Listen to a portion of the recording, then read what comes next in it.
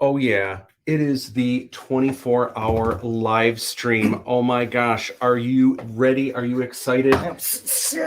No. Oh my gosh, it's going to be amazing. And we've got a little bit of a different decor going on. First of all, James, special guest for the first time, usually hanging out behind the camera, but now hanging out actually a couple times throughout the day. You're going to be rocking out with me back here. All right. I mean, first time, get the mulligan out of the way now. There you go. And Mike, you need to say hi. If you do a little tap on the thing to so you can see yourself. Is there a button for him to right in the upper corner here. Oh, there it is. Yeah, there he is. Say hi, Mike. Hi, Mike. So we're gonna have Mike on as a special guest in an hour, and Mike will be on a couple times throughout the day as well. So I can't wait to get us started making some drinks. But first, I just wanted to show you. I got a couple extra funky lights, and I actually looked for, when we filmed Masked Nightclub and we had like the different laser lights and everything.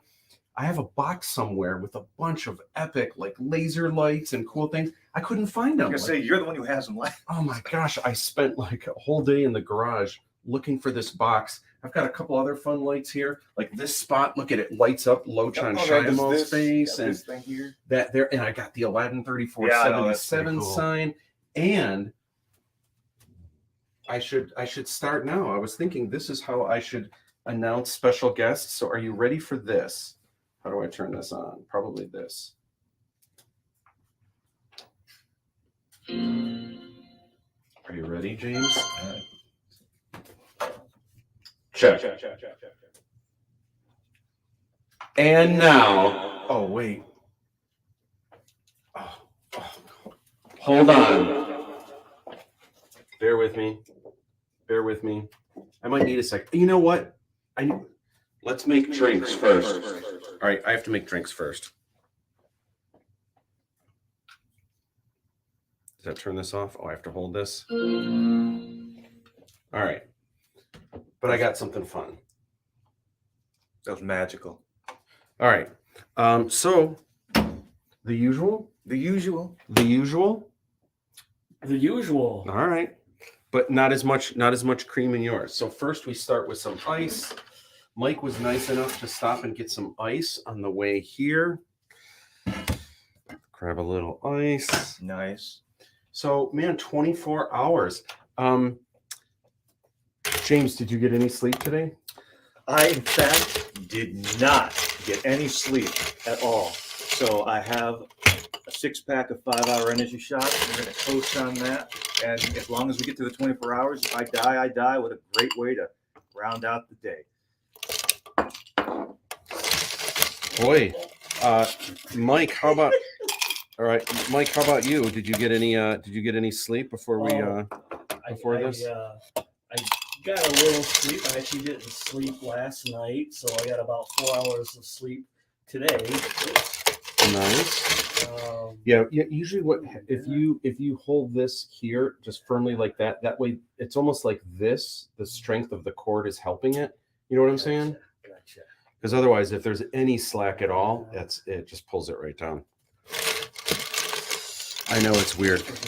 No, it's all good. It's kind of janky, but it works. And I'm trying to do something different. Usually live streams, people just have like the static camera just standing still, but I just thought it would be fun to have a little bit more of, a little more movement and stuff, There's a reason your students love your videos when those class videos. Yeah. Oh, well, I know, right? With, trying to do something a little outside the box. Okay.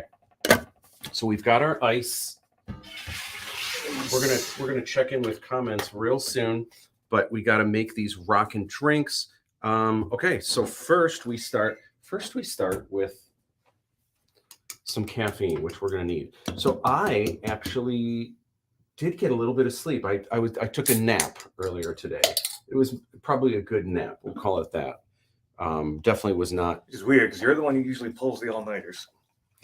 Yeah, I tried. And you know what I did? I had so much to do last night and this morning. And then this one's Mike's. We'll just give. Oh, no, that one will be Mike's. Mike doesn't like. Mike, are you lactose intolerant? Is that what lactose intolerant? Most, all Asians are pretty much. All All right, I've got this here locked and loaded. Give me the right flavor of Ben and Jerry's though, or a gelato. I will roll those dice. Gelato. Well, gelato is lactose free, Gelato. isn't it? Yeah, I love some gelato. I thought that was sorbet. You thought it was what? That was sorbet. Oh, okay. Well, gelato. Oh, sorbet. Oh, I don't know. Because It just sounds cool. I had gelato fiasco, and it was like Gelato. Maine crisp blueberries or something like that. And Did you have a gelato? A lot of gelato? because I was gonna say if that was lactose free, Oops. it sure as could have fooled me. And for those that don't know what lactose is, dairy free, anything dairy. I don't like the cows. Dairy is scary. Dairy is scary. Not good for my tummy. All right. So for sure, we're going to add a little peanut butter to the mix because, Why not? like what, is there anything that peanut butter isn't good on? More peanut butter. Ham? No, actually, More peanut butter? More peanut butter? Ham and peanut butter? you get a good peanut sauce that go on any kind of meat on a Thai dish. Of course, Elvis liked the bananas and peanut butter. Oh, that's right. Yeah. Okay, so Mike, do you want a splash of mocha, cookie dough, peanut butter cup, vanilla bean, glazed donut, butter toffee, or salted caramel? Yes. I'll take a little of the donut. Hurts, don't it? Donut. James? I'll go with the peanut butter cup. That mocha didn't taste like mocha last time, so. Go, go, go, go. And as for me, I'm a salted caramel kind of cat. Salty. So we've got, oh my gosh, we've got reveals. We've got so much fun stuff to chat about throughout the night and then the day and then the night again. This is going to be so fun. I'm so excited. Thank you guys for tuning in. We'll get to some comments soon. Let me just finish.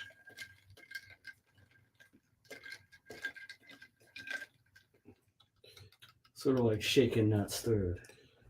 There's a James drink, right? Did I do that right or did I do that wrong? Uh-oh. Oh, wait, here. We'll know by whichever one's darker. Whichever one's darker.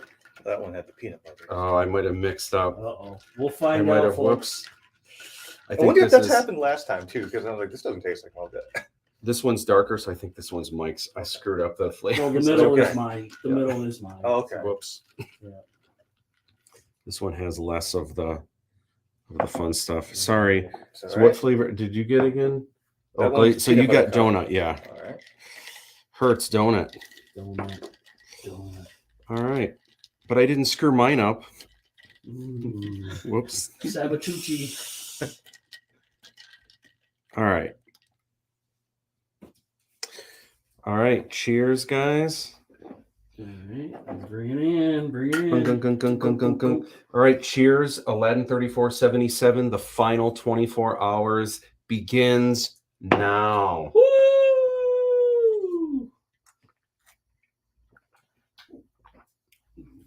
Oh, yeah. Oh, yeah. Oh, yeah. Oh, yeah. It's time to get this party started. And you know what that means?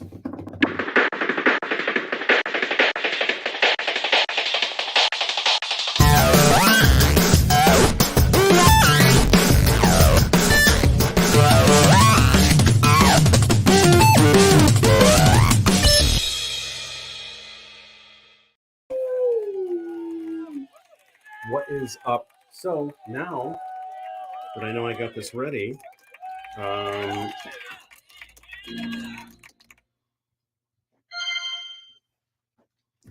are you ready for my first special guest? Please welcome to the lounge, James Polony.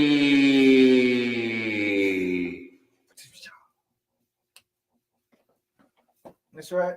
I'm here. Who wants to touch me? So,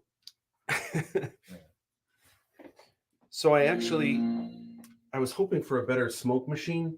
I have two really good smoke machines, and this one just doesn't like put out as much smoke, or it doesn't distribute it as evenly. But one I lent to Brandon Wilson, haven't gotten that back yet. And the other one, I couldn't get to work. For some reason, it wasn't work. I had it all set up, and then I had to dismantle everything. So we have we have a shot straight we up have and just mediocre rise from the mist. Yeah, it just comes in, and then it just kind of like all kind of goes away. But it's all good. So James, first of all, let's get to some comments, and then we are gonna chat.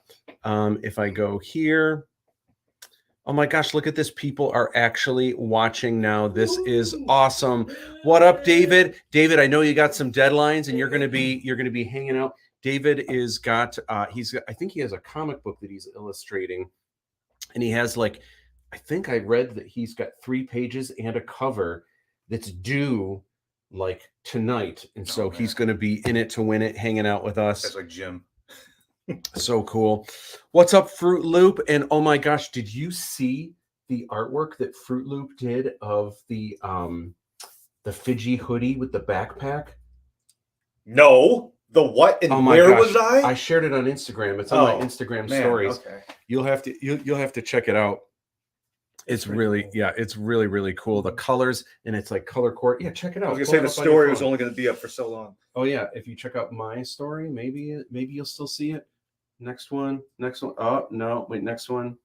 No, you're too late. Oh. But if you look up Fruit One Oop, okay, you'll see it.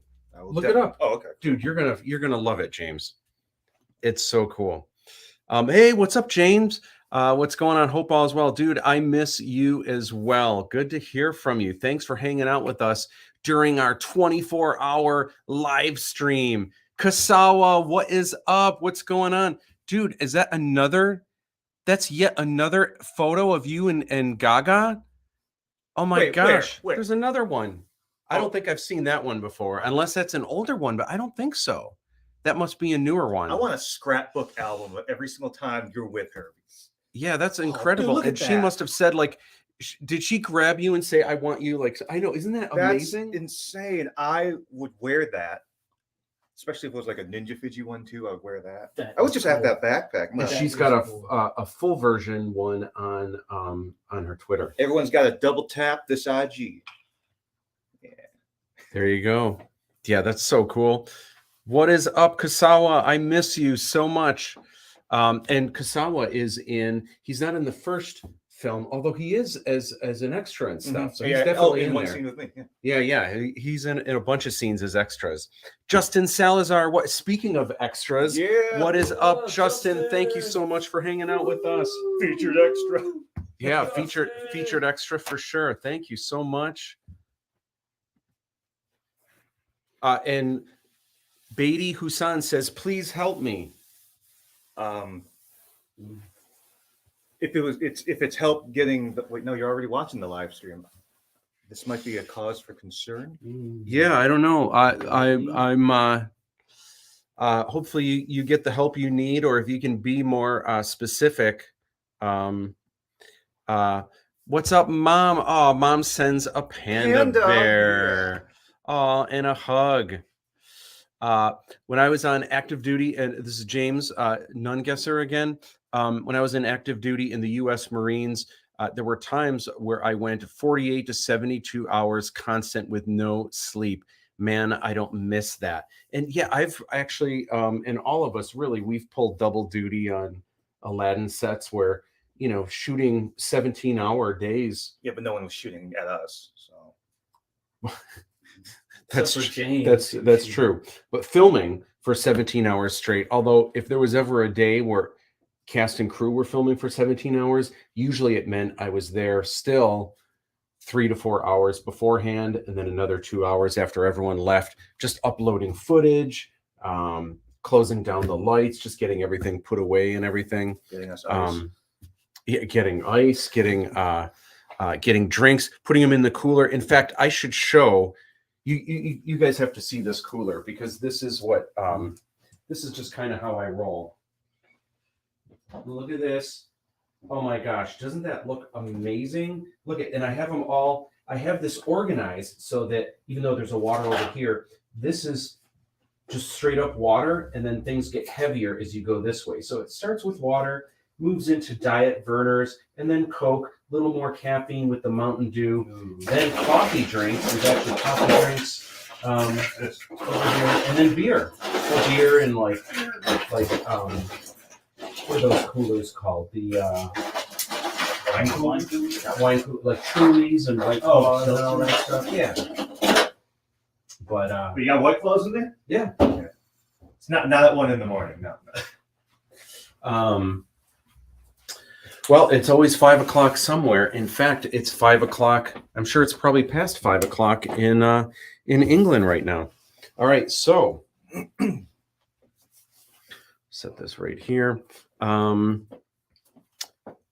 Yeah, that's so it was not strange for us to put. I mean, probably not 72 hours, but I've definitely done 2 days with no sleep for sure. Did that with Red Dawn. What's up, Todd? How are you? Another heart from Mama. Mom, what are you doing awake at this hour? It's like 1 a.m. Hello, London. So pumped for the Aladdin 34 at 77. Can't wait to see. I'm encouraging everyone to show up in force and support Matt on this amazing project. Oh my gosh. We hail you. Thank you so much, James. You're welcome. Thank you for your service, sir. David Van Dyke. Yes, sir. 3 pages and a cover due in an hour. Oh my gosh. Then the other 2 pieces due at noon. Oh my gosh. I'm already 20 hours into this grind and I'm here for the long haul. But we'll be taking a break in a couple hours. Wow, man, that is just in it to win it. Rock and roll. Justin says a spicy extra of spicy mayo on the side.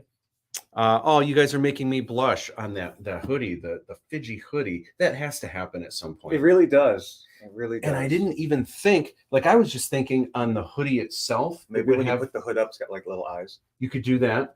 But like, I was just thinking the back of the hoodie would have like an image of the backpack imprinted onto the hoodie itself. Mm-hmm. But she drew an actual backpack shaped like the jetpack. You know, why not both? Why not just have a companion backpack? So maybe when you want it, but if not, you still have the awesome graphic on the back. It has to happen. Wouldn't it be just amazing to have this little backpack like that? Gosh. All right. It's like when you made us our Aladdin hoodies.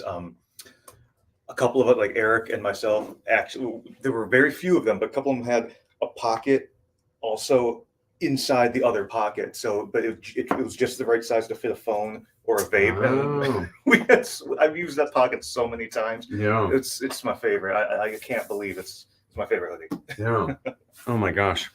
Glad you guys really like my human Fiji. Yeah, it is the human Fiji, and it's just the colors were really awesome on that. Really, really nice. You definitely have an eye for color and design. Dave Todd. Oh, yeah. Dave Todd is going to be here in just a couple hours. And Dave Todd is going to be a special guest as well. It's going to be great chatting with him. Awesome cooler. Where's the bourbon and scotch? I'll tell you what, James, I'm actually going to be breaking out a little bit later. I haven't tried all of the flavors of peanut butter whiskey yet, but got Screwball in there? Even better than Screwball. Ooh. I've only had 3 different kinds, but I'll tell you what, the Old Smoky peanut butter whiskey, this is so delicious. And like normal, like drinking whiskey straight, like it's not my thing, but this stuff, you nurse it and it is just so good. I didn't really even know much about like Old Smoky, but Eric has mango habanero. Yes. And you nurse that, and it's like liquid Jolly Rancher that burns you. It's always 5 a.m. somewhere, therefore caffeine. That's exactly it. Hey, I remember those guys from my previs videos. That's cool. I was your student from last semester. Awesome. Yeah, that's great. We had so much fun, and we're still making those videos, but especially like that first semester, it was like crazy. It was also like 24-hour days. Me and James and Cam helped a lot with those too. But several classes in the same day, just shooting back to back. Oh my gosh, it was bananas. But we had so much fun coming up with ideas and just just getting funky with it. And then we continued to make some videos For your sketchbook challenge. For sketchbook challenge. That was a trip. And all kinds of stuff. And now it's cool to share a lot of the Aladdin videos as well. Thanks for chiming in, London. Yeah, Old Smoky is awesome. It sure is. The butter pecan is amazing. I haven't tried that one yet. Congrats on 113477. Can't wait to see it. Thank you.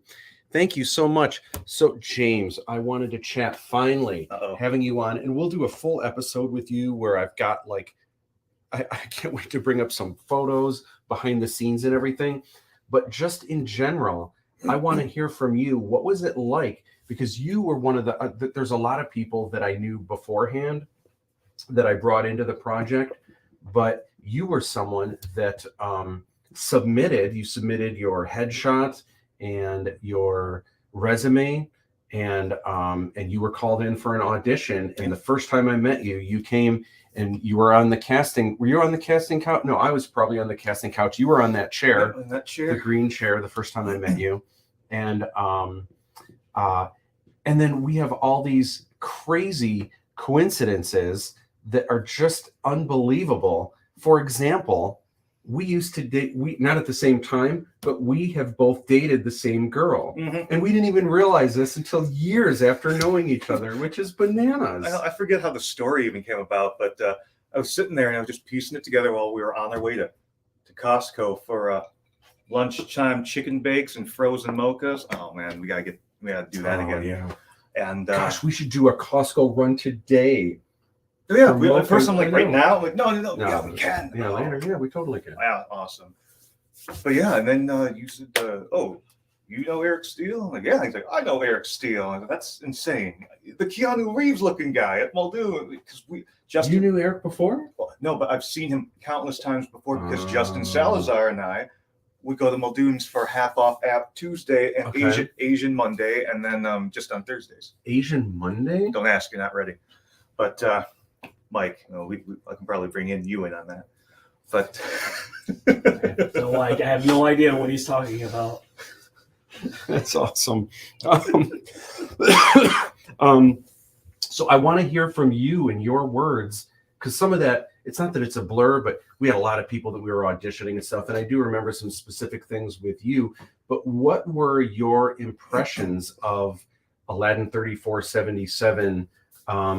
What were your impressions kind of during that time? Because I know for a lot of people that I brought in, because this was such a big thing and I was going to be asking a lot of people, I feel like I was trying to sell people more instead of just like saying to all the people walking in, show me what you got, read me some lines, impress me. I feel like I was the one that was like, okay, this is the concept art. This is what it's going to look. Here, I did this painting like this. Here's some character designs. The story is kind of like this. It feels like this. This is the character you're reading for. And it was almost, I felt like I almost needed to sell people on it more than the other way around. But what was it like for you coming in? What did you think of this project then? Well, first and foremost, you showing me all that concept art was absolutely effective. I saw that. I heard more about the story. At that point, I almost didn't care who I was playing. I just really wanted to be a part of that whole world. Fun fact, Justin got me interested in there because he saw the casting in the paper. Really? And then he said, James, I really think you should audition for this indie film that this Macomb professor is putting out. Give you something else on your resume now that you're coming down from Harold and Kumar or whatever I was working on at the time. I don't remember exactly. Plug. So I said, sure, why not? And I'm like, okay, Matt Bush. That'd be cool if it was the Star Wars guy, but what would that Matt Bush be doing living in Macomb? Whatever. So I go there. He opens up the door, and I'm looking, thinking to myself, like, it's that Matt Bush. And then I'm like, oh, well, there goes that first impression. Might as well just roll with it. I actually came down here to read for Pitch, which is another character in the film, obviously. And I really was feeling that character. And then I read some lines, did some cold reading. Matt thought I was okay, I guess. And he had me read for another character. And I really feel like this would be a better fit. And the rest is history. Yeah. not counting all the other times I'm And actually, it was because your read was so good. I had you. I was more interested in you playing a larger character that has more screen time and stuff. He flatters me. No, it was really good. And I remember, and I think at the time the headshot that you had. Oh boy. We're going to come back to that. We're going to talk about that. But real quick, I want to switch things up. I want to talk real quick about some of what's going on with Aladdin 3477, and then we'll come back to some more comments. So this is the 24-hour live stream, and just so you guys know, Facebook only does live streams for 8 hours. So the way that this is going to work, we are going to be, this is part 1 of 3. So we're going to be live streaming straight until 7:50 a.m. We're going to take a 10-minute break before 8 o'clock a.m. Then we're going to go from 8 in the morning until 4:50 in the afternoon, take another 10-minute break. And then we are going to go from 5 in the afternoon. We're going to go straight through. The Kickstarter ends at midnight, actually at 11:59. A minute before midnight is when it ends. And then we'll be going for about an hour after that, just celebrating. Woo, woohoo! Oh, I want to get those little confetti poppers. So it'll be cool. It'll be a lot of fun. And we have some awesome special guests. Let me just give you a rundown of the special guests that we have. So we have James, who's going to be with us a couple times. We have Mike, who's going to be with us a couple times. Then hopefully Tracy Surgener is going to be calling in. We're going to have a video feed with him, hopefully at 3 or at 4. Dave Todd is coming in as well. He's going to be hanging out with us a couple times. Then at 9 in the morning, we have Missy, Melissa Gallup. She's going to be here, which is great. Paul Michael Kane is going to be live streaming in, which is awesome. Cannot wait. Live streaming on the live stream. Like live streaming on the live stream. Streamception. It's going to be a streaming frenzy. And Lindsay is going to be here. Can't wait for you guys to meet her. Ghost is going to be here. Alex Jacobson. That's going to be so much fun. Then Oz is going to be here. Steve Pankatai. First of all, Ghost is the director of photography. Oz is the first assistant director. Plus, he did a lot of the behind the scenes docs, especially in the beginning. And we just dropped one earlier this week, which is really cool. The Princess is going to be back later on today. Bredge for the first time. John Rick is going to be here. Cam Turner is going to be here after that. Nice. Aaron G. TV is going to be here. The Gin of Wisdom, who was just here on Sunday. And then Keanu Reeves not least, is going to be here. Keanu Reeves, Eric Steele, who plays Aladdin, is going to be back with us, ringing in the final hours of the Kickstarter. That's a good list. Cannot I'm there wait. like 5 times. It is going to be, And it's did I hear it right? James Cameron is going to be here. James. Oh, James and James Cameron. Cameron. I mean, if you put it together really quick like that. So anyway, so Aladdin 3477, very, very excited. And, this was the first teaser poster way back from years ago when we first, this is like kind of in the first year of filming. And so this was really interesting. Everything is silhouetted, and I didn't want to show too much too soon. And then this month has just been kapowie with the trailer and really showing everyone what it looks like. I like how you did that. Yeah, so it's just kind of a sneak peek and just letting people know as much as, everything that we've been talking about and showing is really just the first film. And even the movie trailer really just kind of is footage from the first half of the film. Really, the first third is most of it, a little bit up to the half point. And there's like a shot or two that are in the second half. But there's so much more to that film. We haven't shown anything from movies 2 and 3 yet. So there is so much more to share and to show you guys. And it is just, it's a pulse pounding adventure, and it is just a smack in the face. I think people are going to dig it. Plus, it's got robots like Fidgy, like the Fidgster. There's Ninja Fidgy right there. The official trailer, over 2 million and rising. So cool. The music, the featured music is Cell Dweller, aka Clayton. There's a bunch of Cell Dweller fans just recently that have been jumping on board that are super fans. Apparently, all of CSL Plasma in Sterling Heights dig Cell Dwellers. Oh yeah. And the cool thing is, it's got Clayton's. It's got across the trilogy. There's 9 songs that I have licensed that you hear. Some you hear more than once through different movies, but there's 9 tracks total. Plus, I licensed Cell Dweller Sonics and Transport, which are production packs where it's like all of these cool sound effects he's made and beats and riffs and modular stuff, with the keyboards and everything. And you can kind of mix and match and like put stuff together, and it always has that Cell Dweller sound. So Clayton's fingerprints, even though he didn't score this directly, it's almost like his fingerprints are all over this. It's just got such a cool Cell Dweller sound. If you're a fan, I can't wait for you to hear this. But it's also got moments that are more orchestral, or it's got like world music, and sometimes it sounds like Bollywood a little bit. All kinds of fun stuff. A cool thing that happened during this Kickstarter is the Peter Mayhew Foundation. And Peter Mayhew, of course, the actor who played Chewbacca, he's no longer with us, but his wife, Angie, super, super amazing, and her family, they supported the Kickstarter at the executive producer level. So it's this really cool thing. It's such an honor because Peter Mayhew is like an executive producer of Aladdin 3477 in a way. And they do this all the time with like Stan Lee. He's still an executive producer of Marvel movies and stuff.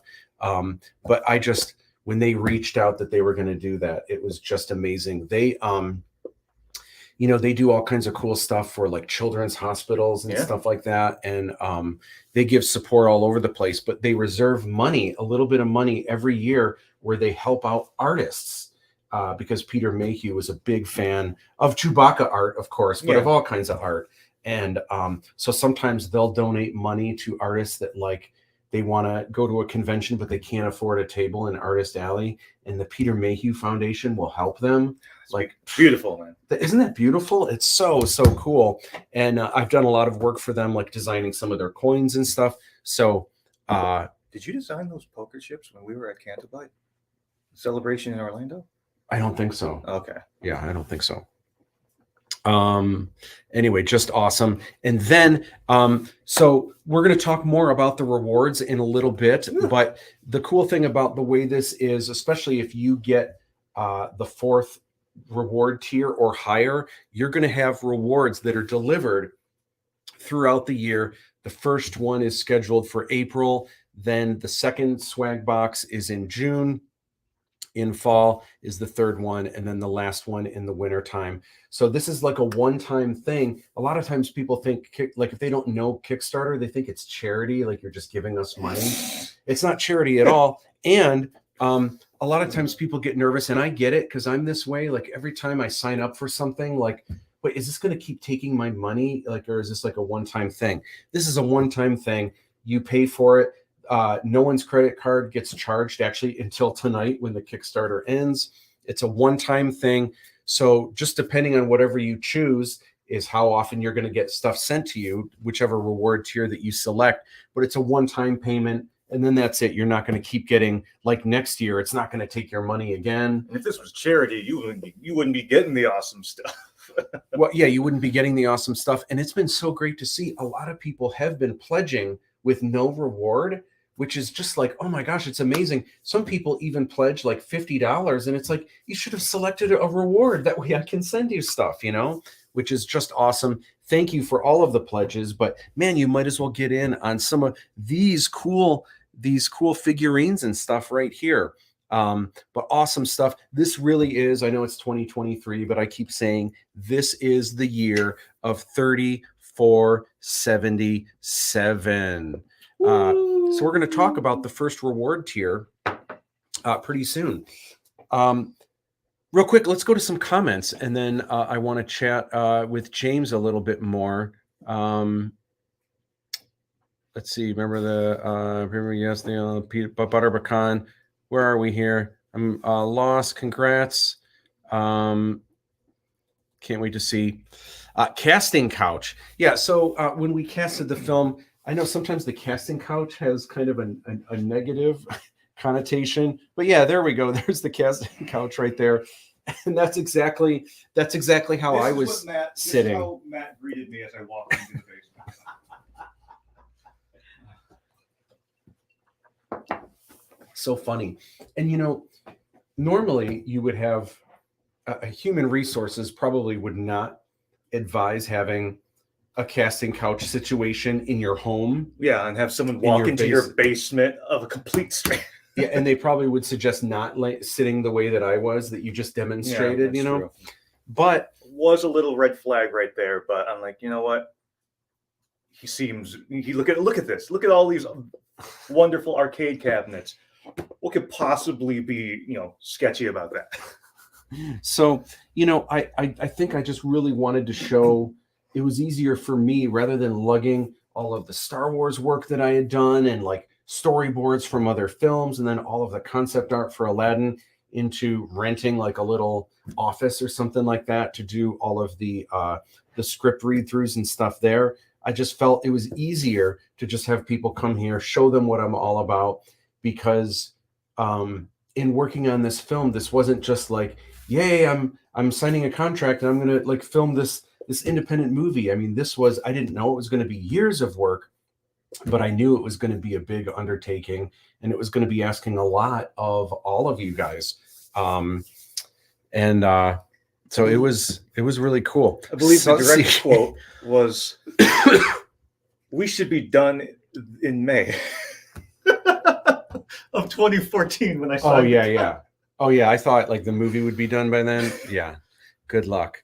John Holland, who also hung out with us, he was an extra early on. He's a featured extra in the second film.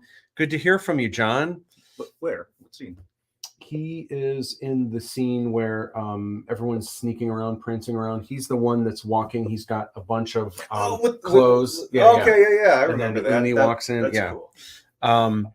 Teaser information. So Fruit Loop says, I've seen a lot of Etsy artists making their own bags, so I'm pretty sure a Fiji backpack would be a possibility. Mrs. Sheehan would know more than me, though. Yeah, Deanna's awesome, and she's been helping out. We'll take a look actually really soon at some of the enamel pins that she's designed and the sticker sheet. And there's actually a couple other things coming up that she's putting together.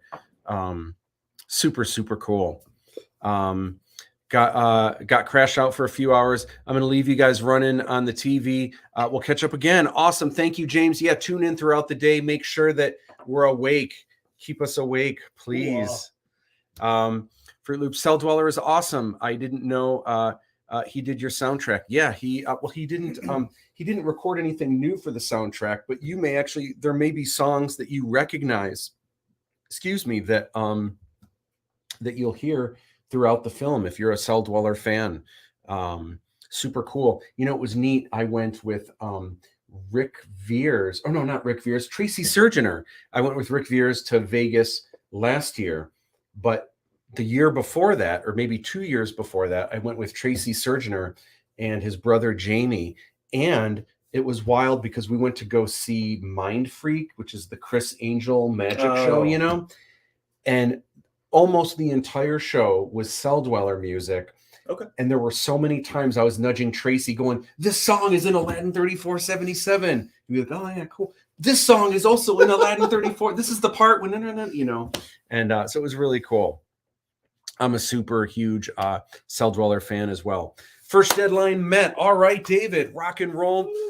Please join me. Oh, dude, we got a toast to David. He made his first deadline.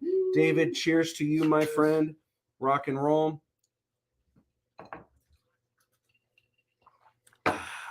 One down, one to go. I'm exhausted and elated. Now for the next one, I need a dynamic spider pose. Oh, and I'm open to ideas because I'm fried. James, I think you need to demonstrate a spider pose. David, can you give us a little more information? Like there's so many spider pose on the floor. So many spider poses that have already been done, you know. Land. Oh, here, let me turn this off here. Well, maybe just scaling. the wall, you know, I don't know. But you never see when he's scaling him kind of just kicking another guy like mid combat. You know, he's either on the slinging, wall? he's either swinging. I don't know. Eric would know more about this. What about what about, and by the way, if I ever have a message that comes up, you can just swipe it up, because I think I have it set to stay until it goes away. That way you can see better. James, That's probably, something. I think it just did this. Oh, No. Oh, you turned it off? I did hit something. I don't know. oh, it's all right. Turn it off. Oh. Technical difficulty. Yeah. What the heck did I do? I think you hit record maybe or something. We need you, Matt. We hit things. Okay, hold on. Let me do this. I have something just for moments like this. I'm going to remove this, and then let me go to brand. Oh, we're up. We're good. No, you're still green here. Okay. I'm going to put it on standby, and then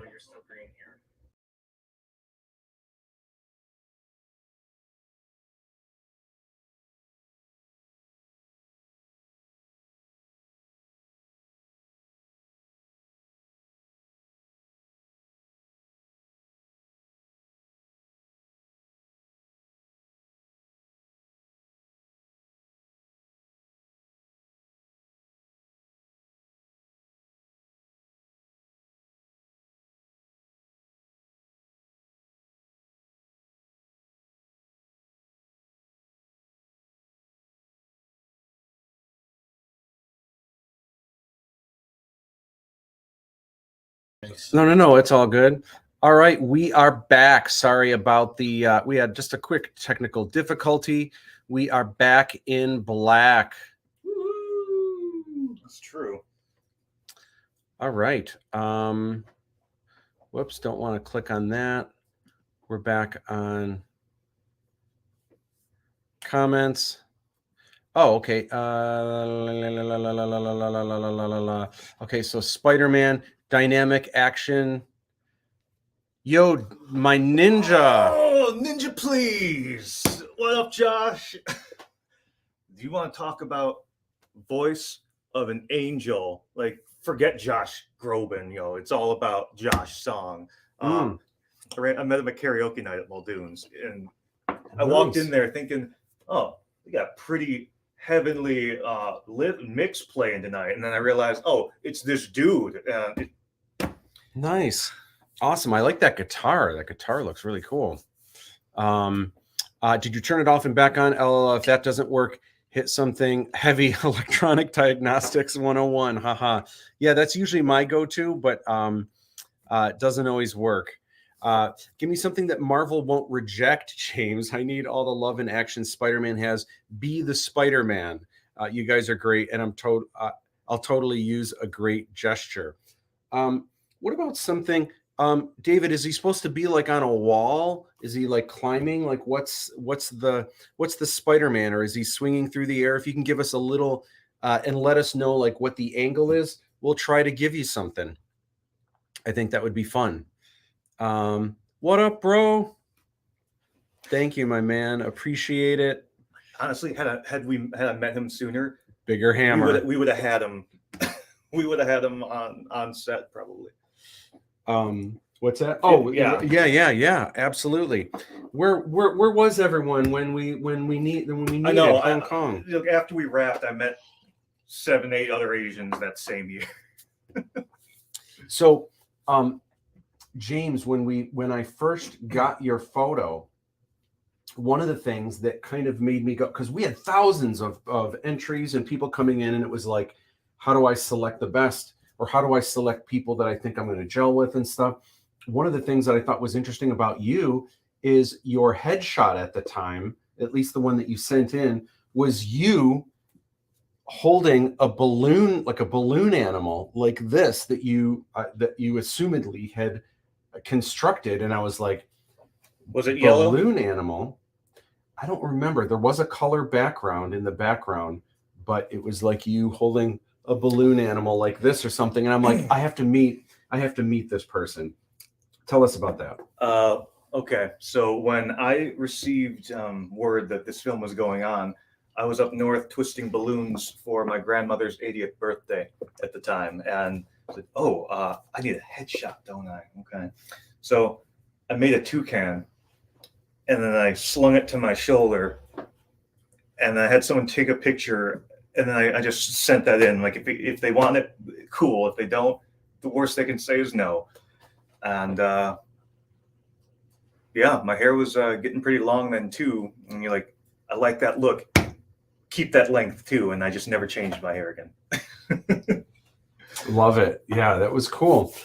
So how is it different?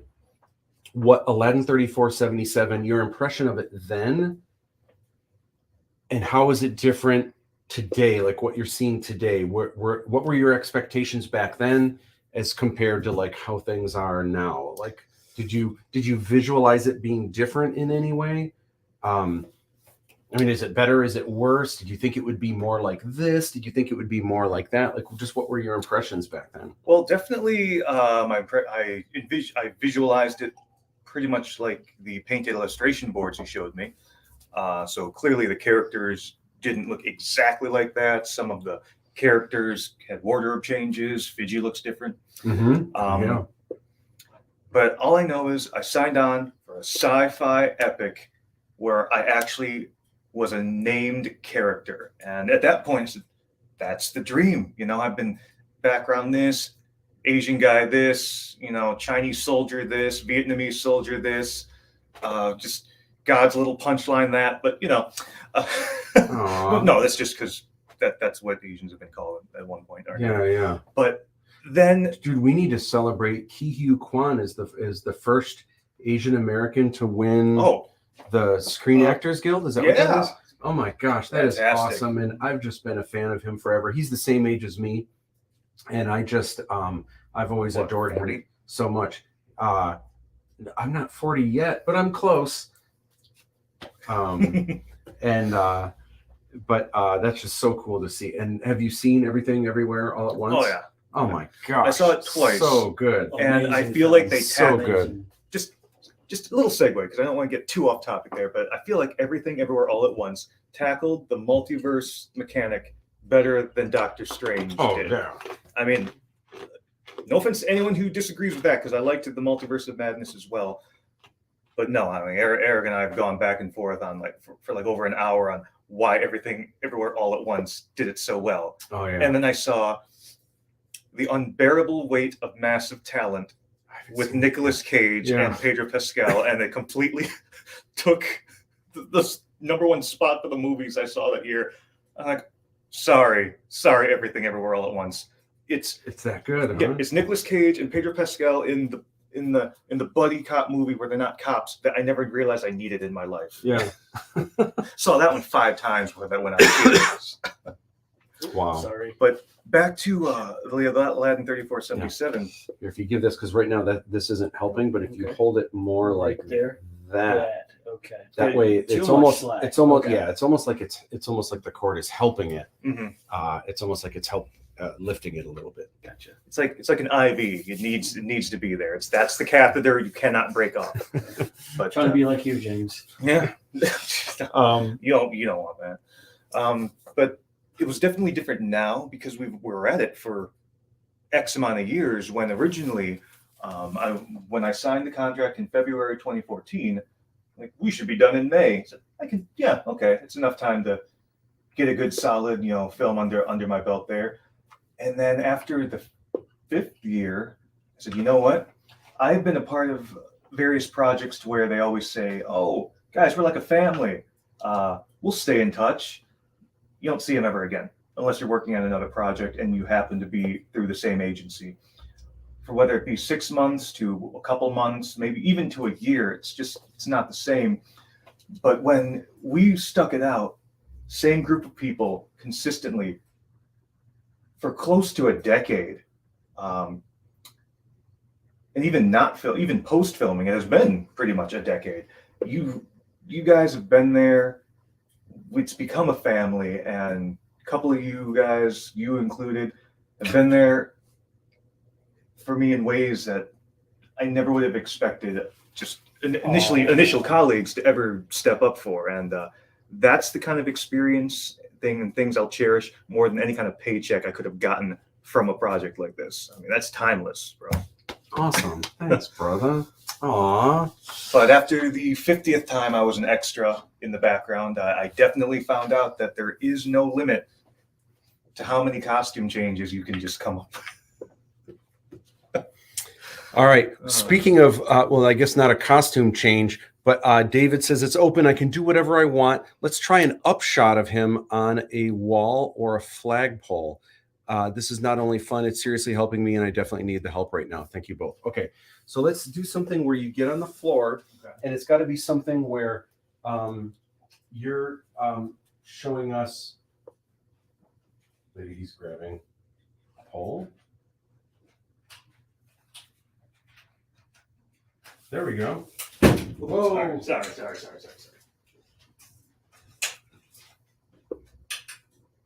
All right, so bring that in here, and then, or no, you'll still need to lay on the ground.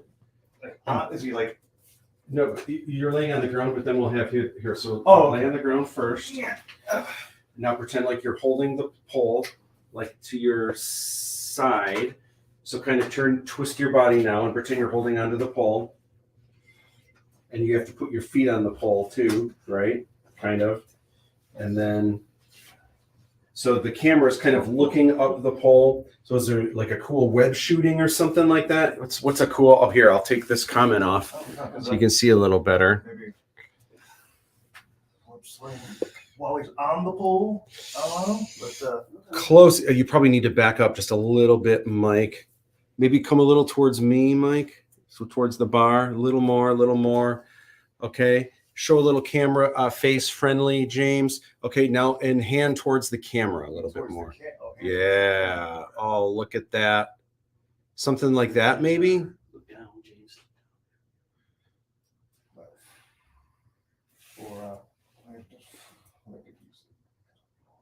That's kind of cool. Maybe back up a little bit, Mike, if you can.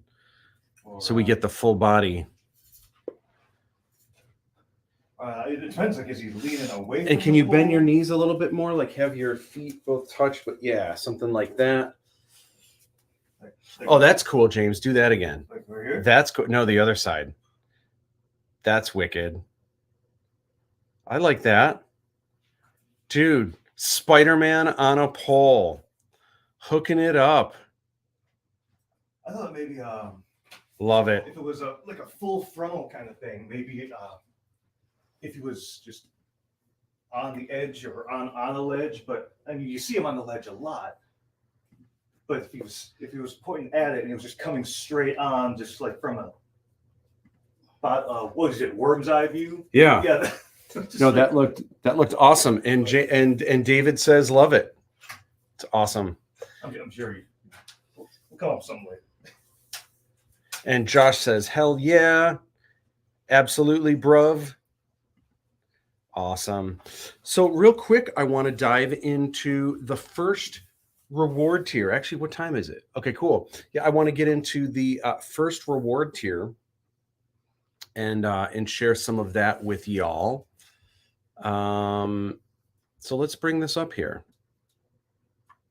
So this is the first swag box, and we're just going to talk about the first swag box really quick. So for those of you that are kind of like, I'd like to support it. I don't want to do anything too crazy. I just want to give a little bit. I want to get back a little bit.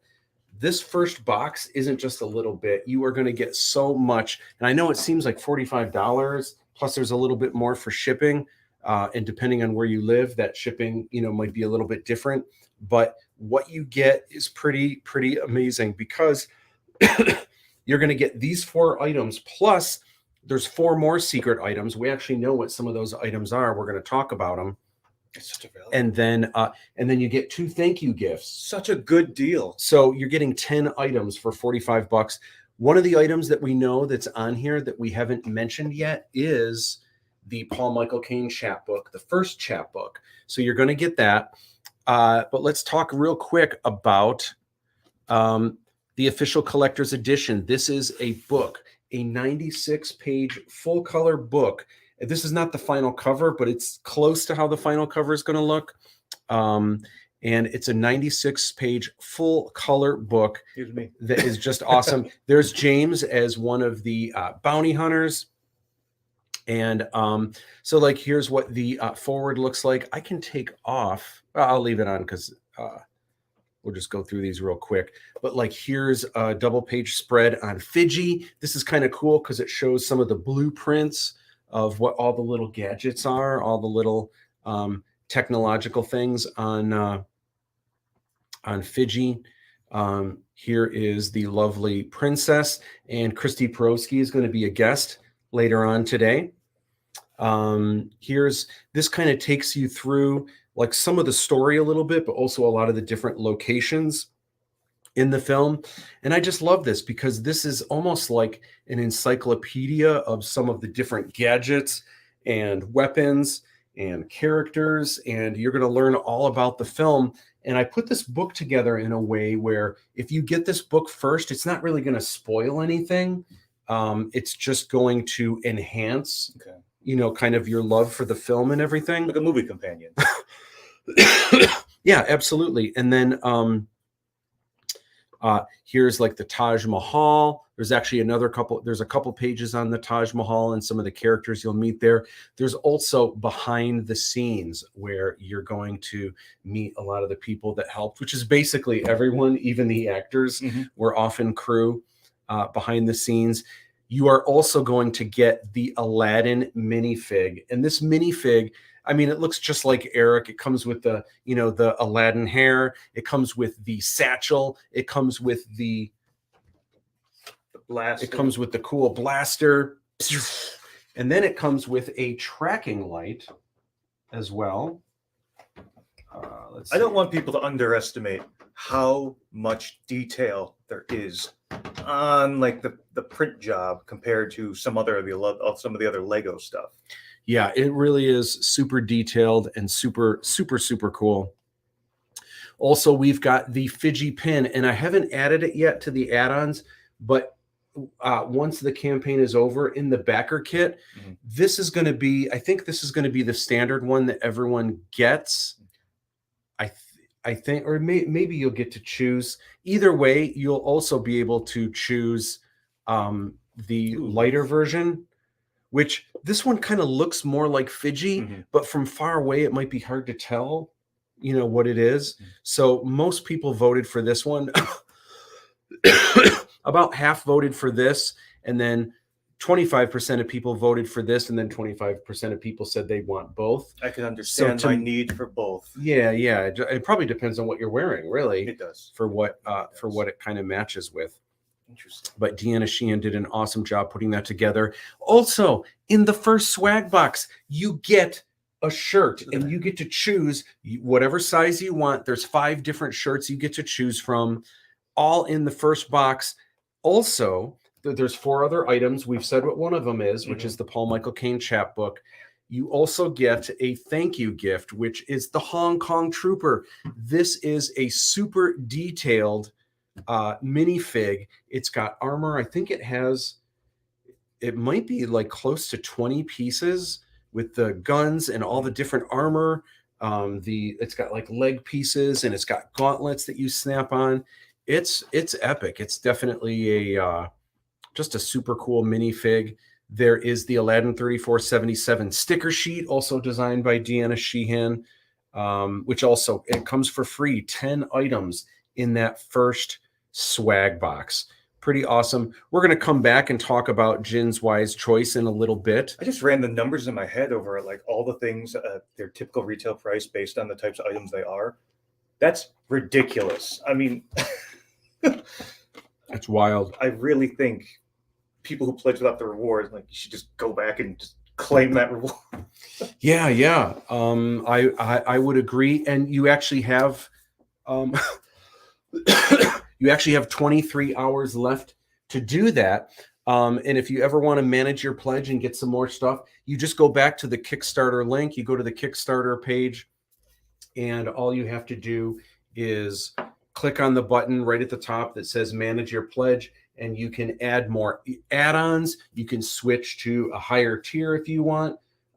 It's pretty easy to do, and it's super cool. Can't wait to start sending these out. Well, James, we are going to have you back on sporadically throughout the evening. I've noticed. And the day and the night. Once again.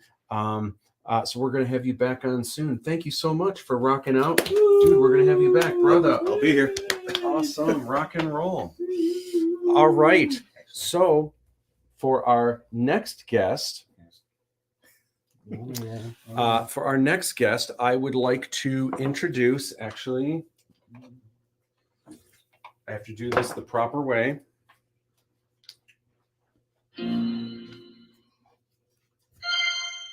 Bing, bing, bing. For my next guest, I would like to introduce Mike Heston.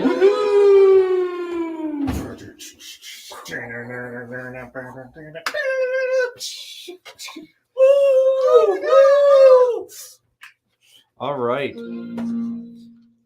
So, What's up, everybody? So I need to tell you guys about Mike Heston. Oh, man. Mike is, I was thinking about this the other day.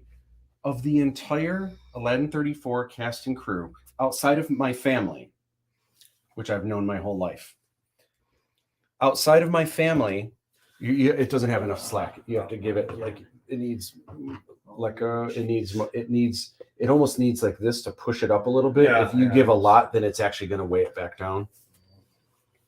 Of all the entire cast and crew, I have known you the longest. What?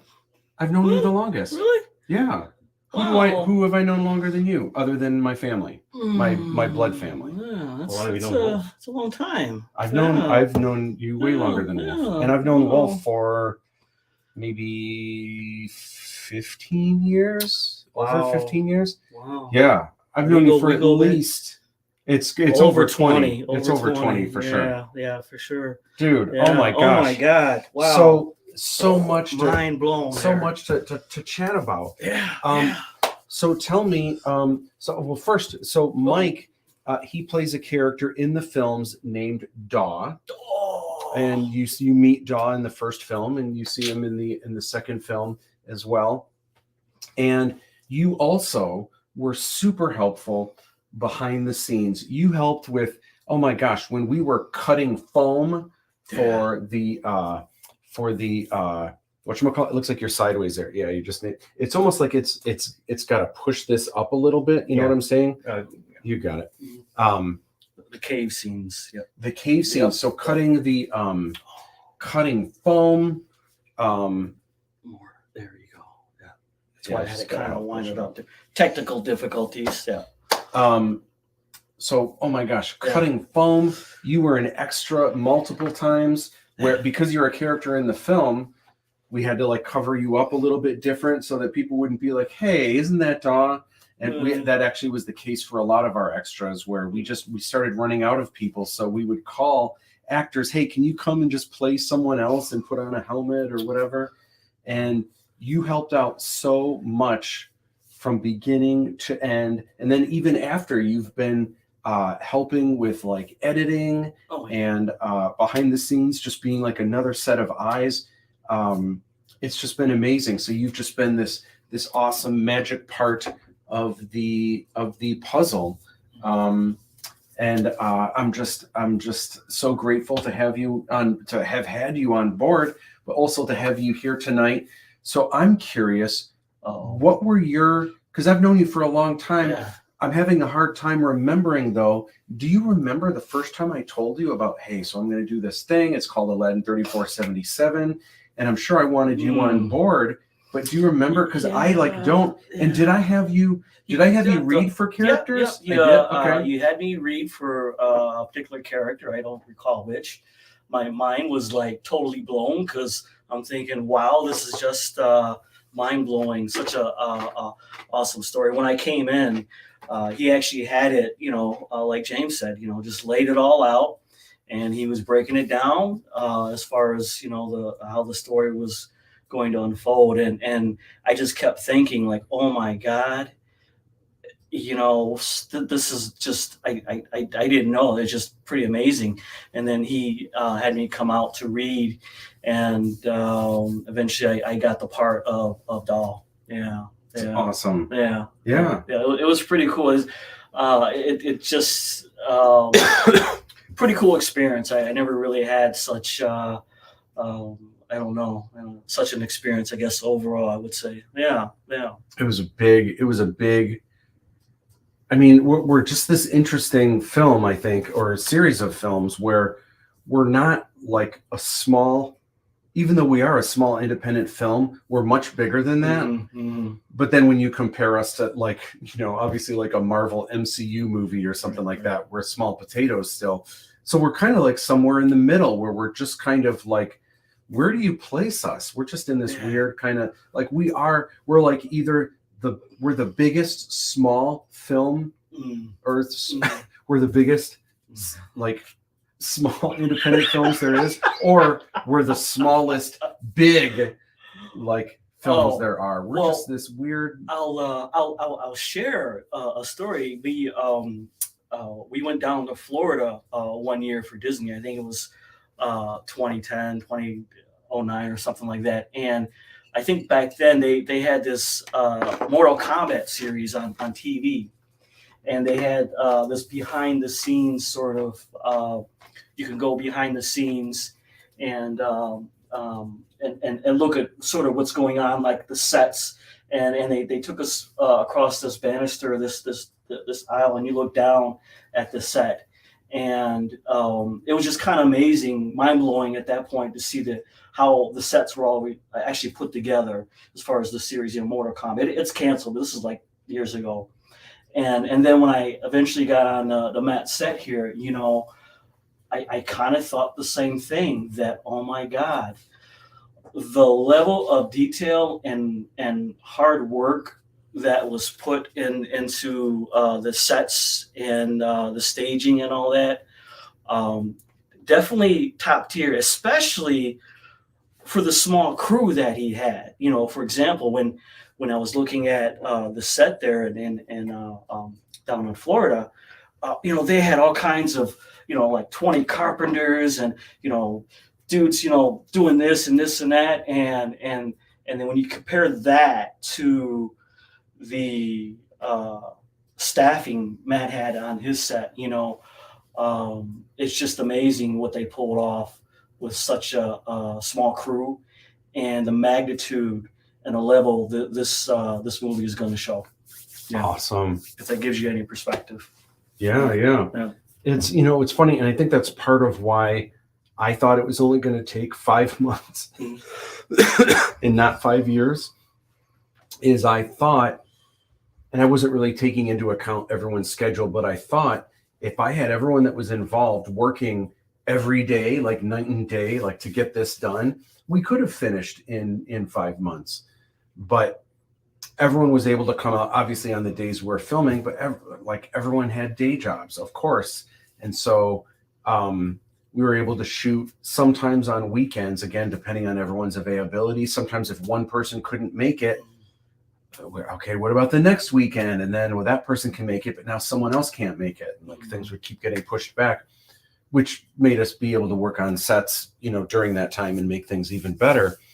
So everything happens for a reason, which I think in the end was awesome. But man, it's just it's definitely hardworking, and I was just so impressed the way Matt. I'm not just saying it. I've known you a long time, so I could see, hey, he's what is that phrase you use? Put it all in, or I throwing all your chips in at once, and doing, giving it everything you got, and he did that. So I'm not surprised on the fact that he just wanted to make this an awesome film that these are. You know, so it just kind of, I'm sort of not surprised, but in a way it's like, oh my God, you know, but it just goes to show the type of person you are, Oh, and the level of dedication it takes, you know, and then managing everything, you know, and then going back to my own sort of film experiences, and other sets I've been on. I could see the difference in the way he ran it, Matt ran it, and other sets, you know, and it truly was a family. It truly was, you know, down from the food and the support and all that, you know, it really was a tight knit. You know, I felt I was part of this family, even though I had a small role in everything. But that just goes to show a level of dedication and a little hard work. If you put your mind to it, what you can accomplish. You know, yeah, it may have taken a long time to do, but what independent film hasn't taken that long? You know, I hear about other films taking 10, 15 years, right, as an independent. So it's not uncommon to be taking this long. But I just got to say, man, that this film, it just, for what I've seen, it blows my mind. And don't miss it, or you're going to regret it, especially coming from this guy. Yeah. thank you, No man. worries, Thank no you. worries, yeah. I actually finished my drink, so I was going to grab another drink for me. I think I'm going to grab, just for some caffeine, I'm going to grab a Mountain Dew. What would you like? Are you? Oh, I'm good. You're still good? I'm still James, good. you good with that? I'm good for Yeah, now. yeah. All right. Well, I'm Yeah. gonna. I never felt too bad anyway during the whole production process, because I always reminded myself Iron Man 1 took 7 years to complete. You know, and I think that's Really? the Iron Man point. 1? That's the point. It's like, you know, you think about these big studio productions and how they, you know, they have like these gazillion peoples just to make a little box, you know. It truly is. I'm truly amazed the amount of hard work that these sets are, you know, and I can't wait for Matt to show everybody. I know everyone's excited, and Better be. and hopefully it definitely it won't disappoint for sure. Yeah. Let's jump to some comments really quick. So David Van Dyke says, "I love the extreme angle. It's perfect." Thank you, James, and for the assist, Matt, and thank you for the directions. Seriously appreciate it. Hey, man, you got it. And I know what it's like sometimes, especially when you've got a deadline and you're into the wee hours of the night and your brain is just kind of like mush, and it's like, throw me anything, just get me running. Glad to help out. Fruit Loop says, I agree with James about the rewards. I've seen pins on Etsy cost $40 on their own. Bananas. That is cray cray. And Seville Vero says, hello. I love that artwork. If that's yours, that's amazing. And if not, it's amazing anyway. Very cool. So I wanted to chat real quick about the second rewards tier. So some of you maybe have backed the first one, and perhaps you're wondering, man, if I just go in a little bit more to get the second one. The second one's cool because you're getting everything that was in the first that's coming out in April. Then you're getting a second one that comes in this summer. I want to talk about some of those items. So there's 4 items that are not seen here, and I can tell you what I'm going to actually be sharing I'll be able to tell you what 2 of those items are. Yes, 2 of them. And also, I don't have a close-up of the glow-in-the-dark bracelet, but I am wearing one right now. And these things are awesome. They really light up awesome in the dark. And it's almost like a mini flashlight at night when you go to bed. Like, you can take it under the covers, and like if you like lost something, get your mind out of the gutter. But I really love that wristband. Yeah. It is awesome. And how come you're not wearing your wristband? Yeah, Mike. I was mugged. I was mugged by a all right, storm. I'll hook you up. I'll get you a new one. So anyway, one of the items that is not seen here that we know about now is a Paul Michael Caine print. I haven't seen the final, but I know what's on this print, and it is really, really cool. It's going to be signed both by Paul Michael Caine and myself. That actually is going to come with this reward tier as well. You get the full-size movie poster. Oh, And super cool. I'm really proud of this poster, and it's a full-size movie poster that comes with, and you're going to get the Princess Kamala minifig. She comes with really cool accessories. The detail on this figure is just awesome. And she comes with a laser taser, a hologram kind of blueprint of the Taj Mahal, and then you can have her with the hair down, or you can kind of have with the hood up. There's also two different expressions. One that's a little bit more, you know, kind of the happy-go-lucky princess, and then there's the determined and kind of more angry princess. The Fiji patch. And these patches actually were available to cast and crew. They sold out, but we're going to do another run of these patches just for this one right here. And we've been looking for those patches for years. Mm-hmm. Kasawa says, awesome poster. Thank you, Dave. Very cool. Now, this is the art print, and I haven't kind of revealed this before. This is the cover of the official collector's edition, but this is going to be an art print signed by yours truly. That also is going to come into this, and it's going to be on like really nice paper, probably with like a deluxe like matte finish, signed and numbered by yours truly.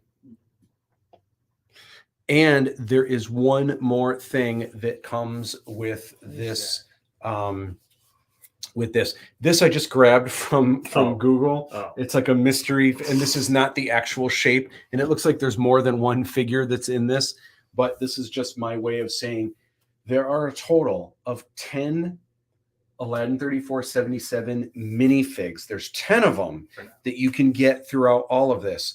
I'm going to reveal a bunch of them tonight for the first time. What? And there's one I'm not revealing, and that is the Klepto King. Oh, there is going to be a Klepto King minifig. If you want the accessories that come with the Klepto King are awesome, but it's only going to be available in the. Actually, I shouldn't say that. It's available in this tier where you're going to get it for free.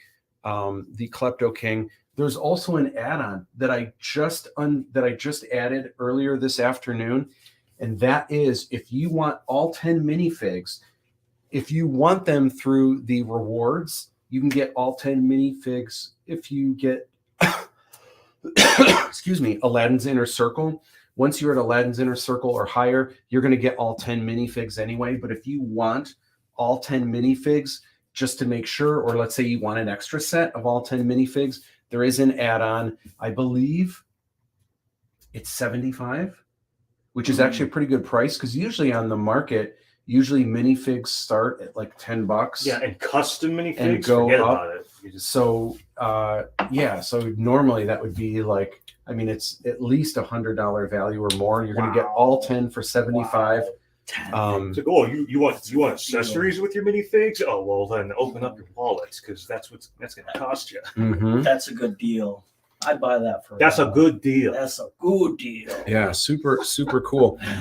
And this here's one of the other hidden items. Not both of these posters. Actually, the Aladdin poster is going to come in the Aladdin's Inner Circle, because there's only a limited number of those left, and there's only 100 of the Aladdin's Inner Circle, and then those are gone. Once those are gone, that's it. And then but this does come with the Princess Kamala teaser poster. That is one of the hidden rewards. All right, we're going to come back and talk about the next reward tier in a little bit, which is Fiji's Find. But we're going to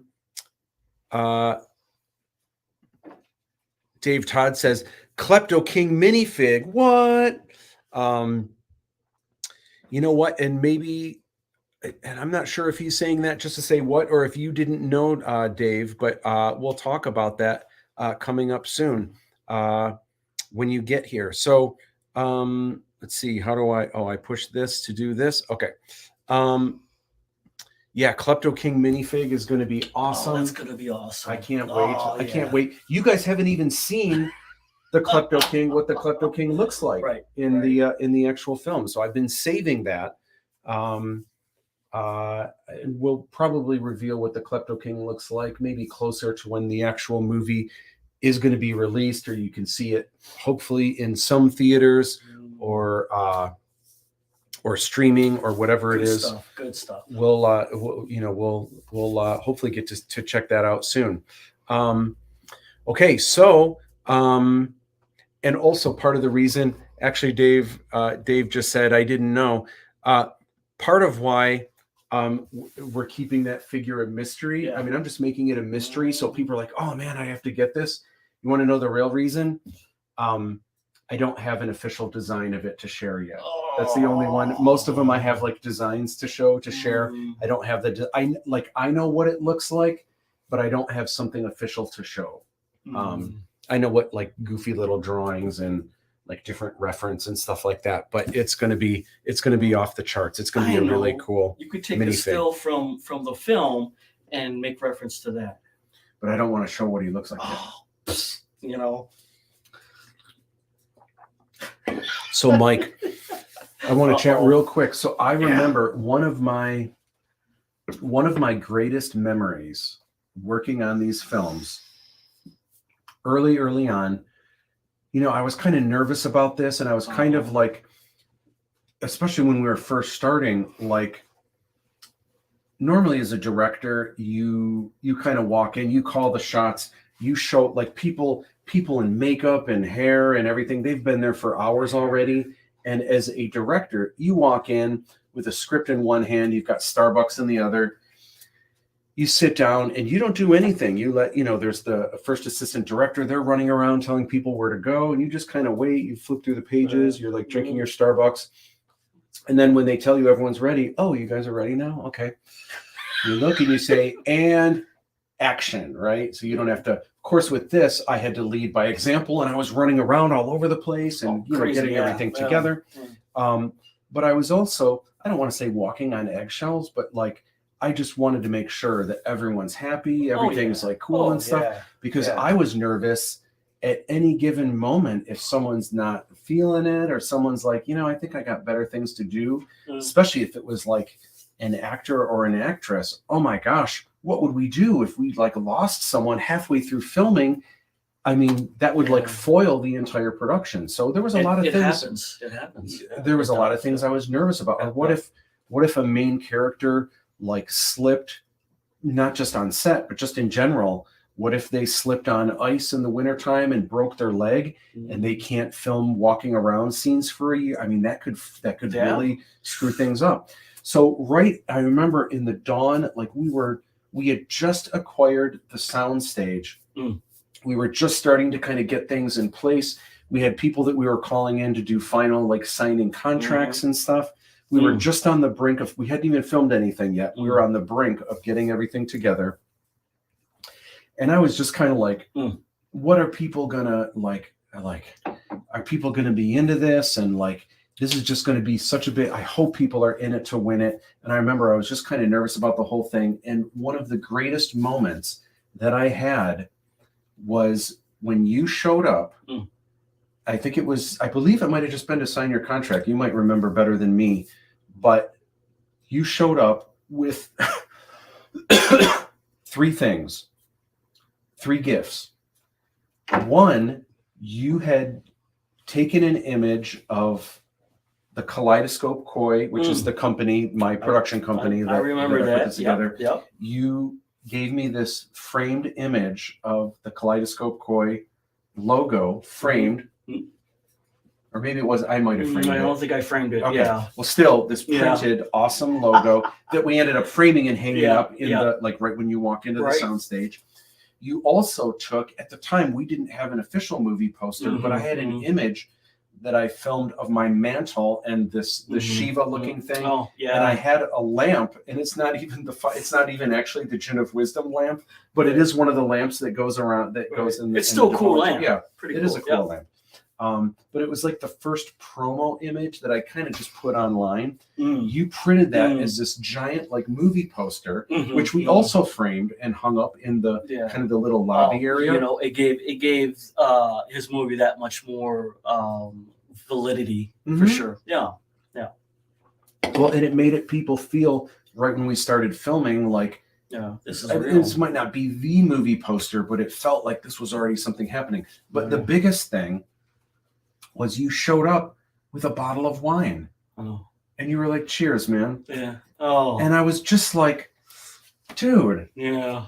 like, Yeah. I dude, because it was such a bit that, I mean, I didn't really have a moment where we were like cutting the ribbon and someone comes in with a bottle and like cracks it on the front of the ship. But like, you have no idea how much I needed that. Like you showing up with a bottle of wine and saying, dude, you're embarking on something big. Congratulations. And I was just like, this is something big. This is like, dude, thank you. So I'm gonna give you another hug for that, man. That was awesome. Thank you. That was really cool. I kind of feel bad now because the wine was for me and I was gonna take it somewhere else afterwards. But you were just holding it, and I was like, he just like, you know, out of my hands, thank you. And I'm like, He's like, what do you say to that? You know, I had to go buy another wine. No, I'm joking. But no, I mean, I felt that, you know, this was a serious move for you. And I wanted to show respect, you know, to what was going on. And it just, I just felt there needed to be some sort of christening, you know. I mean, you didn't have a ship. I mean, you had something similar, but. Oh yeah, Sky Sail. Okay. Oh, we didn't have it built yet. Well, yeah, you know, I figured that would be have great. something, and you know, I figure why not celebrate it? You know, I actually got that idea from watching one of those Christmas movies, and there was a saying about wine for, you know, all your glory, bread for, you know, so you won't be hungry anymore, and salt, so you know your life will be flavorful. So I felt it was just really empowering to Matt and give it and show my support at anything. So I felt it was it's the least I could do for, you know, being part of it. So salute to you. Yeah. Cheers. Thank you, brother. Mm-hmm. Yeah. I'll never forget that. That was, and I wish I would have taken a photo. Mm.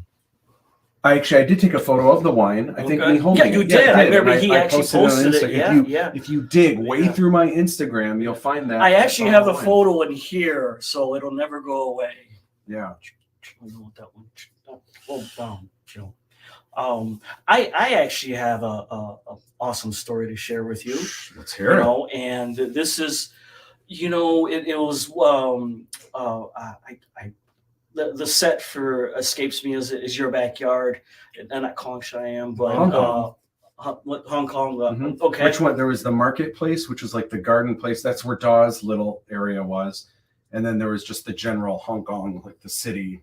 You know, the way Matt, you know, you know, the way Matt had set up the set back there is, oh my God, I really can't wait for everyone to see it. But having said all that, you know, it was one where he has a lot of let's say miniature. I don't know if I can say, you have like little robots. Oh yeah. Okay. He had these like little robots laying around, and we were on set there, and not to make this a sad story, but you know, everyone goes through their trials and tribulations through life. So you know, previously I've been dealing with stuff, and I you know, was on set just being one of those extra characters, and I remember looking around, and I was really amazed at, I know I'm hyping this up, about the amount of figures around, but you know, it was one of those moments where I turned and looked, and I saw one of these figures, and I for all you people back there, I don't know if you remember like Johnny Sacco, Ultraman, you know, those kind of things back in the day, you know, and we're talking, you know, back when you had TVs, you actually had to get up and actually turn the knob and stuff, you know, there's only like 6 channels.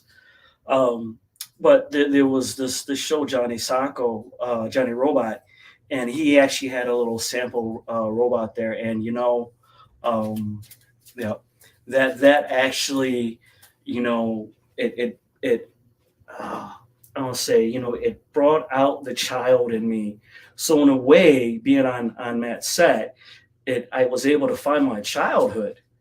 I don't know if that makes any sense, but it's like, if you were can remember growing up and you were a little kid and all the toys that you played with, and how much joy it was to just be able to be a kid and to remember that. That's what I felt that day, and I carry that to me with me this at this moment, and it just motivated me to really want to be a part of something even bigger, because I had found something truly important, which I think this guy has, your inner child. So if anything, I found my inner child on his set just by looking at that. Boom, there it is. Johnny Sacco and his flying robot. In fact, let me just check something here. Needs my face ID. Face is too far away. There we go. In fact, I'm a huge fan of Johnny Sacco and his flying robot. I grew up with this, loved this show, and Iron Man was cool too, but Johnny Sacco was where it was at for me. Yeah. Love Johnny Sacco. Yeah. And in fact, let me grab one more thing.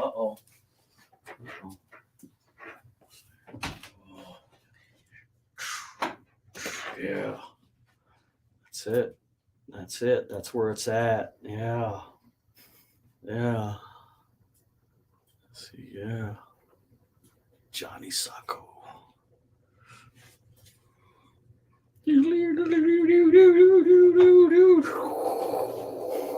Dude, you can't beat that. You just can't do it. I'm an old man, and I'm like playing with toys here. Like, dude, I was such a fan that I actually put this together. Wow. I ordered this, and then I ruined it, but I ordered this vintage poster of Johnny Sacco and his flying robot, and then I kind of painted all of this stuff over it. This was actually hanging. Blinking, you'll miss it, but this was actually hanging in the Hong Kong set. So if you're ever not paying attention to the action, if you just kind of look at some of the graffiti that's on the walls and stuff, you'll actually see this hanging. Yeah. And I had so much fun just painting all kinds of weird advertisements and just all kinds of retro stuff hanging in the background. But this is just based on my love of Johnny Sacco and his flying robot. I'm gonna tell my kids that's Big Hero 6. In the day. Yeah, it kind of was Big Hero 6. Yeah. It was a full color show, but this is a anyway. Yeah. That just gives you, it just gives you that he knows what he's dealing with. He's got the resources, he has the references. Just sort of an homage, bringing all that back in. Just kind of, it did it for me. Someone else would be like, oh, it's but definitely finding your inner spirit and your child is definitely something to not forget. So I hope everybody finds that, for sure. I saw a quote on Facebook today that I really enjoyed. So I always use the quote that Pablo Picasso says, which is, "The child is the true artist. The trick is how to remain an artist." Saw that today, really? Once you grow up. No, I've seen that years ago. But the one that I saw today, which essentially says the same thing, but the quote is, it begins with a cough. And then the quote is, see if I can remember this right. Everyone, maybe it said, as we begin as children, I can't remember, but it was an image of kids. And then the quote was, every single one of us is an artist until we're told we're not.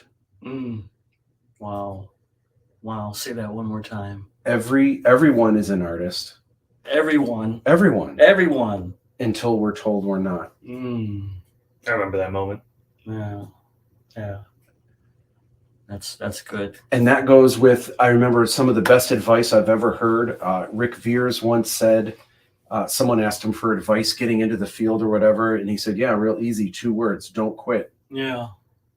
And I was just like, oh my gosh, that really is the best. It sounds like it's just, don't quit. Oh, okay. Thanks for the advice. But seriously, you take anyone who is doing this for real, Mm-hmm. and you take anyone who ended up doing something else and not Right. doing it, there's one difference between Yeah. the two. One person didn't give up, Mm-hmm. Mm-hmm. and the other person did. Yeah. That's the difference. Yeah. It's profound. It's kind of like, wow.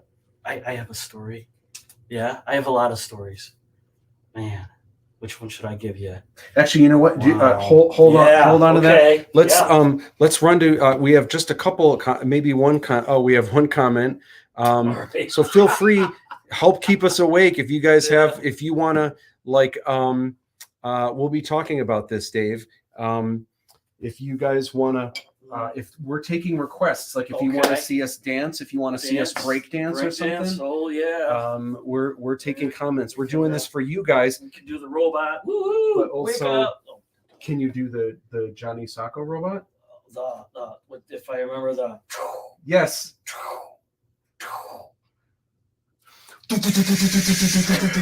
Right? It was like. Yeah, That's it was awesome. so awesome. It was That's so awesome. cool. I have goosebumps right now. I miss that show. Oh man. Gosh, so cool. Where's the VHS tape? I know, right? I have it on VHS somewhere. Oh my But God. anyway, I want to talk about good. I'm still here, just drawing and listening. Awesome. Oh, yeah. Awesome. Good to know that that peeps are still watching. I'm glad, and hopefully you're doing your homework. I like it. I want to talk about the next tier, which is Fidji's Find, and this one is really cool. It's the third swag box. So if you get the third swag box, you're getting the first one with all of that goodness in the spring. You're getting the second one in the summer. Then you're getting this one in the fall.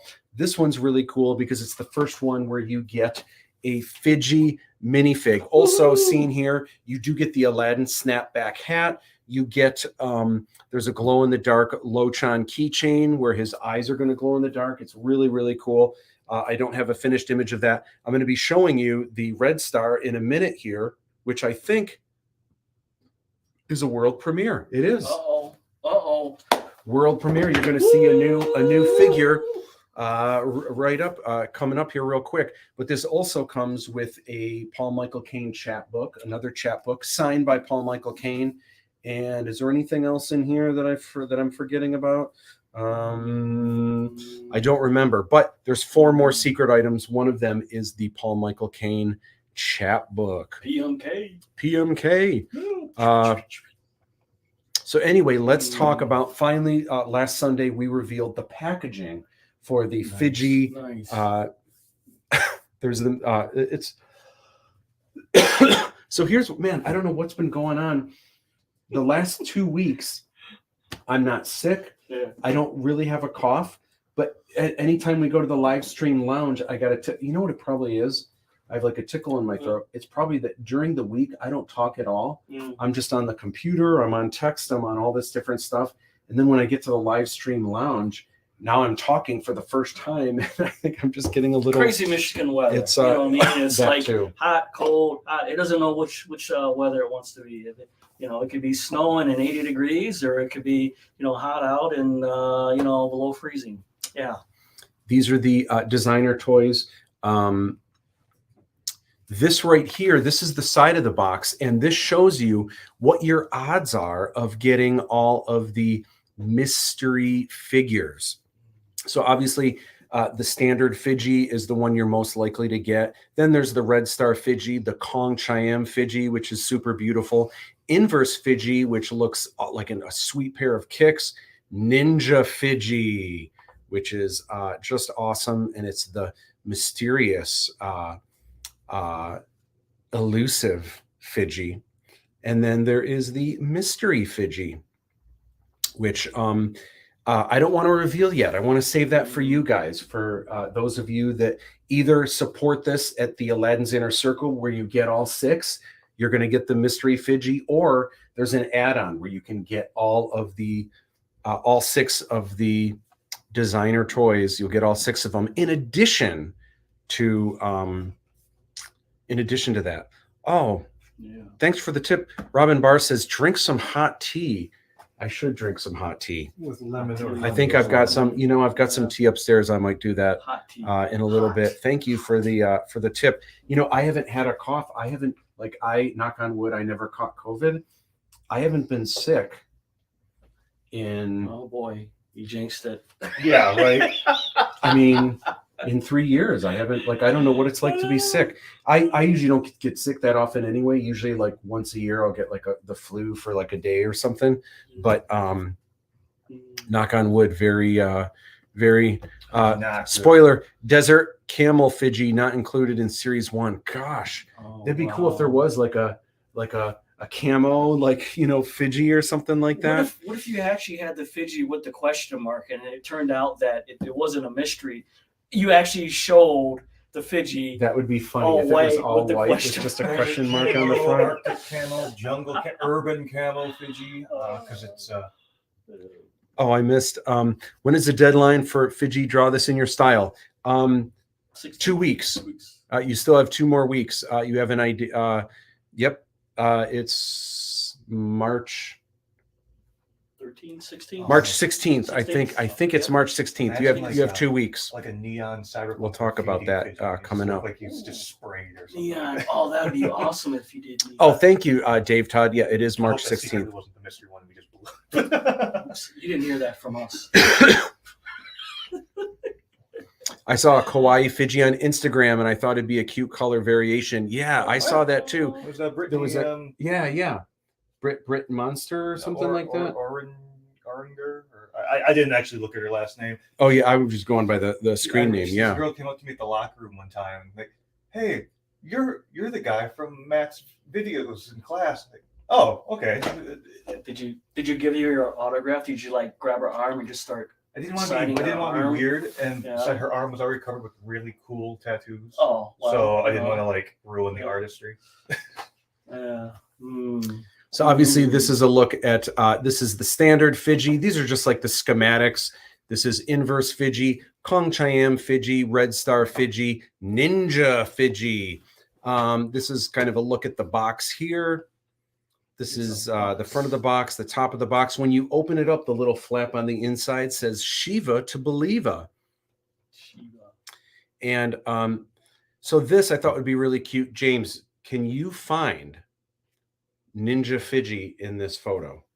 You can come around here if you want. Oh man, James, do you see Ninja Fiji? And besides on the front, he's on the front of the box, Oh. obviously not on the front of the box, but in real life, do you see Ninja Fiji? No, he's doing a real good job at being a ninja. Yeah. Really? Mm, Oh, okay. I guess he's not there. Okay. mm. I think he's there. Wait, No, he's not. He's not there. Never mind. no, it's gonna. Okay. Never mind. Sorry. Uh-oh. Wait. There he is. Oh wait, I thought I was going crazy for a minute. Okay. There he is. He's so sneaky. Oh. That Ninja Fiji. Isn't that great? Oh, I'm going to do that with everyone today. So hopefully they're not watching, Okay. and otherwise they're going to be like, you're just going to push the next no, picture just forward. definitely do it to Christy. Oh, Do it yeah. to Missy, actually. Oh yeah, definitely. That's going to be great. All right. So I wanted to have a world premiere. I want to show you guys one of the next minifigs. And that is the Red Star minifig. This minifig is really cool. So I Is that don't gonna be a poster? no, this is an 8x10 glossy. Oh, okay, that's still pretty cool. So this is actually something you get in the Sky Sail Sky Club rewards, but I just wanted to show an image of the Red Star. He's 8 feet tall. Wow. And 2 giant Chinese war swords. This just to show you how tall this thing is. This is actually not a scene from the film. This is actually just an outtake. This is, I believe, this is Tom Savage wearing the armor, and just you can see standing next to a tree, like he's basically in the tree. This is before I called action, as he's like stepping into frame, but that's how tall this thing is. And a lot of times the Red Star has these 2 Romos. They're like these floating robots that have these like kind of like rapid fire rifle guns on each side of the shoulders that are like, you know, kind of shooting. They actually make that noise as they're shooting. But Is your Vader 9 feet tall? no, that's probably Cam feet tall? Yeah, that's 7. maybe 7 feet. it's 8 not feet. even 7, but it's Seven. it's It's close. 7. Yeah, it's close to 7 probably. Anyway, so I wanted to show you what this fig looks like. Oh, and then this is the Romos. These are the little guys that float around. The mini fig for the Red Star. Dude! Look at swords, man! There's a little Romo and everything. So, that is so cool. The Red Star minifig comes with the 2 Chinese war swords.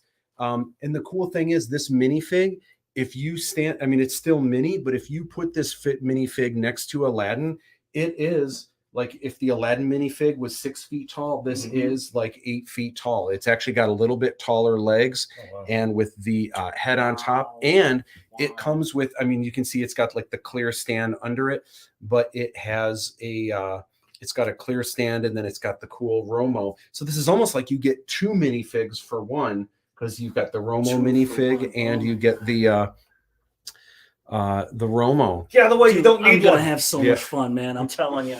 These are really cool. There's a look at the back of it. And I wanted to share with you guys some of the design process that I do. So I shared a little bit, I think last week, maybe the week before, of how I do my drawings, how I designed the Fiji. Now, this is not the finish. This is actually a photo I took when I was trying to figure out how I would build these minifigs. And I actually have this here.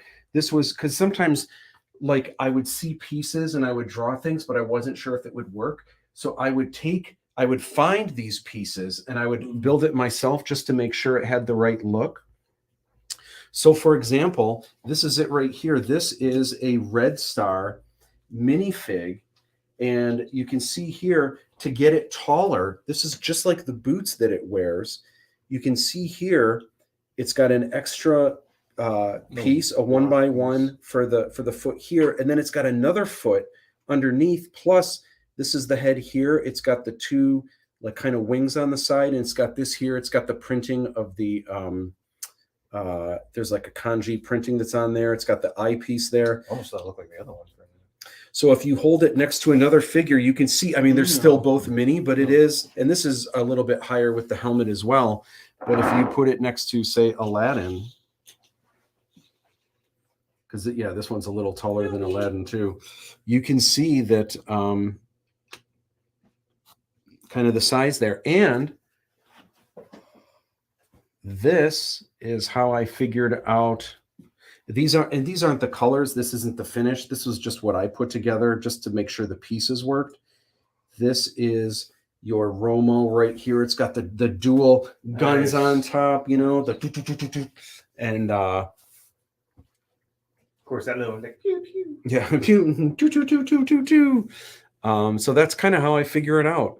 And then this was the back here, and I knew like these aren't the right colors, but I knew the shapes worked, and so that was kind of how I would figure out some of these minifigs. So tiny.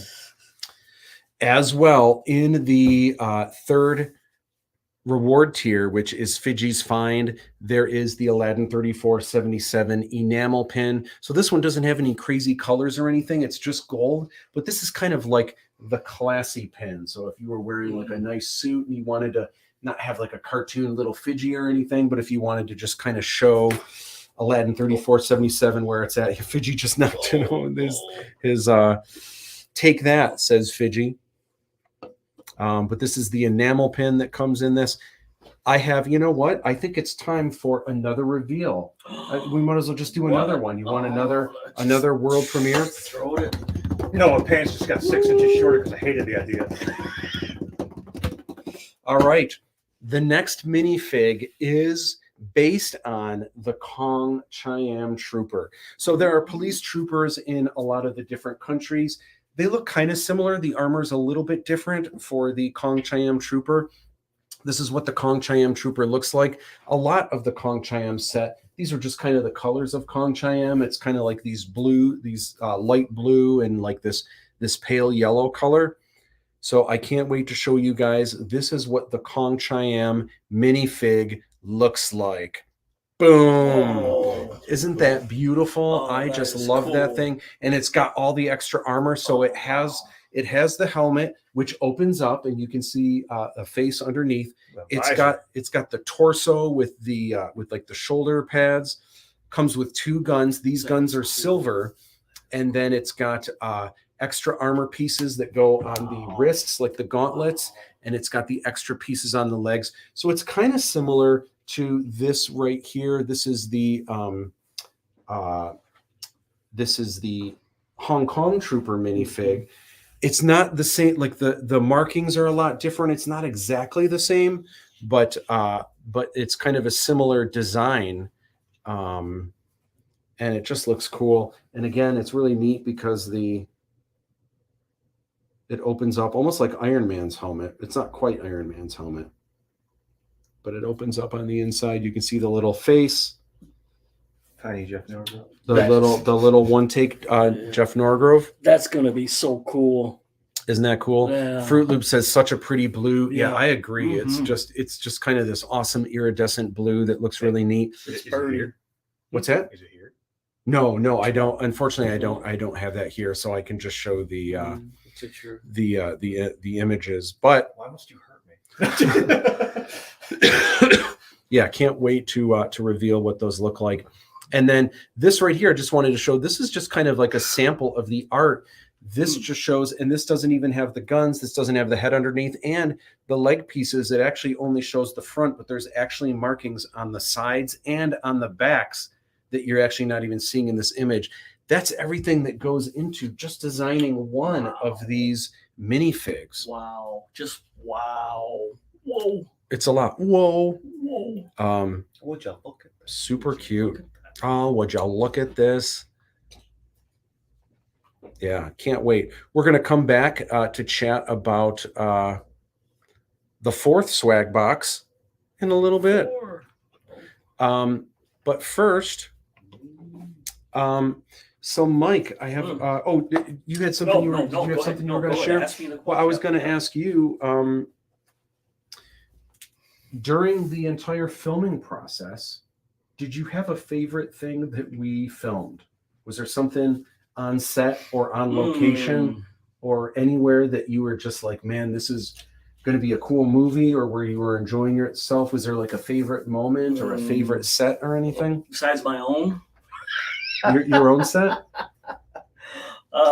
Favorite set, favorite moment.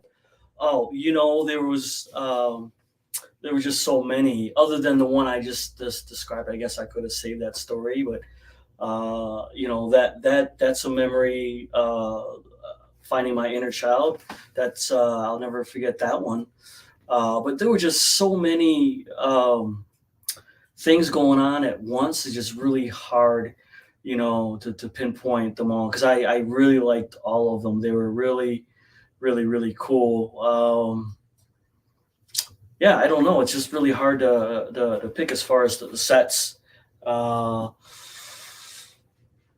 mean, you had some cool sets. You had, you have one that's in a garden marketplace, and then another one. We don't want to get too much into spoilers for the second film, but there's another really cool set. Well, I'll share a story that regarding Brandon. So it's sort of which Brandon? PG, we had 3 of them. Gallo. Okay, yeah. So I'll share it. So we were. I want to say we were. It had to have been Hong Kong or one of those, and I think everyone was there. I don't want to say specifically, but we were doing a movie thing, and Matt had said cut, and so we're all just like standing around, and I hear this psst, psst, psst. So I turned around, and I kid you not, one of the cast members, we won't say who, but he gave me a full moon. I saw That's Brandon Gallo. All of it. He's actually a character in the second film. Brandon Gallo is an ex-MMA fighter, and he referees. He refs MMA matches and stuff, UFC stuff. Yeah. And he also has done, the reason I got to know him is because he actually does some Star Wars art. He's actually done Star Wars art for some of the trading cards and stuff. Just a really cool, he's a huge Star Wars fan. He has a bigger collection than I do, for sure. I saw his basement. It was. Have you been in his basement? It was immaculate. How have you been there and I've never been there? Really? I've never been to Brandon. No, never. No, like, He gets no, around, Gallo, I don't like I went to Gallo's house. Don't exactly know. Don't remember why exactly, but it was just him and me. He gave me a tour of his whole basement. It's insane. Wow. You've never been there? I've never been there. Did he give you his full moon? You know, if you're No, watching, honestly, dude, if you ever watch this, dude. Wait, that's not a moon. Well, I That's saw, a space station. you know, I just gotta say, I was a little impressed. I was a little jealous, a little impressed, but You're that jealous. that was really cool. So You're the one who saw it. and I won't forget that moment. So thank you for putting that forever stuck in my brain. Yes. It's great because some of the figures are lined up like along the top of the ceiling that goes all the way around the thing. You just see like decades and just generations of these figures as they evolved and changed over the years. Like it's amazing. Yeah. That's awesome. That, and you know, it's so funny. He's Brandon Gallo's like that, and there are certain people that were just great jokesters on set, and, you know, doing fun things like that, and it helps. Because when we've got like 17-hour days, you know, just the little harmless, like goofing off, you know, stuff like that. It's pretty awesome. Well, I'll you know, you're talking about body armor, the troopers and stuff like that. You know, that kind of sticks out for me because, like, I just remember we're all like standing around, you know, and waiting for one of the scenes required, you know, some troopers to come out and stuff, and so out pops I think the white one, I think it was Hong Kong trooper. Yeah. And I'm like, oh my God, you know, and it just kind of like, wow, you know, really, I mean, if you can imagine, you know, so, you know, you're in this sort of decked out sort of area and you got all these cool decorations all around you, and you're like, what kind of film is this, right? You know, and then out walks like this super heavy armor thing, and he's like, Amazing. you know, and it just, I'm like, oh my God, just like, this is really something. This is really gonna be something that I haven't seen other than, you know, Star Wars or what have you, but I haven't seen a film representing stuff like that. So just like little stuff like that, you know, and I'm sure if I really thought about it, there would be like other moments, but I can't express enough the little things like that, and the costumes. The costumes were, you know, we were talking earlier about getting people coming on set. He had all these people, and they were changing out costumes. I've never seen so many costumes and wardrobe changes, and they were good wardrobes. You know, we're not talking about, you know, t-shirts and stuff. We're talking like some high quality stuff, really authentic. That's a high quality t-shirt. This is, you know, mattbush.com. But that was really, truly amazing to see. You know, and then just the level of quality of the films. And then Fiji, of course, you know, once, you know, I saw that, you know, I'm like, oh my God, you know, what are we making here? So it's just like little nuances like that, just kind of like stick with you. And you just don't think about it when you're there, but when you're going home and you're like, oh my God, that this is really going to be something to talk about when you see it. So, yeah. Awesome. Yeah. What are some of the guys who helped make the Iron Man? They did. The company that I hired to make that armor, they did some stuff for Marvel, I believe, and a lot of that armor is CGI, but there were some things that they did, and I'm not quite sure exactly what or which they did it for, but they did do some stuff for Marvel for the Iron Man. Iron Man one definitely was before they decided to CGI the rest of the armors, because you get to see the cameraman in the reflection of the armor. Yeah. That's awesome. Yeah. Mike, thank you so much. We're going to have you back on a bunch of times throughout the morning, and the MattBush.com. day. But dude, rock and roll. I can't wait to have you back on. Yeah. We're gonna chat about more stuff. Dude. Yeah, Awesome. cool. Thanks, brother. Thanks for watching, man. Keep it up. And yeah, Aladdin 3477. Rock on. Woo! Okay. Awesome. All right. So we are going to bring in James because I think I haven't heard from Tracy yet. So I think we're just kind of waiting on that. We might have him on at 4, or Dave Todd is coming in. We might have him on at 4. Let's see. All right, I opened this up. Let me just check messages. No, haven't gotten any messages. We're still. Let's see. Let me do this. And is this updating? I'm not sure it is updating. Let me see.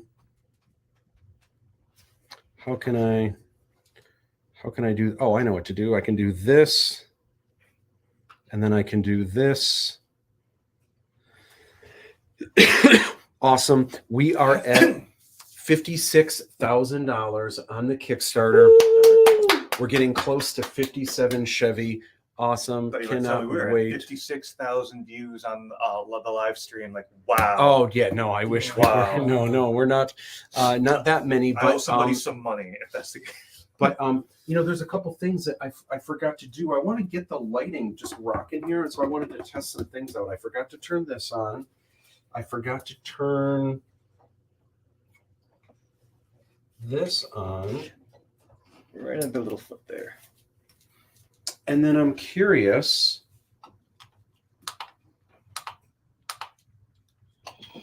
Got this right here. I was curious. Right, how does this look? Yeah. That looks pretty good. What happens if I turn this off? Just what is that? Oh, that looks kind of cool too, because it seems it's brighter in here than usual, which is cool. But is it really just the Busch beer sign? Oh yeah, no, that definitely casts a lot. So does it look better with the lights off on all the alcohol, or does it look better with it on? Definitely on. It looks better on. Yeah. Okay. Oh yeah, it is Yeah. kind of magical. Yeah. All right, I like that. And then yeah, that does look cool. That looks Yeah. good. Okay. Next up, I have something for you that I forgot to give you. Uh-oh. But James, I have a little gift for you. Uh-oh. Just a little something. Little bit of Monica in your Give me a robot death monkey. No. A little bit of Just as this is just something, and I know you are a collector of pins, so I happen to acquire. I don't know if you'd be. Oh man, Oh, wait. Show it. it's Louise from Bob's Burgers with Coochie Kopi. Oh man, There it is. yeah, There it look is. at it. Yeah. Oh. Okay. Cool. Oh no, it's just her squeezing ketchup and mustard. That's awesome. So this is another. So I in kind of preparing for this, I got a subscription to Loot Crate, which I haven't been too impressed with. And even this, like, look how big and long this is, and look at that, only one backing on the back. I will say that the one defense I'll give for that is that this is not the high quality metal that you have for your pins here. This is the weight's even different. It's like it's acrylic pretty much. Yeah. But But if you were a fan of this, you would Yeah. get it anyway. and it's got the soft enamel there where the lines are more defined because the spots where they fill in the color is kind of recessed. But sometimes soft enamel is good when you want more detail, and you can have if you can see. But hard enamel though just gets a much more polished, shiny finish. Dina Sheehan's work.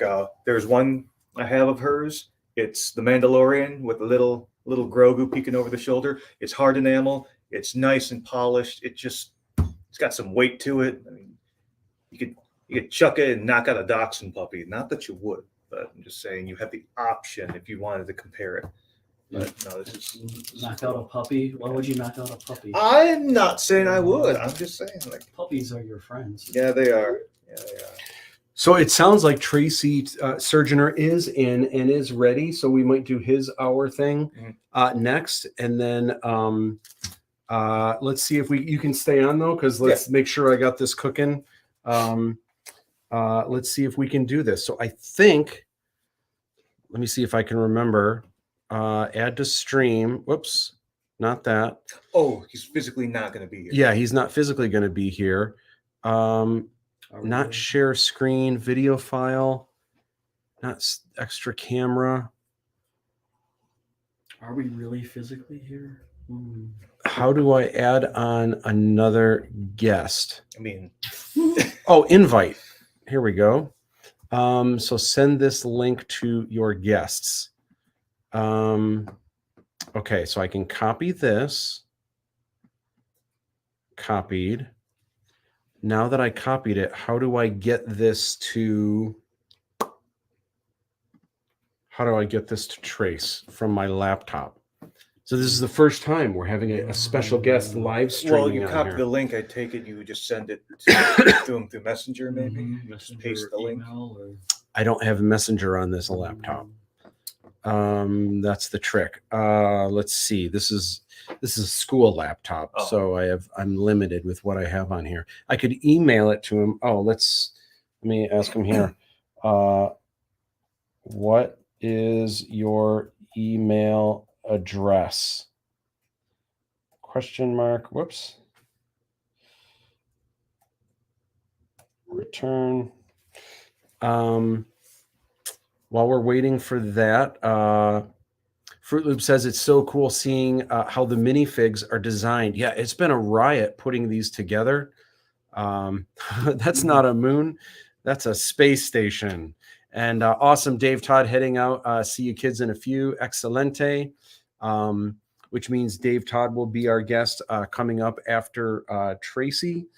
Okay, so Trace is sending his email. So let's see if I can pull this up. If I can,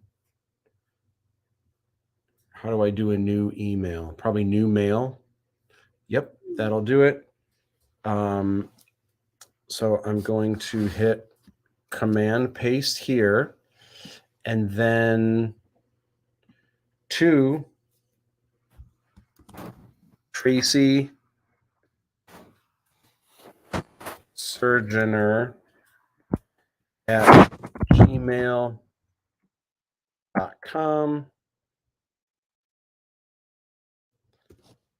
Pop in.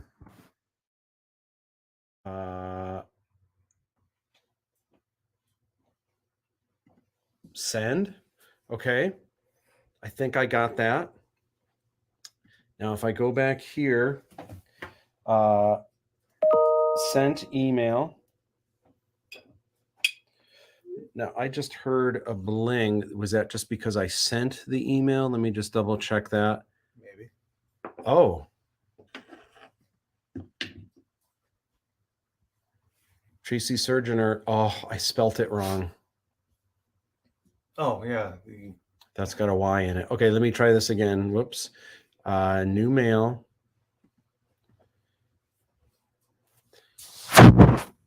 Tracy Surgeoner at Gmail. Whoops.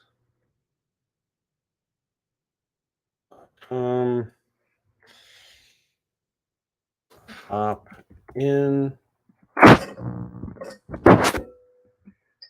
Paste. Send. Hopefully that worked. Student reference. All right, not leave studio. That should come back. Just sent again. Sorry for everyone watching at home. I'm doing this for the first time, figuring out how to have a special guest with us.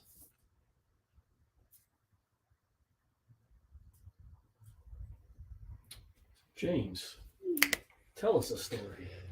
Oh, geez. None of these are. Are you guys good on drinks? They all incriminate me. Yeah, I'm good for now. You good for now? I'm good. I'll take a water. It's just a regular water. Just a regular one? Regular water. All right. All right, let's see. Waiting for Tracy Surgeoner to hop in. I'm going to take a swig.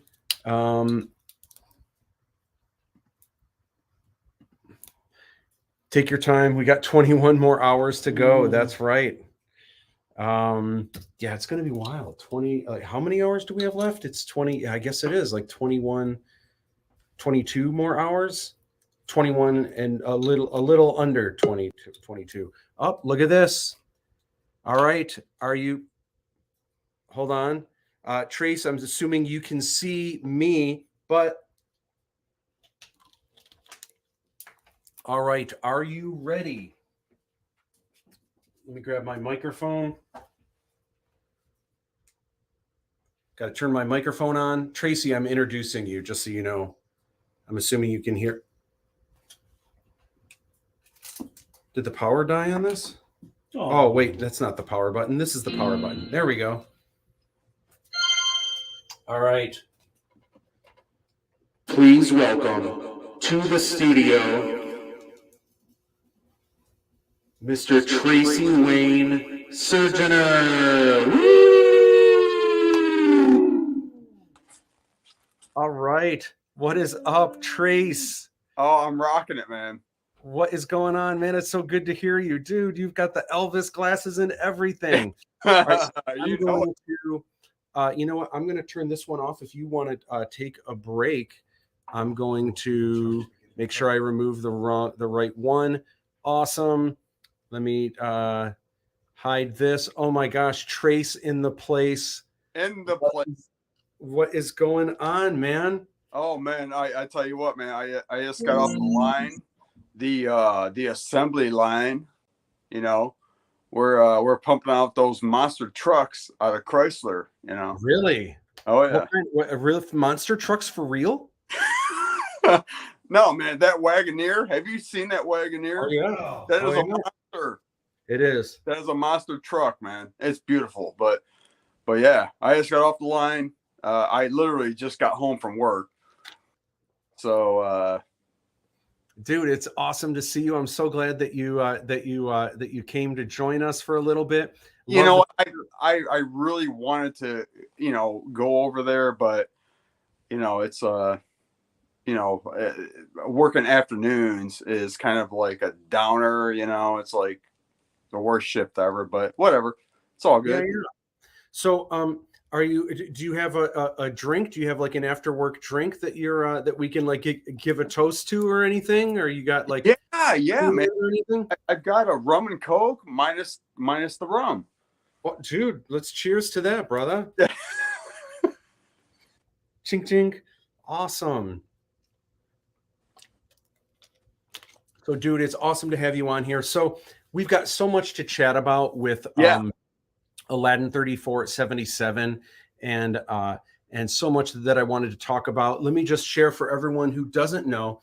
So Tracy and I go back, gosh, a long time. We've known each other forever, and we've worked on all kinds of projects.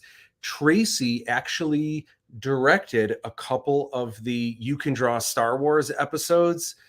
In particular, the ones where I'm dressed up like Indiana Jones, and there's like 4 epic episodes where we just went all out. It was really, really cool. Those are just awesome. I know a lot of people love those, and it's neat now because that was already back so long ago. There were kids that grew up with those episodes that now today are contacting me, and they're like, dude, I just wanted to say, I've been following you since I was a kid, and now I work in graphic design, or now I'm making my own videos or whatever. And it's awesome to see. It also makes me feel kind of old, but it's awesome. It's so cool to hear that people have been following us. for that long. And then, oh my gosh, the adventures of Illustration Nation Oh, holy. and everything. And then your involvement, you helped out quite a bit on Aladdin 3477 in a number of ways, which we're going to talk about in a little bit coming up.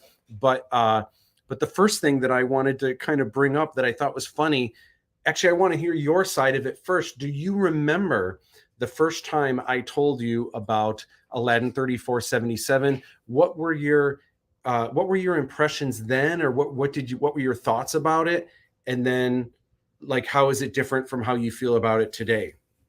Well, you know, the first time you told me about it, I was like, you know, that's a great idea.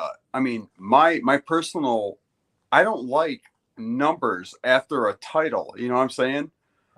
And it's okay, Aladdin 3477, might as well make it, you know, Aladdin, you know, 2000 or whatever.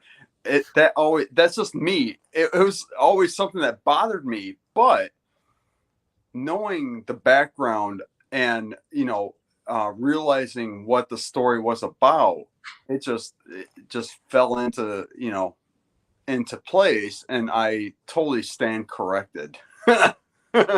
No, it's cool. You know, what's funny is I knew a couple years ago the Blade Runner sequel came out, which I thought was actually pretty good. I thought it was kind of cool.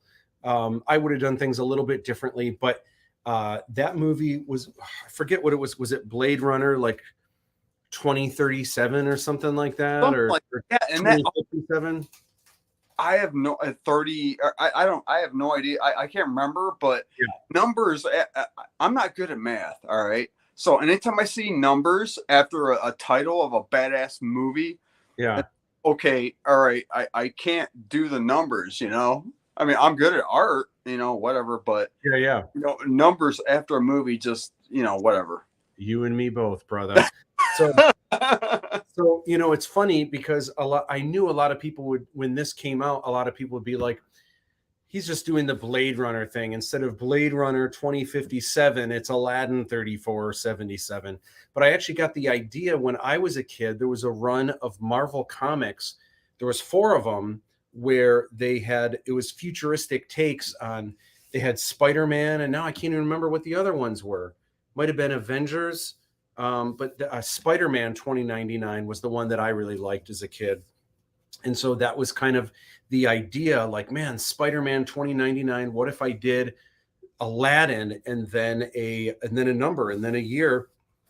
And that's where it was born. You know, I like that better than, like, you know, Space Aladdin or something like that, you know. Aladdin in space. Oh, man. But yeah. But anyway, yeah, I remember another thing that you said, which was so funny. I remember the first time I told you my idea, I like poured my heart out and like told you, so it's going to be this, and we're going to do this and that. And I remember one of the first things you said, you were kind of like, it seemed like you're into it, but you're kind of like trailing off a little bit. And I said, so what do you think?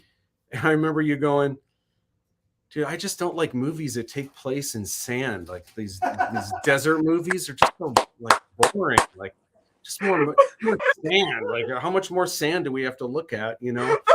And I was just like, it doesn't all take place in the desert, but it was I don't really like funny. Movies, man. I mean, it's like I need to see. You know, I saw Lawrence Arabia as a kid. And I remember liking it, but also like it was as a kid, I was like, oh my gosh, this is so long. But I need to see that again because sand movies. Like, right now, I'm gonna write a script called Sand. I'm gonna make a movie all about sand. Dude, I came up with a great idea for a film. You're gonna love this. So imagine there's these 4 witches. Okay. And each witch has like a different special power. And witches? No, don't ruin it yet. Ruin it. No. So one, I'm the worst. One has like the power of like water, and she's like the water witch, right? And then you've got another one that has like the power of trees, and she's like the tree witch. And then there's this other one that has the power of sand, but they're always making fun of this guy because he's the sandwich. And so they're always making food references, and he's just like, ah. And it turns out he's able to save the day in the end with the power of sand, and maybe they're stuck in the desert, and thank goodness for the sandwich.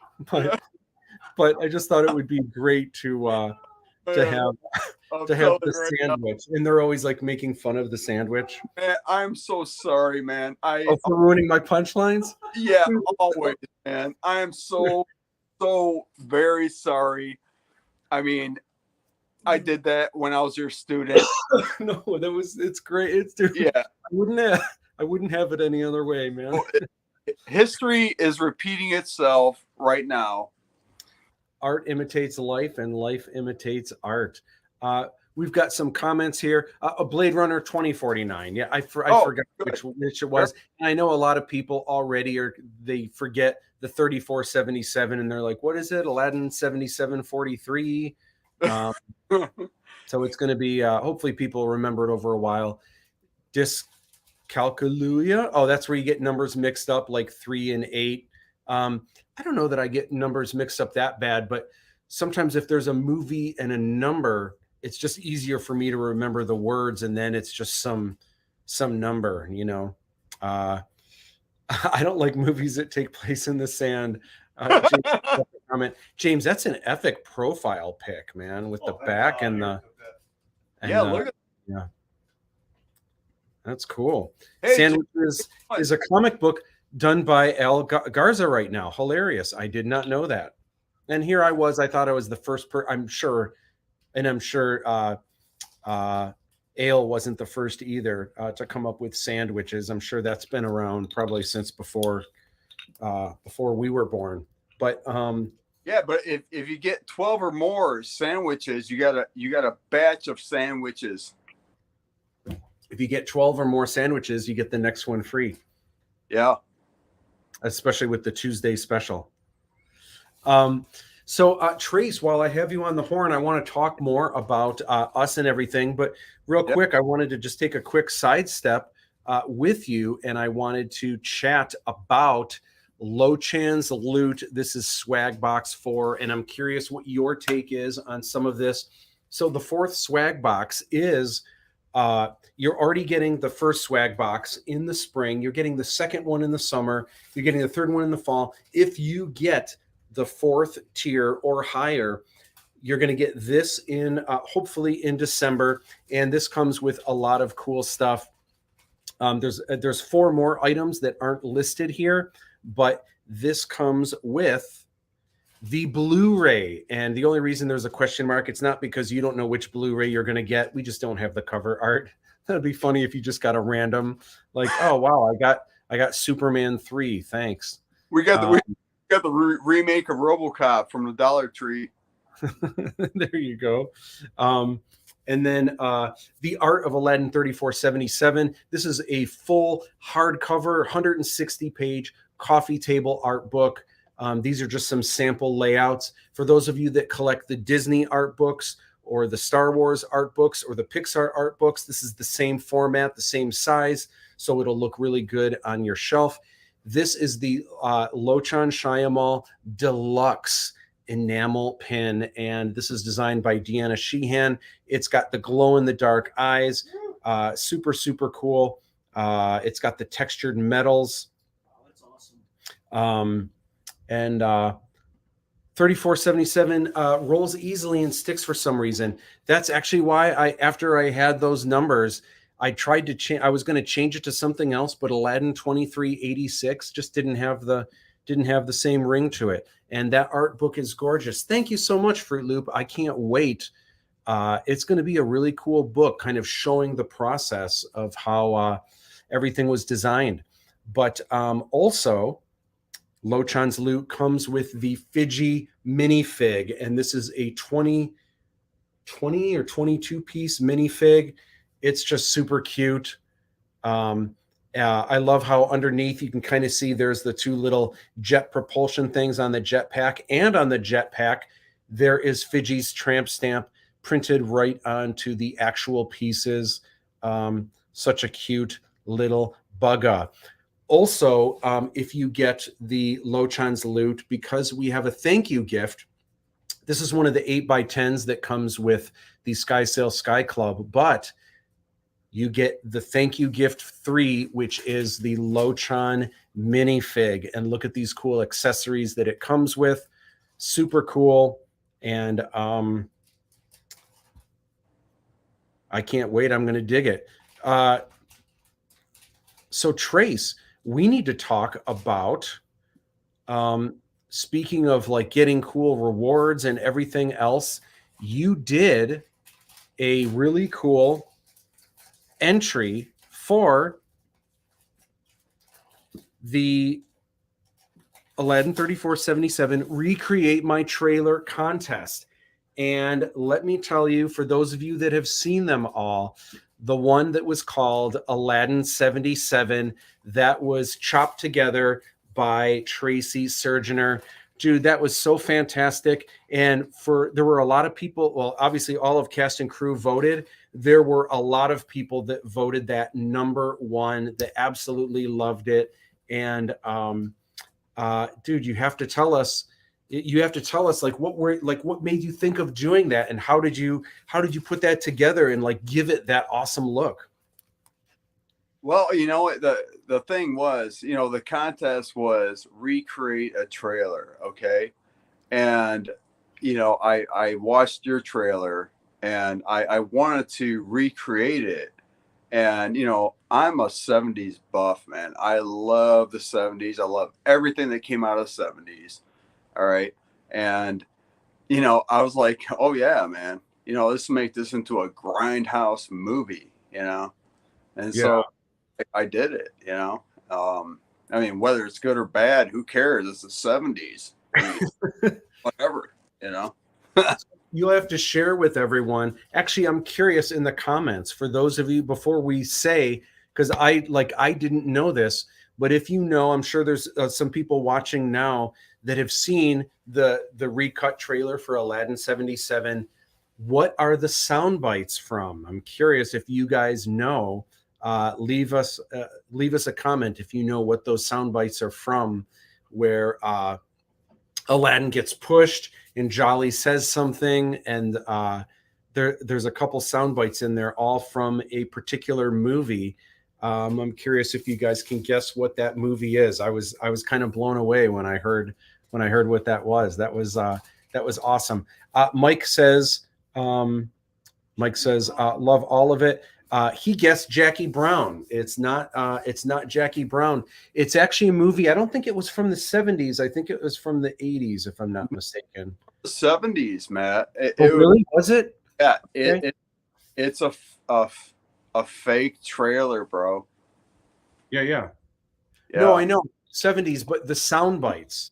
What the sound bites are from? The movie was that movie actually from the 70s too? It may have been. Okay. It was a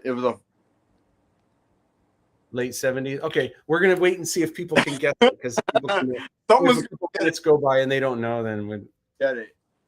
Yeah. But that was really cool, and so cool, in fact, that we are talking about, for giggles, doing a full. Mike, can you just quietly let DTE in? And then hold on, I just have to Mike's coming up. Okay. I'm glad that this is working for my text. So we're talking about doing a feature-length Aladdin 77. I just think this would be so fun to have completely different voices, to have it would just be such a riot. We would have to release it after the film. This would just be, just kind of a fun thing. But I just think that would be awesome. It would be so cool having some alternate cuts in there where you can accidentally see the film crew, where we're kind of combining BTS footage and just awkward cuts, but have it be where it's kind of different, like the dialogue is different, but still in a way where you can follow the films, and maybe it's kind of there's almost like a different storyline based on the dialogue. That there's just so much we could do with that. Like oh my gosh, it's so cool. It is completely yeah. I mean that's something that would be amazing, and you would, there's an audience for that. I mean, an audience of one for me, but I mean, there's like the Grindhouse thing. I love Grindhouse movies. Yeah, yeah, it's so cool. And the I feel like the trailers were almost the best part, which was kind of cool, just seeing all the different takes, from Edgar Wright and Rob Zombie and oh gosh, who are the Eli Roth and stuff like that. Just so cool seeing Well, awesome trailers. Robert Rodriguez, his Machete trailer went on to do 2 sequels. Yeah, they made a movie on it, and Eli Roth is making Thanksgiving. So yeah, no, yeah, for real? yeah. I didn't know that. Yeah, so I mean, it takes something like that to make, I mean, people dig that stuff, man. Yeah, yeah, that's so cool, so awesome. So I don't think anyone has guessed, but oh wait, my dad, what are you doing up at this hour? Matt, you're a product of the 70s. I know personally, and I knew your mom. Yeah, that's awesome. I didn't think, I was thinking Star Wars and everything. That's so cool. So you have to share with us what those sound bites are from. Okay, the dialogue and the sound bite is from Hardware Wars. That's right. And Hardware Wars was like the original parody of Star Wars that came out way back in the day. Classic Grindhouse Star Wars film. Yeah. Essentially. Yeah, that was awesome. So cool. So cool. Yeah. So dude, Aladdin 77, so great. And dude, it was 2 points away from being number 2, and that was just awesome, and can't wait to see more on that in the future. Yeah, absolutely. It's so rad. We've got more stuff to chat about, but real quick, I want to take a quick sidestep with you, and I wanted to chat about the Sky Sail Sky Club. And in the Sky Sail Sky Club, there's all of these rewards here that you see. We're going to talk about some of them. There is the Red Star 3D magnet, which is kind of a cool 3D shape to it. And in fact, the Red Star, which you can see one of the glossy 8x10s here, Tracy, you actually got to play the Red Star quite a bit in these films. I did. Can you talk about that experience? Yeah. Oh wait, whoops. Sorry, I just lost you. I pushed the wrong button. Sorry, Trace. Can you tell us about the Red Star? Yeah, man. My legs have never hurt so bad in my life, man. I'll tell you. Oh my gosh. Yeah. My that putting on that suit was really cool, but holy smokes, man. It was it was like walking. I never wear high heels, but good Lord have mercy. Those things had high heels on them. I'm going to jump back to some images of the Red Star so people can see what we're chatting about. Just a beautiful. I mean, oh yeah, this is the Red Star right here. This is the glossy 8x10. There's the 2, and those Chinese war swords, those weren't exactly light either. Those were actually pretty hefty. And that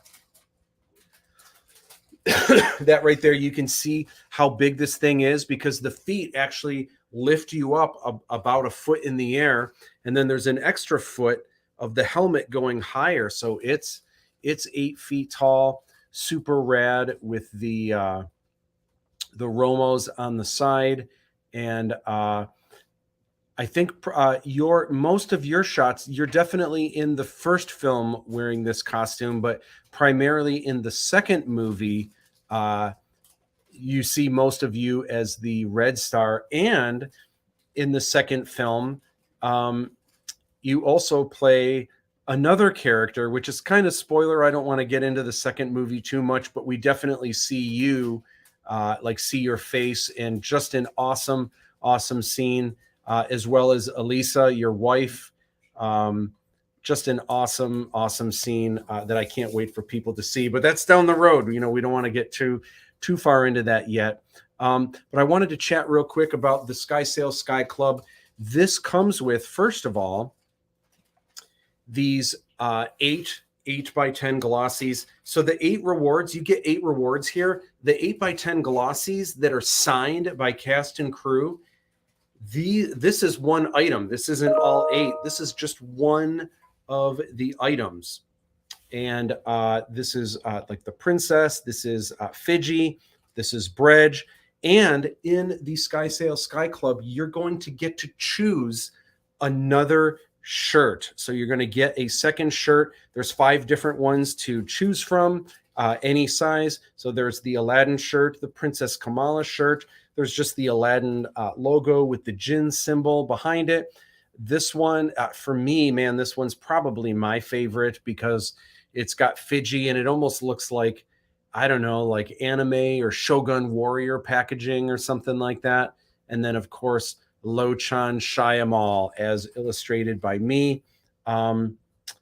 James just chimed in and said, do you still have those swords? Yes, they were super balanced and awesome to rehearse those fight scenes with. I do, actually. Just recently, Paul Michael Caine took some photos of those swords. But anyway, you get to choose a second shirt. Also in the Sky Sail Sky Club, you are going to get a page out of one of my script books signed by me from the Aladdin 3477 from the first film. What's cool about these, I have a number of these scripts that I used either while I was storyboarding. I had one on set, but I have a number of these that have kind of my notes, or sometimes there's things scribbled out with like new dialogue. And it's kind of cool because it's kind of like a piece of Aladdin 3477 history. And maybe some of you are like, why would I want just a random script page that has, Matt's chicken scratch on there? I don't know. Maybe it's no big deal. But, and again, we are not Star Wars. I have no delusions that we're going to be like the next Star Wars or anything like that. But imagine if you had an actual page from George Lucas's script book that actually had his notes on there. Like, can you imagine if you had Luke Starkiller scribbled out and then like, let's go with Skywalker instead? Like, that would be crazy if you had that, super cool. And the Sky Sail Sky Club, you get an additional full-size movie poster signed by cast and crew. It's going to look super cool, I think, with this white background. Just seeing all those signatures. Super, super cool. We have another reveal, a first-time reveal. Drum roll. So another minifig that you are going to get if you are in the Sky Sail Sky Club. You are going to get the Umi minifig, and the minifig looks like this. Adorable Umi minifig. And she actually comes with two different head versions. So you can have the covered up hood with the goggles and like the ninja garb, or with the hair down. There is a bowl of noodles, and there's also a coin, a Thailand coin here.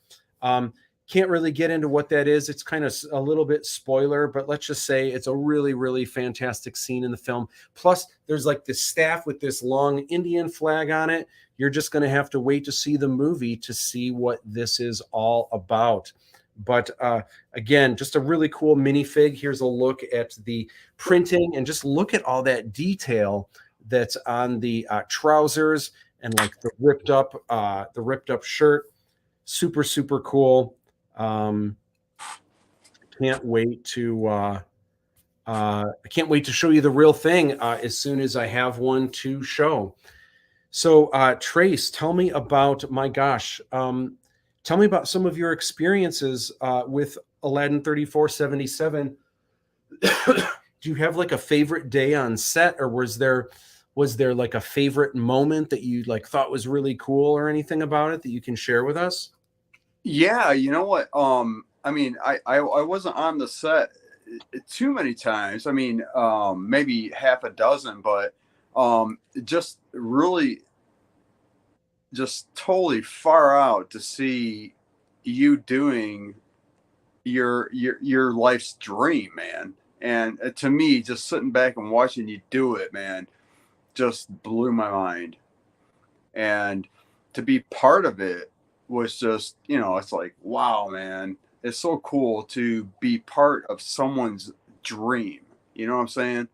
Thank you, man. Yeah, you bet. And obviously my wife's scene, I enjoyed watching that. Yeah, that was a lot of fun. I can't That wait. was a lot of fun, man. Yeah, I can't wait to share more of that for Yeah, sure. That's coming up in the second film. But gosh, yeah. what a great scene that is. That's so Um, fun, man. yeah, And being actually in it was, not as close to watching it, but I mean, it was cool. Real cool. awesome. Thank you, man. Yeah, you bet. Um, Absolutely. so I've got another question for you, and that is, what are you looking forward to most with this project? Is there like, um, are you looking forward to like just seeing the films? Are you looking forward to uh, playing around with Aladdin 77? Are you looking forward to getting some of the rewards and like looking through the books or playing with the little minifigs? Like what's the one thing that you're just excited about the most coming up? Seeing a smile on your face after you release this film. Aw, thanks, man. Already um, this has just been a lot of fun. And I'll tell you, I've mentioned this before. I don't know if you've heard me say this, but during the whole time that we were making this, because um, because I didn't know if uh, if people were going to be into it or not, and it really didn't seem like it online. A lot of people know me for the Star Wars art, so if I ever shared um, like Boba Fett, even if it was just a scribble of Boba Fett on a napkin, in within 30 minutes of sharing it, I would get like 700 likes. But then I would share something for Aladdin 3477, and I didn't want to show too much, so it would just be like a costume or something like that. And then after 2 days, I would have like 2 likes, like cricket, cricket, like, oh man. But a lot of people didn't know what it was. And to be fair, I wasn't like, I didn't want to show too much. So it was just snippets of things. Like I would show the side of a helmet.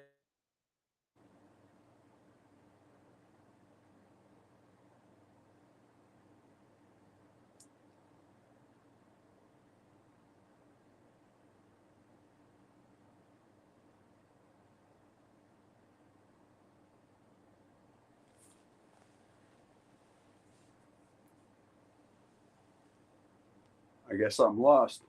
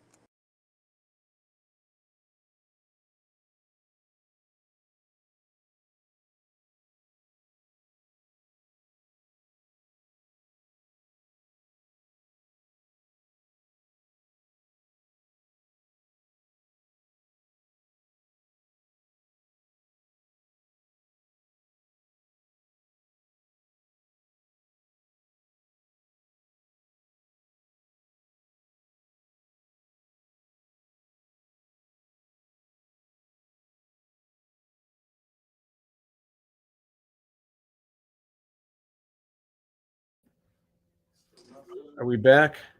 I think We're we're back. Oh my God. Woohoo! And I think we're still live. Okay. Sorry about that.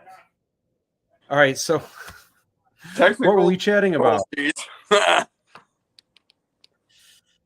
All right. Yeah, the stream broke, but it looks like we got it back up and running. But that's good to see because I think I know if we run into that again, I think I know how to get us back up and running. That's right. Oh no, come back. I'm back. Here we are. I What's on Bouchon Village? Hello. So anyway, Trace, I'm so sorry. What were we chatting about? Oh, you were talking about your favorite moments. With Aladdin 3477, and Yes. I said something about my wife, you know, and that was great watching her getting filmed, and she was beautiful as always. And I can't wait. I'm more excited for the sequel that I'm. The one that you're in that you Yeah, can see. yeah, obviously because I'm in it for like 2 seconds, but anyways, no, man, I am totally on fire about this movie, man. Awesome. And absolutely Awesome. So I've got a couple more things that I want to chat about, and but real quick, I want to go through one more of the swag boxes. You do your thing, Matt. Absolutely, man. Let's see. Oh, I need to do this again. Oh, so it took this off. Okay, no problem. I can do this. I can do this. Oh, wait, here. Let me do this so I can. I got to jump through this way. Got to jump through. Sorry, I'm learning all of this kind of on the fly. But I'm glad to see, dude, you are the first guest I've ever had like via satellite like this. That is really cool. Yeah, it's a lot of fun. I am so far gone with technology anymore, man. It's like if I can't do it on my phone, I can't do it anymore. All right. So I want to talk about Aladdin's Inner Circle.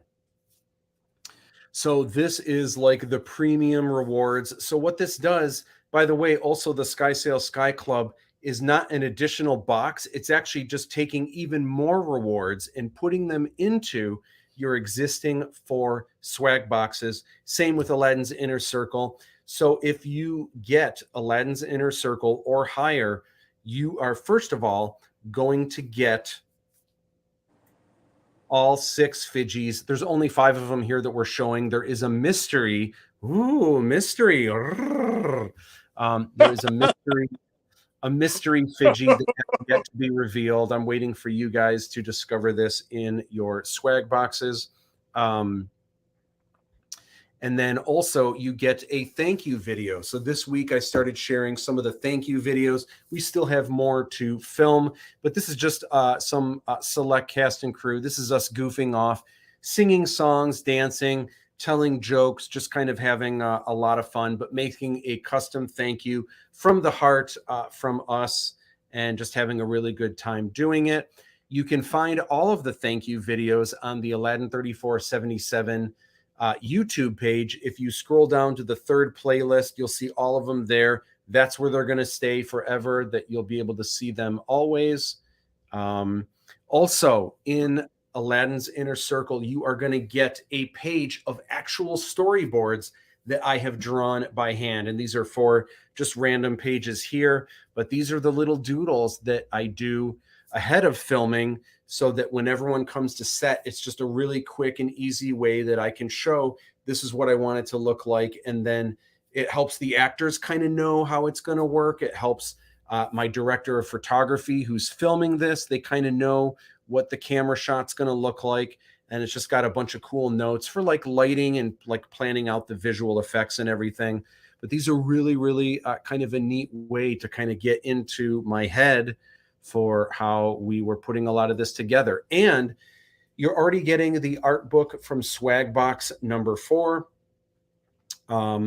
But if you get Aladdin's Inner Circle, I am going to draw a custom Fiji inside the art book, inside the cover.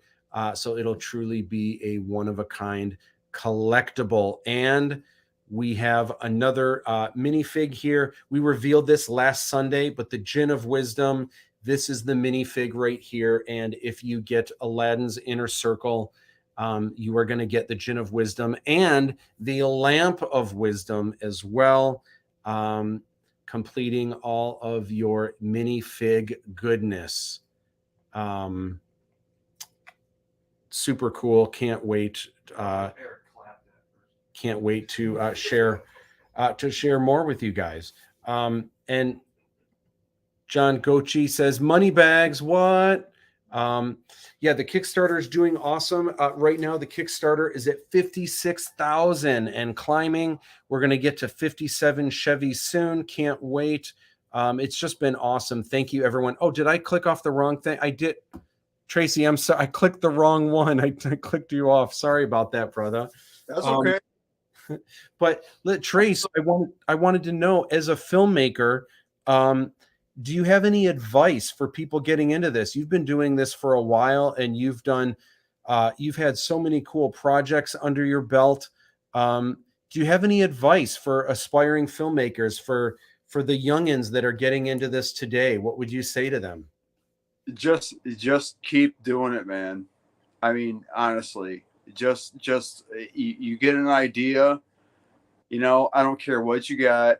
If you don't have the best camera in the world, who cares? Whatever you got, if you got an idea, shoot it and make it. Awesome. Yeah, absolutely. Love it. Don't you ever sleep, Matt? Good Lord, have mercy. You're on 24 hours a day. I'm trying, man. I'm definitely trying. Never sleep. Night, you are not going to sleep. On top of you never sleeping, so I think you're a vampire. Are you a vampire? I'm not a vampire. I actually did get, although I probably look like one with the guy liner I'm wearing now and stuff, but I actually got a nap yesterday in the afternoon. I got a nice little nap, so that's I'm on fire. And then I've got the Mountain Dew. We've got the coffee drinks. We're gonna. I'm sure someone will be running out for a snack run coming up soon. But yeah, in it to win it, man. It's going to be cool. I'm definitely going to get some sleep tonight, and technically tomorrow I'll be seeing you at Elsie's birthday. Yes. Yeah. Oh my gosh. Yeah.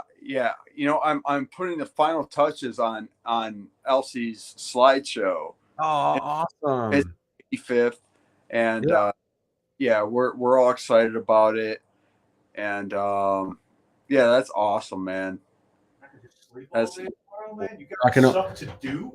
Well, tomorrow being Saturday and Saturday afternoon, so I'll be able to, after the 24-hour live stream, I'll be able to sleep that night, and then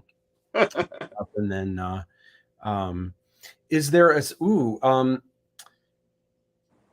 let's see. I remember doing those storyboard things for pre-viz. Absolutely. It's one of the assignments that I have in pre-viz class. Is there a signature drink for Aladdin 3477? The Wolf Baldassaro is actually coming up with some signature drinks. And the one that is my favorite, it's a character that you don't meet until the second film. And the character is called Vex Skanda. So there actually is going to be a drink called Vex on the Beach, which is going to be perfect for this character. Definitely in the works. Absolutely. Trace, thank you so much for hanging out with us. You bet. It's been so awesome having you on. And dude, rock and roll. I can't wait to see you tomorrow. And I can't wait for everything coming up in the future and to start having you slash away at some longer Aladdin 77. That's going to be awesome. Oh, absolutely, man. Absolutely. Awesome, brother. All right, love you. And dude, I will see you tomorrow, my friend. Okay. Awesome. Thank you for staying on, brother. You betcha. All right. Be well. See you soon, man. You. Awesome. Awesome. That was great. So much fun. So real quick, I need to take just a quick break. So, James, can I get you behind the camera momentarily? And then we're going to have Dave on as a guest. I just need to run upstairs real quick. So James, I'm going to have you either dance for everyone or you can tell some stories. And I will be momentarily, or you can get the camera set up if you want real quick. Oh, yeah, I was charging. If you want to, awesome. We'll get that camera set up and then I'll just take a quick break. Oh, I still need to light some candles and stuff. And then after I take a break, we're going to have our next guest on, Dave Todd in the Hizzle. Can't wait for you to meet Dave. Oh, let's see. If I go here, I can add the extra camera. Share. I'm going to head off. I'll see y'all later. Awesome. Yes, come back and check in throughout the day. Thank you, Fruit Loop. All right.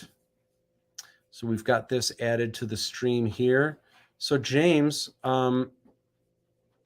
the floor is yours for maybe 5 minutes, and then we're going to bring on the next guest. I need you to just be entertaining. What can you do? Can you balloons?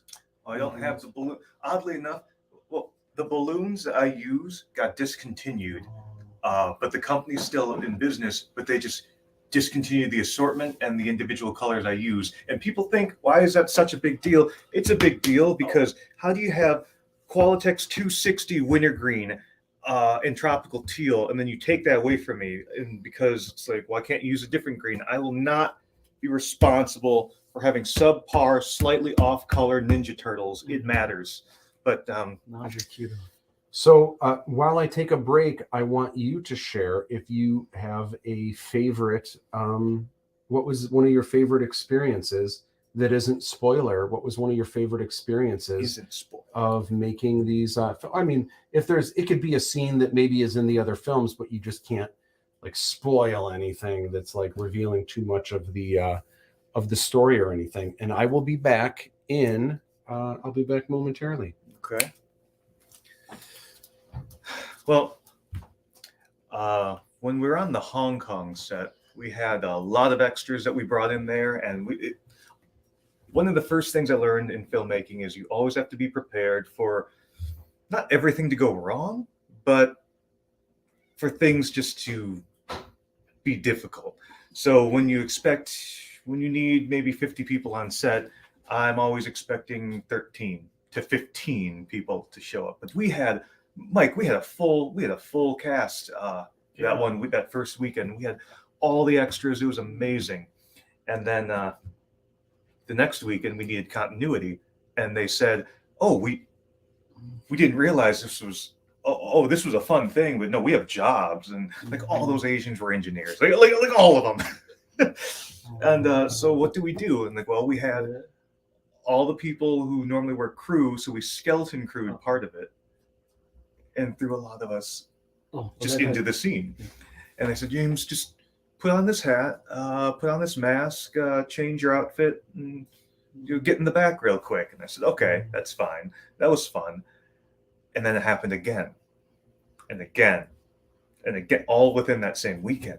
And then eventually, after all the different costume changes I had, were at least 50 to 60 different Jameses you'd see throughout this whole trilogy. And I'd say in the third film, for some reason, my outfits were just really cool in the third film. And I didn't really even have to show up to set to get into a costume, because I just looked through my wardrobe and picked something out of my closet and like, how about this? Like, that's perfect. I'm like, cool. Well, I'm just going to come like this tomorrow. I'd say one of the last sets that we shot, I can't say. Yeah, no, there's nothing like, I can say about that scene. It's like, when we did this, this happened and that happened and then this happened, and and then that other thing happened, yeah. My character in the second film is fine. It's a good character. But my character in the third film is I have a question. really cool. How do you prepare for your lines? Like, how do you study? Did you memorize, or what steps did you take to? Because I know the cycle of characters were going so fast for you.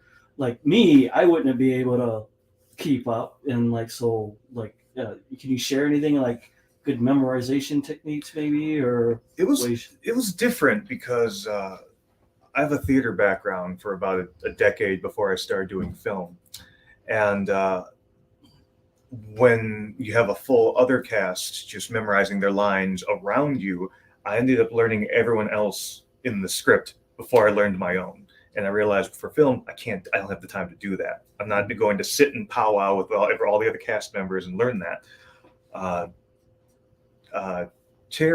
Eric's wife, Terry, actually helped me with some of the memorization techniques I use nowadays, because there have been times where I've had to memorize a whole script hours before I had to go in front of the camera. And how she did it was how they do it almost like in catechism, I suppose, where it sounds like a lot of chanting and it's very repetitive. No, Mike, it's not. It's not cracking the whip. It's a lot of repetition. Just I would try to cram it all at once and just do it over and over, but just breaking it down piece by piece, just going a little bit at a time, and then adding a little bit more, and then going back and doing the whole thing as one piece. And then with that whole new additional length piece, you add a couple more pieces.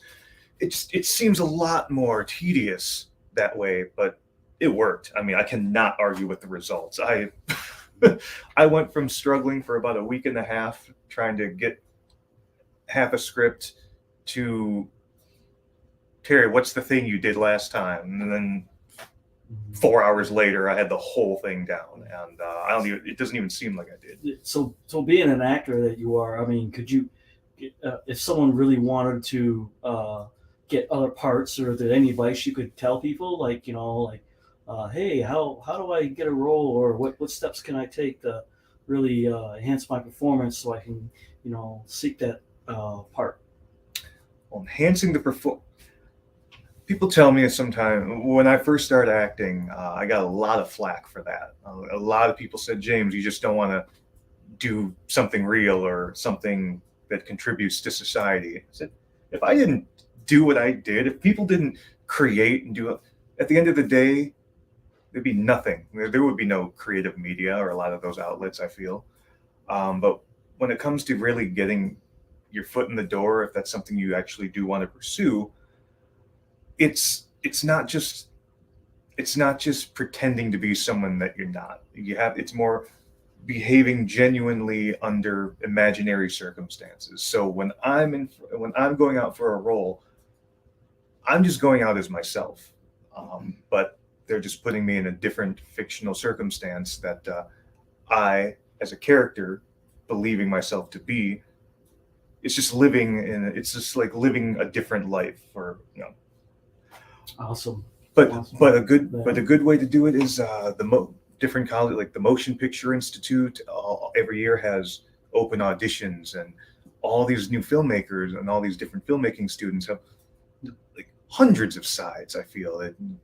I walked in there just because I was, I guess, out of practice. I suppose I was between projects, and you just read sides. You do some cold reading. You just get to know the directors behind each of their projects, and you get a feel for the type of work they're going to do, and whether or not you vibe well with the vision and their crew. Just casually reading, like I would read a script. I worked on like 8 projects that summer, just, and then you get a feel like what kind of actor you want to be, what kind of projects or what kind of work you want to do. Did you feel those experiences really helped you in this role? This role. This role was different. I've never actually gotten to do sci-fi before in like an epic scale trilogy format. The most I've done that was like sci-fi or action maybe 10-minute films max. Mm. So you don't really get to explore the storyline or really get to see the scenes that Matt has set out with all these different sets and painted illustration boards he showed us. It really helped when he set the entire stage before we even signed the contract. And I said, if I was excited before to be a part of something like this, I'm sold now. It's definitely an exciting project to be on. Yeah. Mhm. And then I don't know if you've already said it, but so why are you being an actor? Like, what makes you want to be an actor or act for that matter? Or just kind of share what you know. Well, Robin Williams, too soon.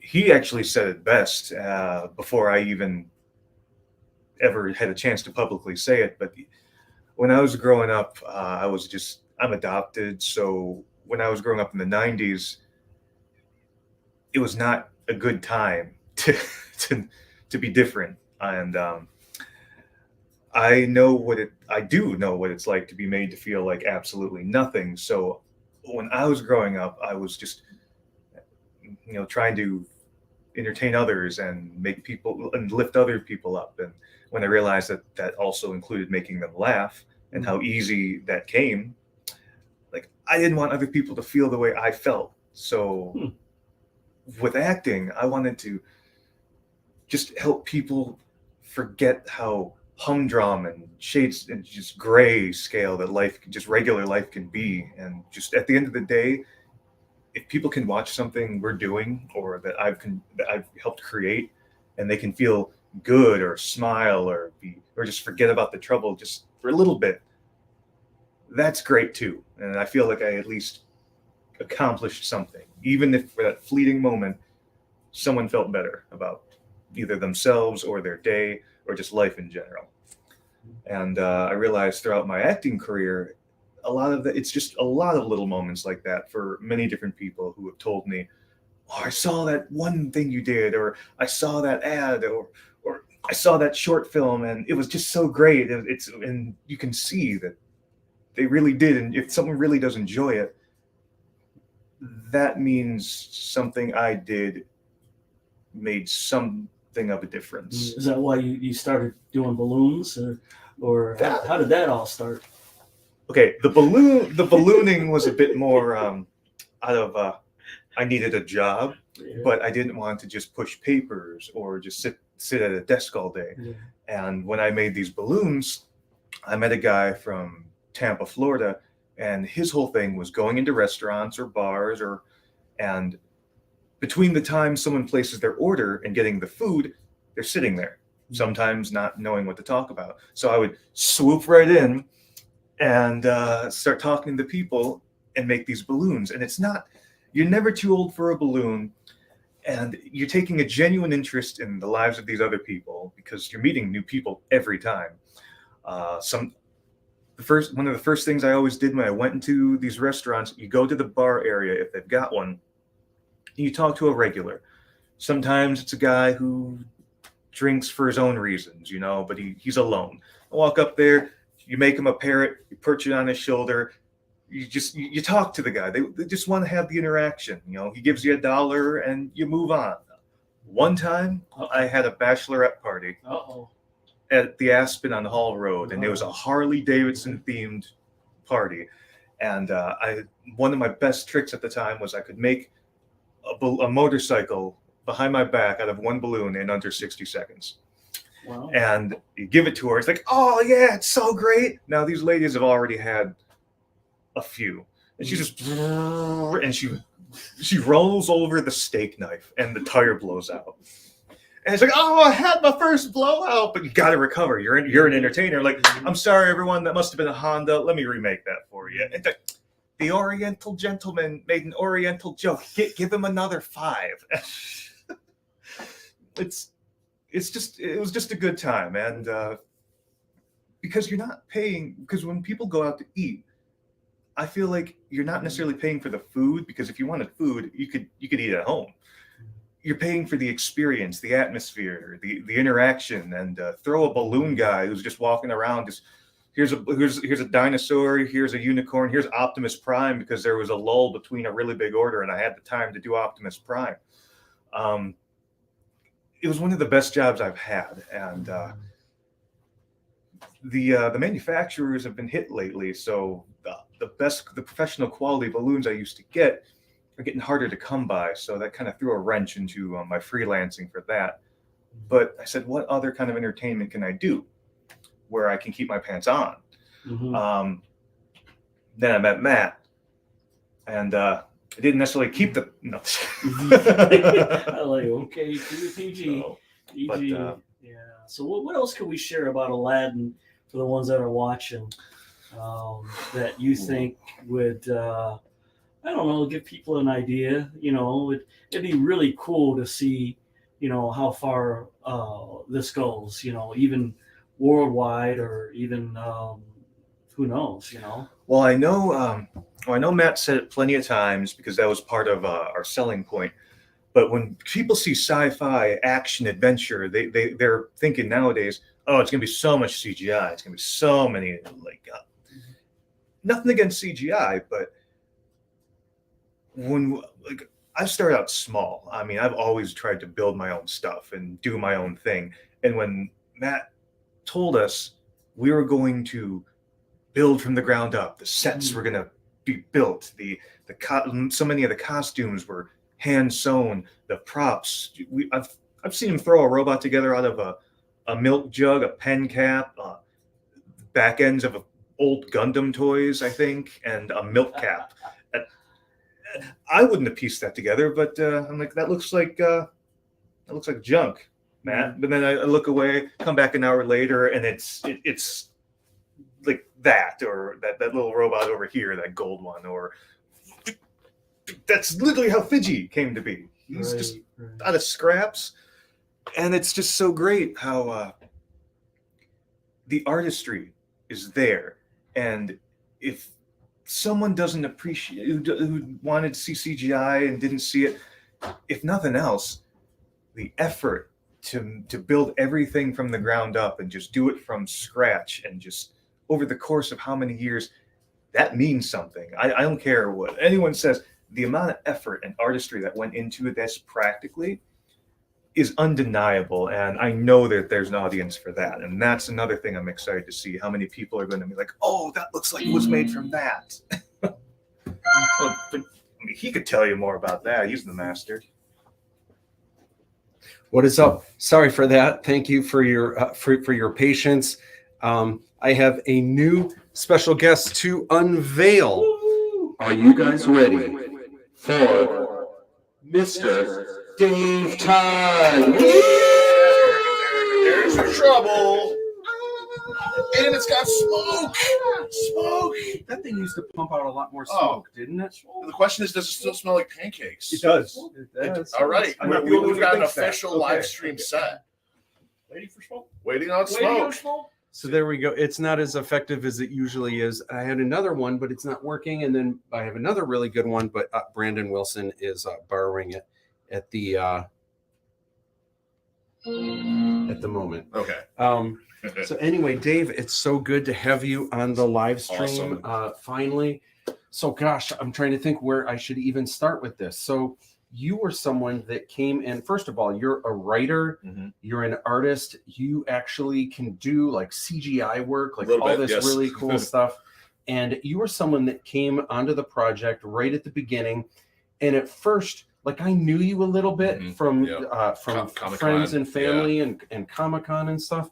But at first I didn't really know the scope of your creativity and everything. So at first you were just kind of came on board simply just lending a hand, and like you just kind of birds of a feather flocked together, and you were drawn to the project, and you were always a super big help. But it was this really neat thing because I knew you, but I just didn't know the scope of your creativity and everything. And the more we worked on the project, because, you know, there's a lot of people sometimes that come in and help and they've got ideas or like, oh, I've got an idea. And you listen to the idea and you're like, oh my God. Like, no, but well, thank you. Well, we'll take it under advisement. Yeah. But you were someone that at first, like, I'm always timid with people at first, but you, like, every time you had an idea, it was like, that actually is a good idea. And I was like, oh, take note, Dave Todd. Okay, all right. And just the more and more we went on, it was like, it got to a point where when we were stuck and we needed an idea, it was like, what should we do? You know what I mean? And Right. it was this really cool thing that you just always a joy to work with. And it was really cool. We never had someone officially that was what we call, oh gosh, now I can't even think of what it's called, to make sure everything is like this continuity. Yeah, So we didn't have someone officially on continuity, but you more than anyone were the person that kind of stepped in and were always keeping track, regardless of what your role was, whether you were running a smoke machine or whether we had you running doing something else, or in Masked Nightclub, there's this epic spotlight. My Infinity Spotbot Your role. Infinity Spotbot role. And so many things that you helped out with, but no matter what. Oh, and playing a klepto runner, like actually, That's doing one of the some big ones. You've got and this martial arts background, like, oh my gosh, so many cool things to talk about. But the thing that was really cool is you were always, it's hard a lot of times in film. We call it hurry up and wait. So for a lot of people's roles, you're like standing around, and then, okay, we need something now. And you've got to like turn it on. But you were always every step of the way paying attention, even when it wasn't something directly with what you were involved with. You were always listening and always, as soon as we said something, you were quick to say, they didn't say it the way that you had it written down. I'd be like, oh, good. You know what I mean? So it was so great to have someone there that was always just paying attention, always on fire.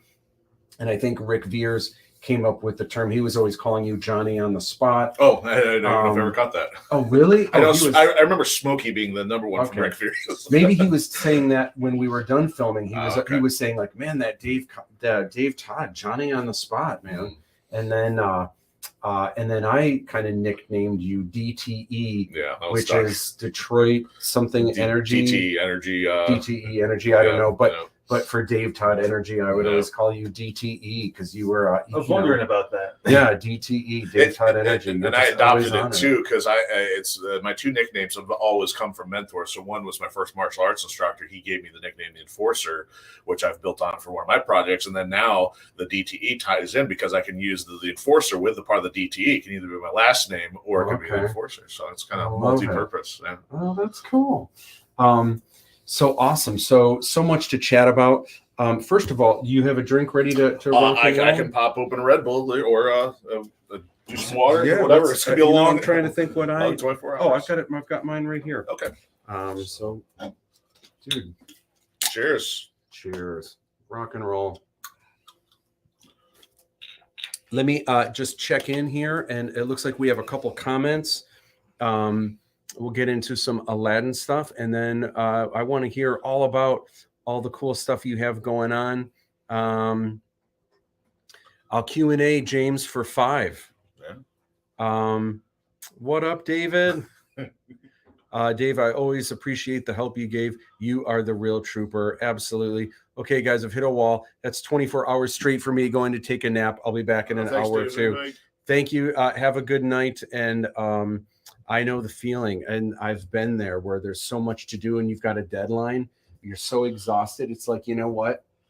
You have to make a call where I can keep working through like a zombie and not very effective, or I can take a 2-hour power nap. I lose those 2 hours, but then I'm back on it, and maybe I have a little bit of a recharge. Yeah, and I've observed you have, and I'm amazed at the regular schedule you have, and you make it work. I'm like jelly in a sense because I'd prefer to be a night owl, but with managing a day job and trying to be creative, a lot of people gotta stick with what works, and it's impressive that you guys who are the creatives and the crazy schedules keep it going. Yeah. So real quick, I want to take a look at the last reward tier. Okay, awesome. Because it's actually this is now sold out. This is the executive producer tier. This is where you get to see the first film before anyone, before audiences with me. Now this is sold out, but there is an add-on, and these are going quick. But this is an add-on where it's the same exact experience. You just don't get in the executive producer, you get original concept art, you get a 10-piece magnet set, you get 2 rare Aladdin 3477 t-shirts that previously were only available to cast and crew, and you get the IMDb credit as executive producer. So you don't get any of those extras, but either way, that's a swanky for this, experience. I mean, this is theater. a really cool. Mhm. Yeah, you get to hang out. You get to tour like kind of my own. I've got like my little editing suite. I've got the art studio. We've got the little That's library gonna be a fun upstairs. tour. But it's just hanging out. You Yeah. know, I'll make candy bar drinks, and it'll be just a fun evening, hanging out with me, watching the film, talking shop, and then I've just recently updated the theater. You don't have to take a look in there, but I recently put in. I was going to have curtains to kind Well, that's of right, because you muffle want to on go the for the side. classic style, but at the same time, you're going to pad that out, and it's going to work. I decided to go for the foam because this is even better. I've got it on the ceiling. I've got it kind of on the sides, and it just feels a little bit nicer, like a grander. You and gotta have the sound experience too. and it's got, it's not actually soundproof, but we actually did all of the walls with the double insulation. Okay. Now that it's got that in there, I mean, you clap and you don't No hear more it like echo. go, yeah. So it sounds really, really nice. And that's gonna be a lot of fun. yeah. So check out that add-on. yeah, for sure. We're going to come back to some more Aladdin stuff, but so I'm just curious, from your perspective. I kind of shared when bringing you on board, but what were some of your experiences like when you first, what were your thoughts when you first heard about this? I'm curious, and did you hear about it from me, or what did you hear? Because a lot of it's fun. Like I don't remember the first time I told you about Aladdin, but did you hear it from me, or was it from the Celestos? How did you even hear about this? Yeah, mine's interesting. It's quite a rabbit trail because I was not currently in the process of doing anything film related. So just a little bit of a background was my martial arts time was about 20 years ago, and we were looking to get into stunts, and we did some individual not movie clips, but fight scenes. So I had a little bit of experience behind the editing and the stunt work. And that dream kind of got tabled for quite a while, even after doing a couple auditions. So life takes over, college and other responsibilities, other creative projects. And yeah, through social circles, I think my mother actually caught wind of being able to help out first because she was helping Betty Celeste with wardrobe. Yeah. Now, you and I had met via Comic-Con, and I think we had interacted a couple times just socially, like you said. But we hadn't really had much chance to talk creativity and projects and things like that. So once I heard that you were working on a movie, I'm like, all right, I want in. How do I get involved? So initially, I think I reached out to you. Now, granted, because my experience was or at least my sole interest was the martial arts side of it. I think I emailed you like, hey, so if you need anybody for martial arts choreography, that'd be awesome. And I think you deferred me to a casting guy at the time, and I kind of got the not yet. So what happened was I think things got set aside for a little while until Clay Celesto needed some help with the set building. And, I'm like, hey, I'll do some time in the trenches, whatever it's got to take, because I wanted to be involved. And I still didn't even know the scope of the movie at the time. I just knew that you guys were working on one. So we started out with some basic set up when you had the sound stage ready to go. And then sure enough, you were appreciative of the help, and you were able to have me around for actual filming. And I think within the first few months, I started to understand the scale of what you were working on. And I'm like, I was sold at that point because here we are, two creatives, both building our own independent sci-fi franchises. I'm like, well, this is going to be a great learning experience. And then it has been a joy ever since, just because the friends and family, the bonds we've built over the time, the 5 years filming, and then you and I even working together afterward, even in post. So it's been quite the journey, and it's been pretty awesome. Awesome. Yeah. I want to chat about your sci-fi project. I want to chat about your art, and I want to chat about martial arts. But I want to chat a little bit about Aladdin 3477. Sure. And I want to chat about, during the time that we've been doing this Kickstarter, this was the initial campaign where everything has really blasted off. And in addition to the Kickstarter, there's been a lot of drops, like dropping the trailer and then this this Disney-ish video and like the music video and everything. And I just wanted to highlight some of these things. One of the first things was just having a draw this in your style for Aladdin. And it was just so awesome seeing, and this is still kind of ongoing. So using the hashtag, I believe it's hashtag Aladdin3477 DTIYS. Yep. And so I'm always constantly checking that out. There's new stuff that people are doing all the time. So it's just been awesome seeing some of that. The Recreate My Trailer contest was just that was epic, great. and There's some great entries. Yeah, and I'm trying to remember, did you what was your top pick? Do you remember? Because I had a little bit of an insight, of what the spirit of the contest was. So I knew you were really looking for trying to get the recreation aspect of, because we had bounced around some ideas of how to put the intro together.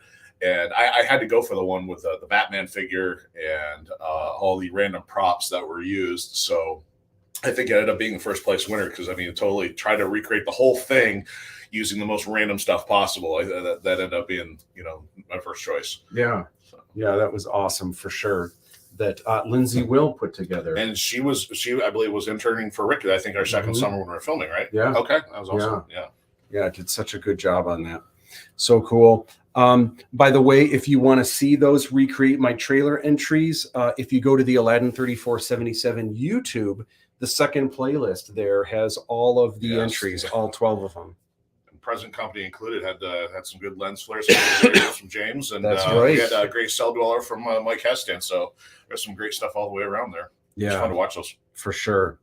The one jump ahead music video, so that was a lot of fun to do. That was a blast.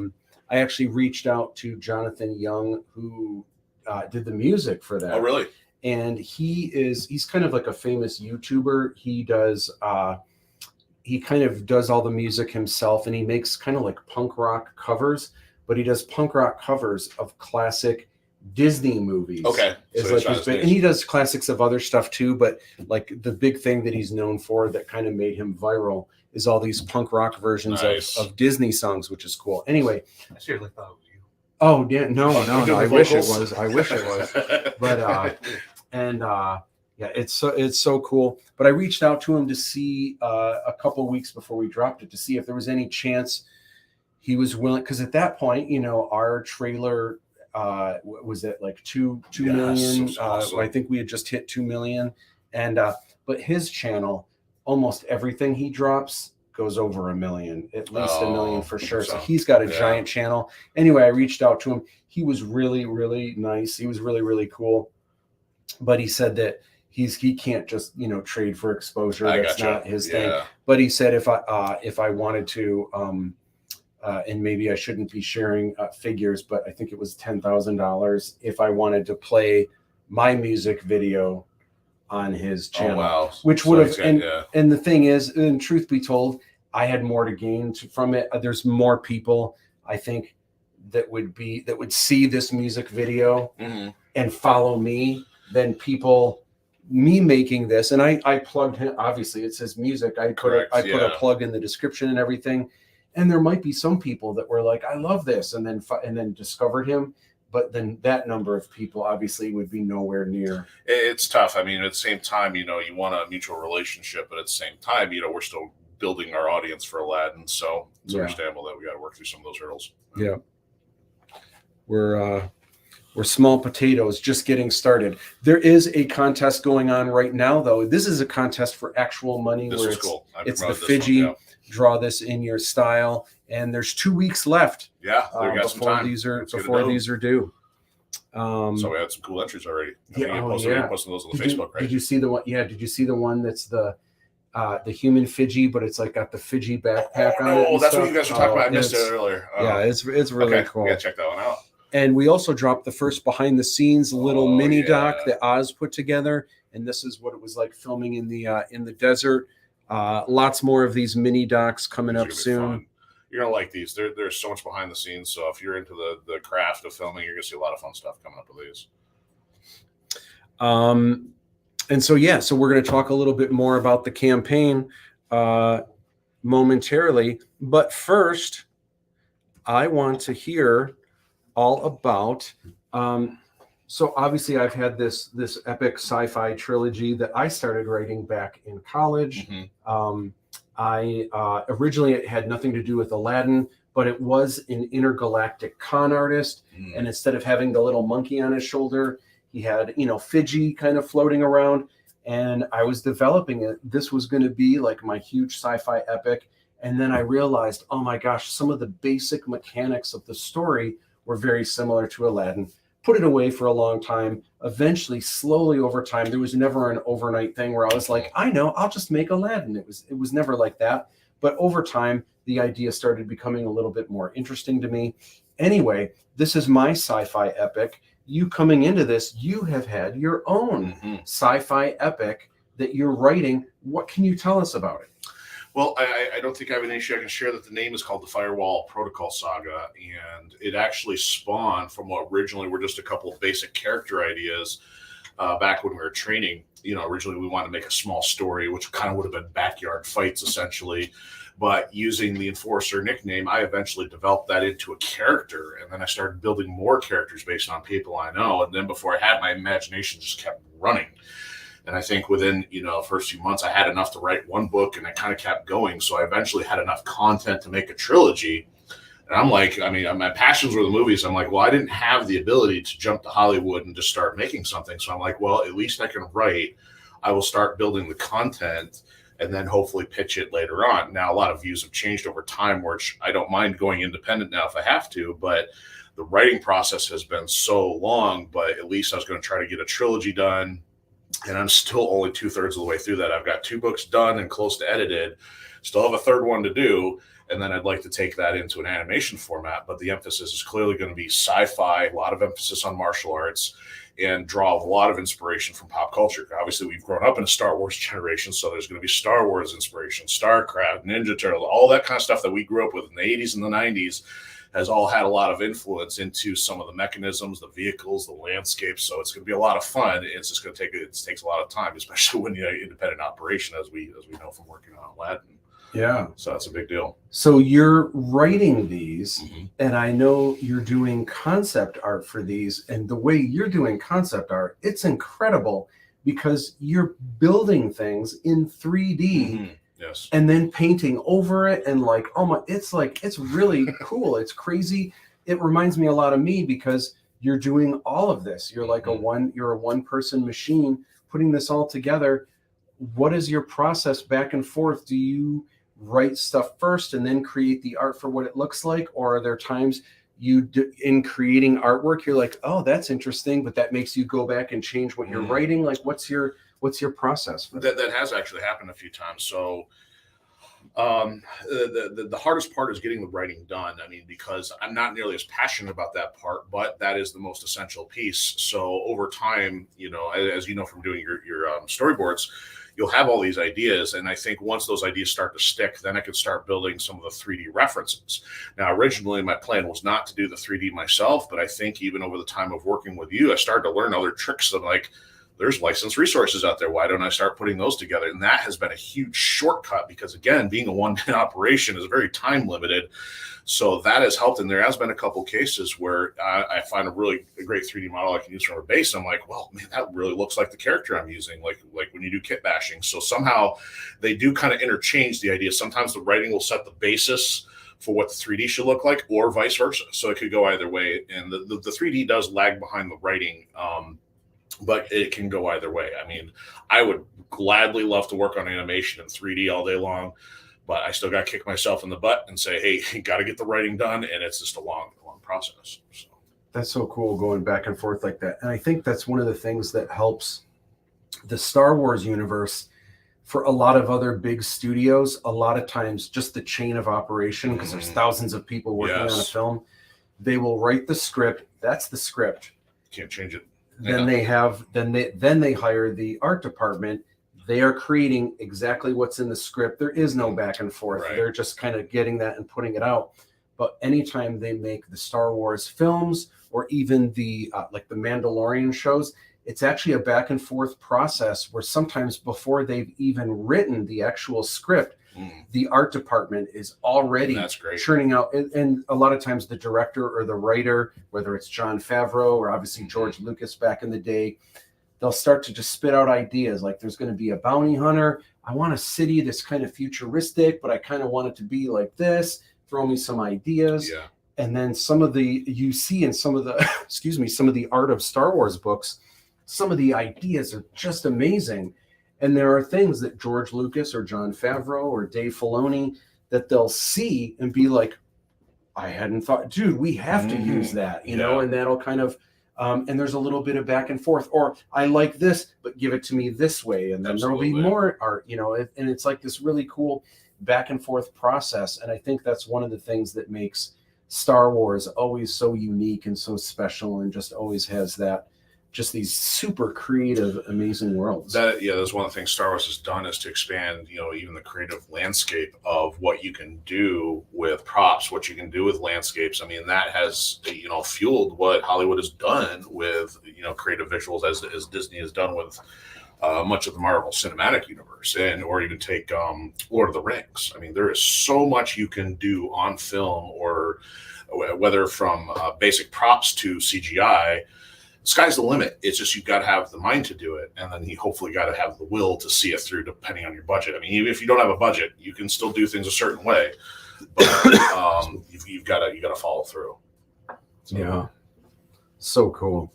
I wanted to hop to another thing that I wanted to chat about real quick, revolving around the Kickstarter. So one of the things I wanted to talk about now is just a little bit.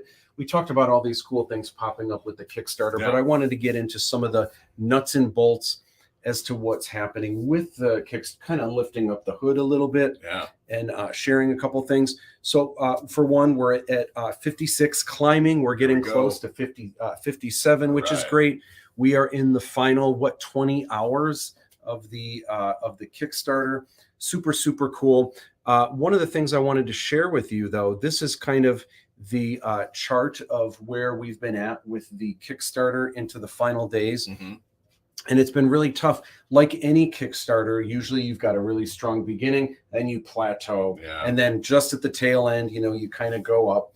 So one of the things that was kind of interesting, it's always a learning experience. I designed this, and I made 2 months. I've been planning this for well over a year. You've seen the charts and calendars and everything. So my plan was always to have something new every day, whether it's a new behind the scenes photo, or it's a new contest, or a new video. Like, there was always something big.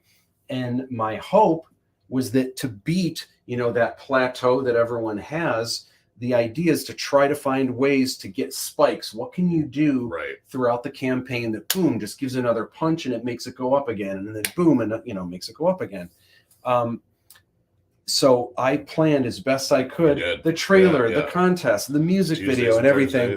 And I thought it would give us some, and everyone loved. And the cool thing was the response was great online. Everyone was like, "Man, this is so cool! You know, go get them, Matt.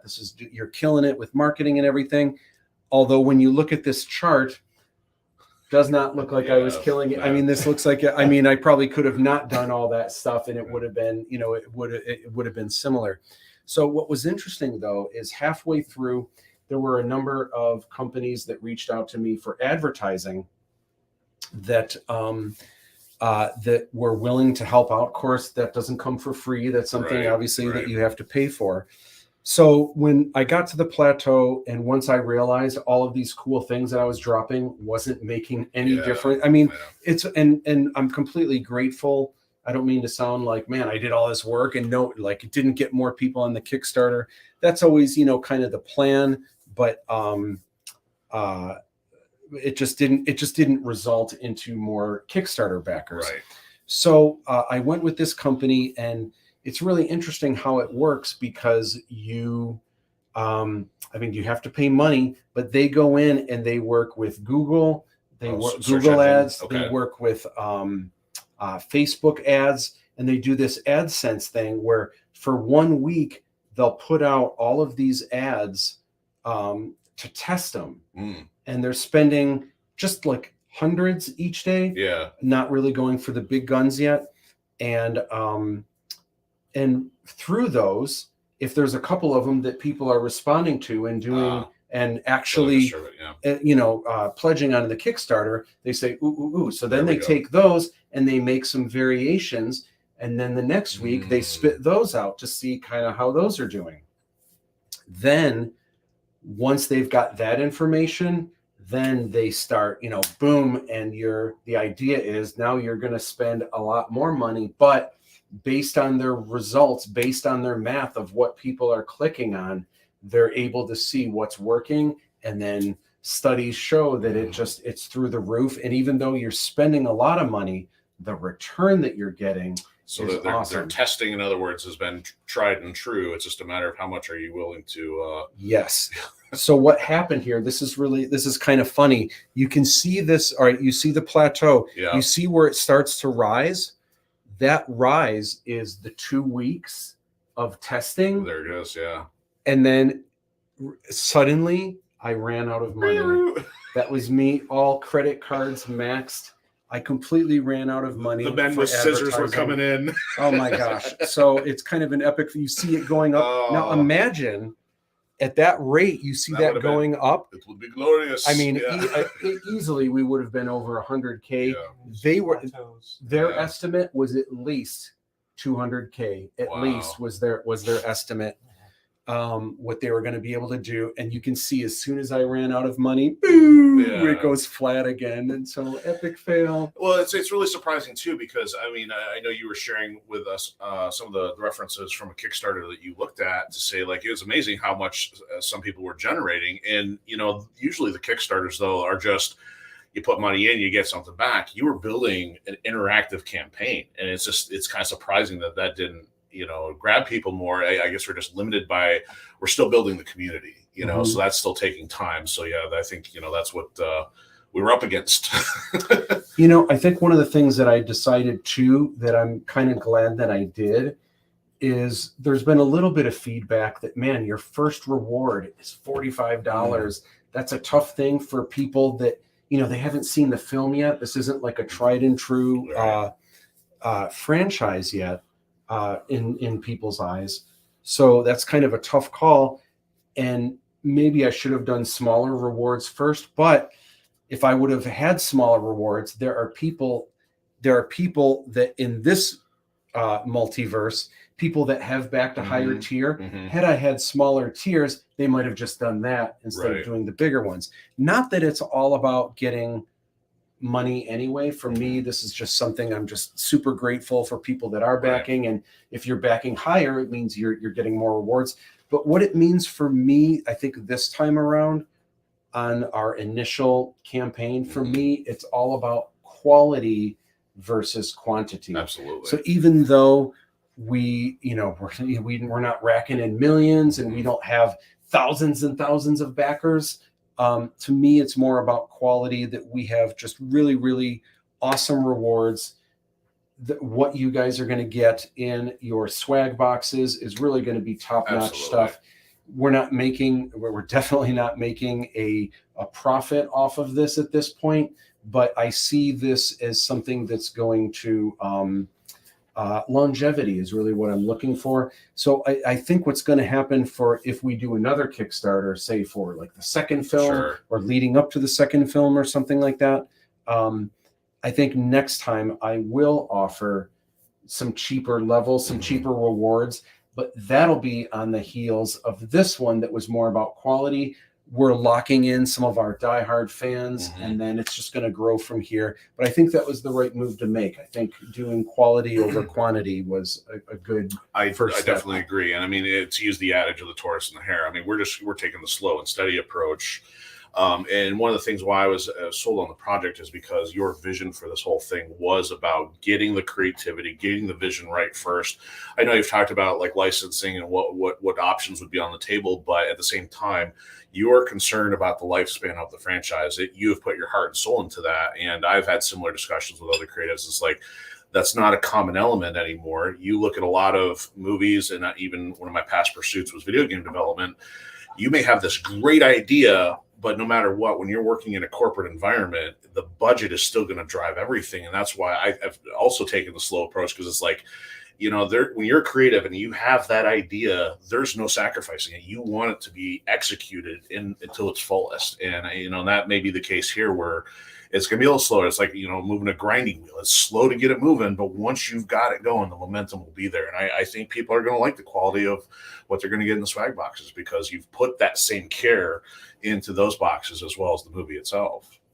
You know, you brought up something that that I kind of resonate with as well for my sci-fi trilogy, which is when I talk about the amount that I've spent on these films, it's hundreds of thousands of dollars. And a lot of people might say, man, you had that much to spend? Well, I didn't. There was never at one point where like, this is my money, thunk, all right, let's make a movie. I had, when I started, I had money saved up from George Lucas buying a bunch of my art. True. I had about 30-some thousand of it left. And within the first month of filming, that was all gone. Yeah. But the kind of the blessing of it was that because, especially filming, because that took 5 years, it wasn't like I had that amount of money from there. I was able to space it out. I've got my daytime job as a college professor, but also doing a lot of Star Wars art. There was a lot of times I took on jobs, not that I had the time to do it, but I just needed the extra money. So like, oh my gosh, 57 Empire Strikes Back trading cards.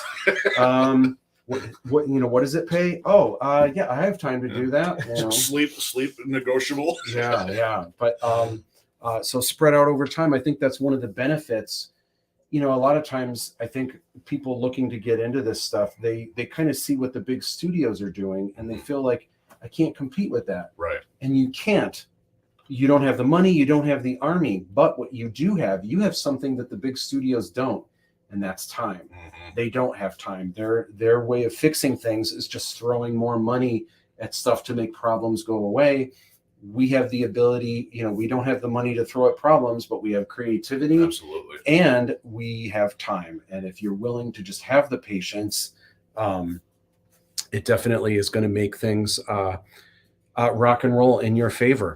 I wanted to talk real quick about the Discord that's being started. I don't have the link, but you can find the link if you go to the Kickstarter page. I did add it. If you scroll all the way down to my links, you will see the link to the Discord for those of you that are on there. There's a really cool group, and they're kind of sharing different ideas of like, which enamel pin do you like best? And it's just kind of a really neat, it's just a neat thing. If you're on that Discord, and Mike might be looking for it right now to throw that in. Real quick, I just want to say the live stream lounge will be running live on Sunday. I think it's just going to be me. It's just going to be a recoup and like a decompress, like, you know, like, with bags under my eyes and just kind of like recap and kind of talk about it. Live stream lounge will always be Sunday nights at 9 p.m. And we've got some special guests coming up. We're always going to be talking about Aladdin 3477, but in general, it's going to be creativity. I've got some special guests coming up, like artists that work on Marvel Comics, artists that work on Magic the Gathering, all kinds of fun stuff coming up. But in particular, not this Sunday, but the week after and the week after that, I have two artists coming on that are not AI artists, but the topic that is going to be AI explosive. Art. So here's the interesting thing. Both of these artists, they are running a show here in Detroit, and I forget what the show is called. I'm going to have them on. I'll have all the information together. This show is so interesting because everyone that's in the show, check this out. All of the artists that are participating, they are going to get a prompt, a word prompt with words. They have to create the art. Oh, there we go. What they know, but what they haven't seen is also the people curating the show. They're going to do the AI version. They're going to do the same. Well, they're going to do the same word prompts in AI. And then everyone going to the show, they're going to be paired up. The real person doing the art, the AI doing the art, and then you decide Are the traditional artists going to have time to do full pencil coloring and all that? Is it going to be long? Okay, so they'll have enough time because I mean AI kicks out everything kind of like full color. I mean, it's just such a short time. I mean, and traditionally it's going to take longer. So I want to make sure you get a fair shot at comparison. Yeah. It's going to be interesting. So I'm going to try to get to the show. Anyway, we're going to have one of these artists on. It's just a one-night show. We're going to have one of the artists on a couple days before. Then the show's going to happen. We're going to have the other artists curating the show after. So we're going to be able to talk about That's going to be fun. How it went and curious. What if people go to the show? I mean, I'm going to save my opinions for these live stream lounges, but what if people go to the show and they're like, I like this one better. I like this one better. I like this one better. I like that. What if the AI wins? Most of their students have very strong opinions. Yeah, I've seen even on social media. I said, some people have said AI. Well, you might as well leverage it. You may as well not get caught behind. But at the same time, AI itself can't replace the sheer imagination and will. I mean, I work in programming, so therefore I know that it's still limited to its inputs and what you do with it. So, not to mention, it still has a finger problem. Yeah, for sure. So I want to chat real quick, and I know we're going to have you on again, Sure. but I want to chat real quick about martial arts. Okay. And that was something, again, at first we had the Romanelli School, which was very helpful, and obviously Lindsay very helpful. She's going to be a guest a little bit later, but you definitely brought your A game, bringing some martial arts. You do martial arts fighting in the first film, Yes, and in the second film as well. In the second film, you get to use sai. Yeah, that was fun. And sai that's like your weapon of choice, right? Yeah. So a brief background on the sai. Like toward the end, after my training, after first black belt testing, got into more sport karate tricks and stuff. We wanted to compete doing all these flashy katas where you're doing flips and everything. And one of the popular weapons at the time was kamas, just because they're short, you make them look and do stuff. And I didn't want to do the same thing. And so I had another friend who was competing. He's like, oh, you should try sai. Now, personally, I didn't never care for sai. Raphael is not my favorite Ninja Turtle. Oh, really? But at the same time, once I started working with him, I'm like, you can do a lot with this. And then, that still also helped contribute to some of the character designs for my project. So that overlapped, and I just kept fiddling with them. Now, I was never formally trained, so of course, anybody from the Romanelli schools give me grief anytime I dropped them on set. But it was still a fun opportunity to get to use them, for fight scenes. So because we had so much variety, I don't want to spoil it. You have so many cool with the sai. That was so amazing. No, it's nothing practical, but it looks flashy, and that was the fun part. That's in the world of film. That's right. That's what you need. Who is your favorite Ninja Turtle? Mine was Donatello growing up. Okay. So I always looked at that as the staff or the bow being the most practical weapon because you could turn a broomstick or something into that. So I was always thinking, what if you don't have a katana laying around, how are you going to use a katana? Same thing with nunchucks. You got to have something available. So that was originally my reason for it. Now, you said your favorite growing up. You have a different Ninja Turtle. It's your fave now? I probably appreciate all of them more so. Maybe I gravitate more toward Leo now. But no, I like all of them now. Cool. So, but Donatello definitely as a child. Awesome. Yeah, me too, for some reason. Yeah, I mean, like I always liked the staff. He was always He's also more tech common savvy, sense. and he was the purple one. And growing up, I don't know, just like Michelangelo. There we go. Yeah. Michelangelo. now, it's my way. Mine was Raphael, but I grew up with before the cereal, before the cartoon. I was the comics, and he was just the loner. He was the misfit, and at the time when they first, like those comic books, they were real obscure. They were the black and white comic books. I was in high school, and I just, he was kind of the misfit, and so I really, at the time, I just really identified with that. Plus, I always thought the sai they're kind of like mini swords, but you can conceal them a little bit easier. I've taken advantage of that. So yeah, so just They got cool. rid of the sai. In what? One of the more recent. Did they? Yeah, they gave him Tonfa. Oh. And I said, why? And like, well, sai seemed aggressive. I'm like, Leonardo has swords. They switched Leo's out? No, they didn't. Okay. They kept those, and I said, does just the leader have to have the? So I saw a Aggressive recent weapon? promo that had a 5th turtle on it, and I know they've experimented with having a female turtle on there before. Is And I it- thought she is it had the a girl? lighter blue. Yeah, I think so. And I didn't. The I- I Venus de Milo. That was the original one, but there's a different name for the new one. And because it looked like she had like a yellow color, and she had like almost like the Vega claws from Street Fighter. I'd be So- interested in seeing it. Yeah, so they made her look a little bit more balanced with the others. So I'm not familiar with it. I know Turtles has gone through so many iterations over the years because they've continued to produce them, but Yeah, it's interesting. and recently, I don't know why, when they gave Raphael the Tonfa, that was in one that they also made bigger. Like he's hulking out. He's a Oh, juggernaut. is that where he now. was the snapping turtle? They tried giving them different turtle variations at one point too, which is an interesting creative choice. And I said, oh, okay, I guess. But the Tonfa is something I just can't unsee. Yeah. Again, Tonfa is kind of like Psy. You can do some flashy stuff, but because they're not Much more metallic, defensive. yeah, they're not. I mean, unless you're getting like a police baton, if you got them where they're shiny. But I mean, to me, it's not quite as flashy. You want something that really catches the light. That's why people use the comps. They put like reflective tape on them and everything. So different things people would do. I should point out that in the second Aladdin 3477 film, you're going to see laser. Oh, those are Tonfa. awesome. Mhm. Yeah. So Lots of cool laser martial arts weapons and so much stuff that I can't wait to share. Was there like a favorite moment that you had in terms of the martial arts fighting? Was there a favorite moment or scene or thing that you that we see in these films that was just kind of a favorite when you were behind the scenes doing the fighting and stuff? I mean, initially I was happier than the pig and doo-doo just to be involved with the choreography, you know. So, but you know, when we were involved with, I think with the first set was at the spa with the Indian guards, I was able to see that you already had a good handle between you and Ghost. You guys already had a good sense because what I've observed from Hollywood was that martial arts fight scenes are definitely on the back burner compared to the large scale production. So it's a lot of camera shaking or getting your stunt double and obscuring the shot.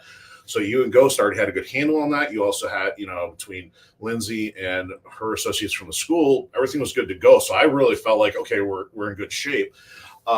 As far as techniques and being there, there wasn't anything to me that stood out, but I was glad to be able to use something specialized, like you said, the Psy, but also you had a special fight sequence you wanted me to do with a klepto scene between Umi in the first one. I'm glad that came out really well because that was fun. So that gave it some, you know, there's a lot of klepto runners. So to have something signature in that, and I don't want to give it away, but there's because of playing a couple different kleptos, there's a couple fun things coming up. I want you right now, I think it would be cool, and maybe I'll have you do this again later in the day.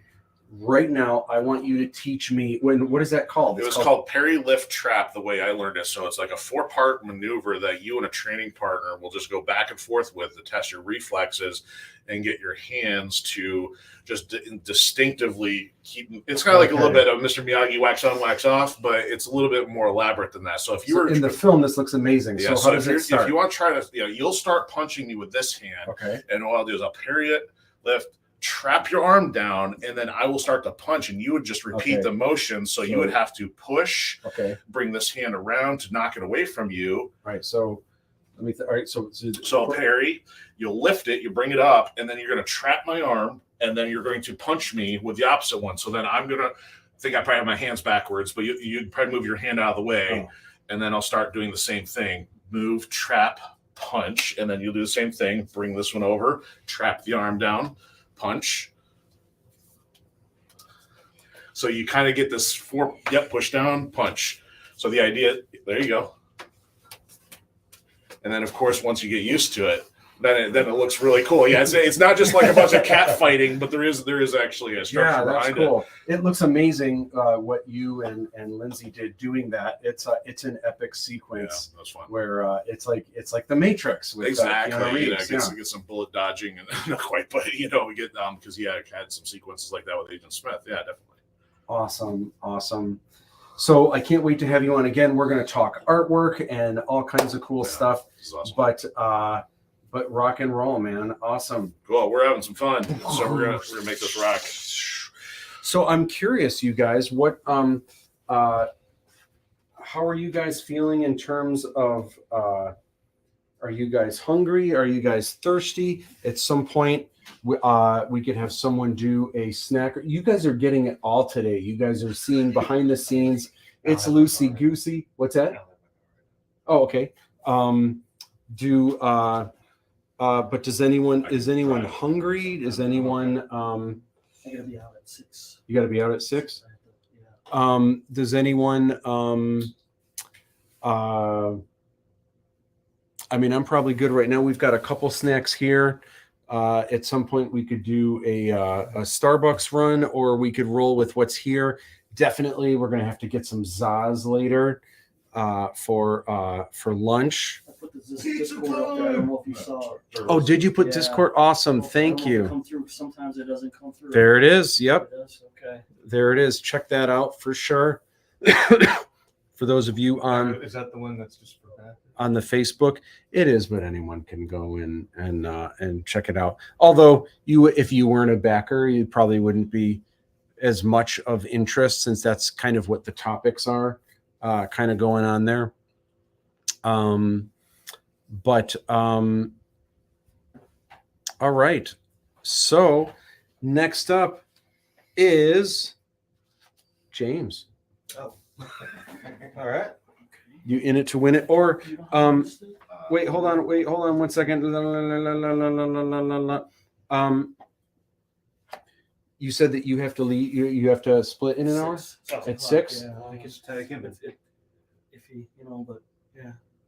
What, Mike? Let's have you on then, real quick, and that way, and then we'll have James on at 6. Oh, okay. I feel special. All right. Oh, wait, hold on. Oh. For those of you just tuning in, Are you ready to? Oh, well, let me make my intro. Okay, hold on. all right. Are you ready? Our next guest is Mike Heston.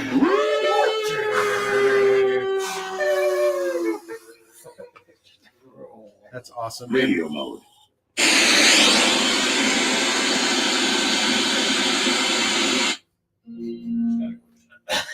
I don't know what that was, but okay. So yeah, this I wish I had the better smoke machines, but anyway, Mike, so good to have you on. So I also have a special little gift for you, just something in my research that I was doing for the designer toys, the Fiji designer toys, and most of the Fiji designer toys are cute little, people like this. This is a dunny, and but I feel like the quality is a lot better with what we have going on. But in my research, I was getting a lot of different figures in, and I got one that when I got this, I was like, who would like this? Mike would like this. Mikey likes it. And He likes so anything. I wanted you to have this cute Oh little my Deadpool, God. but it's kind of like Java Deadpool, isn't he Oh, cute? He's that's got so like little cool. glasses, and he's kind of Right. like a little. Okay, He's here, kind of hold a little- on, hold on. Here we are. And He's kind of Oh like a my little God. hipster. He's got his coffee, and oh he's my just kind of god, he's kind of that chill. is cool. And he likes having, just like us, he probably stays up really late, drinking, Yes. editing and Oh, drinking man, stuff. He's got the yes. awesome stash, the Oh my epic beard God. and stuff. Where did you get that? It's a Deadpool collectible, like little bobblehead. It might even be a That is cool. a Funko Funko Pop, Pop? but it's like a mini Funko Pop. I love it. I love it. This little And, Pocket look, Pops look, there. look, and then get the thing on the thing. They got the He's coffee. got the man And bun. you get the thing, and it's like, oh, that is cool. But he likes staying up late and Yeah. having deep conversations about the mysteries of the universe. I love this guy, man. He's awesome. Oh wow, How about him or Wow. or that? both of them, man. Both of it, dude. Right here. This is where it's at, man. Awesome. Thank you. If I haven't said enough, man, this Aw. he's like a brother to me. Dude, rock and roll. So Really, you he's can like you your can brother. super glue him to your dashboard. He'll stay on there. You have to super glue the feet, but then every time you hit a little bump in the road, he'll be like, "Oh, that's Dude, okay." I'm gonna wear it. I'm gonna be like, There you go. Aaron, Aaron Junior. There you go. Do you, That do you is have cool. do you have a drink? Do you need a new drink or anything? Oh, I think I have my. Oh, There is you that go. mine? Okay, yeah, cool. Um, I need something new. I'm trying to think of what I want for my drink. What am I in the mood for? I'm in the mood That Mountain for Dew was love. like almost too much. I haven't had Mountain Dew in so long that I could feel my lips trembling a little bit. That as Mountain I Dew was was drinking good, it. actually. You want me to grab you? I've got some here too. I was thinking the charger for this from this outlet there, since it hangs out right here for the gimbal. Would that work? I don't think you can charge it and use it at the same time. Okay. And I don't know if that's possibly. No, we can just, and we can, whenever we, is it dead? No, I charged it before we. Yeah. We'll just keep going until it dies, and then we'll just kind of go back and forth. Charged it when you were talking to Tracy. Yeah. Yeah, I got some stories I can tell. Yeah, I wanna hear some. Well, okay. So, so I don't know if we approach this, but I'm a filmmaker, and an award-winning an filmmaker. award-winning. Thank you for pointing that out. I try not to brag about it. But it's always been my idea that as an artist that we kind of go through these stages from I don't know, drawing to sculptor, photography, and eventually we as artists kind of grow and maybe expand, like me in the filmmaking. And I can tell you one of the biggest things that helped me was really deciding what I want to be, and I remember coming out of smoke over there. Oh, never mind. Okay, just the light over there. It's like Optical illusion. I was like, don't do that. optical illusion there. Your laptop's on fire. So I can remember the first time I decided to become jump into filmmaking, and it's one of these pivotal moments where it's either you do it or you don't. So there was this local contest at the Horror Film Roulette for our local viewers, if you know what that is, basically a film contest. And I can remember thinking, do I really want to do this? Can I do this? If I do this, it's gonna suck, man. Because I've never really made a film prior, other than just playing around and such. But all I had with me at that time was a phone, and it was not this one. It was like really, really, really, really old. So I can remember going to this area where I'm like, okay, we're gonna film this, but do I really want to do it? And I think at that moment, had I not decided to make this film, even though it was really crappy, I'll probably never show it to anybody else. I don't think I'd be the artist or the filmmaker I am today. So if anyone, is watching this and then you're trying to decide, whatever you want to be, whether it be an artist or, engineering or whatever, I think you have those pivotal moments where you have to tell yourself, is this what I want? Or am I going to let the fear stop me? And then that's what it is. Basically, it's the fear of whatever. Some people call it success or whatever, but I think it's more than that. I think when you decide to actually do it and not care about maybe it may suck or not, like making my first film, then things sort of come naturally to you afterwards, and then the film I made after that, it wasn't as good either, and then I made another one and it was just as bad.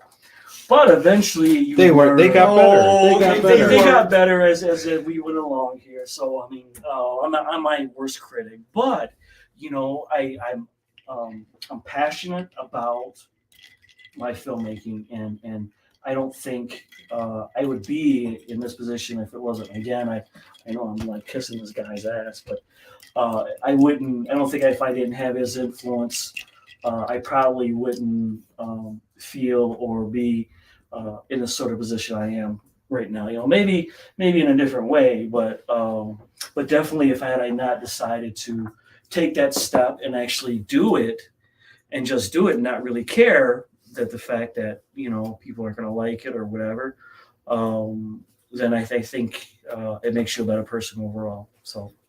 Let's not underestimate the Kung Fu Zombie movie. That came years later. That I'm talking like, we're talking years, a couple years before that. So, but yeah, the film I got an award for was, wow, it just, I'm very proud of that, man. It was really good. So, Wasn't that Dow? Yeah. Yeah. Yeah. I remember Dow, yeah. Yeah. Yeah, that was awesome. So yeah, it's just, I think you just really have to, I hate to say, you just have to do it, whether it be writing, acting, because if you don't make those steps, stuff like that is gonna haunt you. You're gonna be 90 years old, and it's gonna be like, I wish I would have done something 20 years ago. Not that you can't be an actor, at 90 years old, for example, or even a filmmaker. Look at Clint Eastwood. But I think you have those pertinent moments where you have to decide, much like when you went out to California, you decided, I'm going to make something of this, so you really have to put that aside and just do it, man. So, yeah. You get out what you put in. So. Exactly. Yeah. And I think it's, and the same is true of drawing, but for filmmaking, you've got to get those films that aren't as strong out of your system. So I've heard artists say, when they'll say, everyone says something different, but I heard one artist say once, to be a good artist, do 1,000 drawings. Just so you know, the first 999 are going to be awful. Mm. When you get to about your 1,000th drawing, that's when you're like a real artist or whatever. And it's true. It's like anything, practice, you got to get it out there. And I think there's a lot of filmmakers, you probably don't need to make 999 films before you're really good, but you've got to get a feel for it, and you learn so much. I have to say, doing Aladdin 3477, oh my gosh, I think all of us in the project probably learned a little bit. I hope we learned something. Oh my gosh, I learned so much. And it wasn't it was my first big rodeo, but it wasn't my first rodeo. And I learned so much. I can't wait to do it again. But like, I would do things so, differently, and I would, but that's the whole thing, is just what you take from the experiences. What do you, making mistakes is where you learn things, And I think there's a lot of people that go into filmmaking, they're so interested, but maybe the first short film or two that they make, the writing's on the wall maybe a little bit, and like, it's not, and then they give up because they're like, yeah, clearly I don't have but that's the whole thing, man. Don't quit. Yeah. And yeah, the first couple maybe aren't going to be that great, but stay on that horse, keep churning stuff out. It's just going to get better and better. Yeah. The best advice I ever heard was Zach Arias. I don't know if you guys know who he is, but he was this photographer, and he gave one of the best lectures regarding whatever industry you're in. And one of the questions that was posed to him was, I want to do photography or art, but I have my job, and then I have this thing, and life has just beat me down, and I want to do this, and I can't, and I can only get like maybe an hour in or something. And he goes, yeah, keep doing it. But what about this? And what about, it's like, yeah, I know, I get it. You got to keep doing it. You can't, because if life throws stuff at you and you stop, and there's a passion you still want to do, you still have to go. There's no easy path. It's not like you're going to wake up one day and be like, all right, I want to be an artist. Boom. And that's all I'm going to do. I want to be a filmmaker. I'm going to, or whatever you want to do.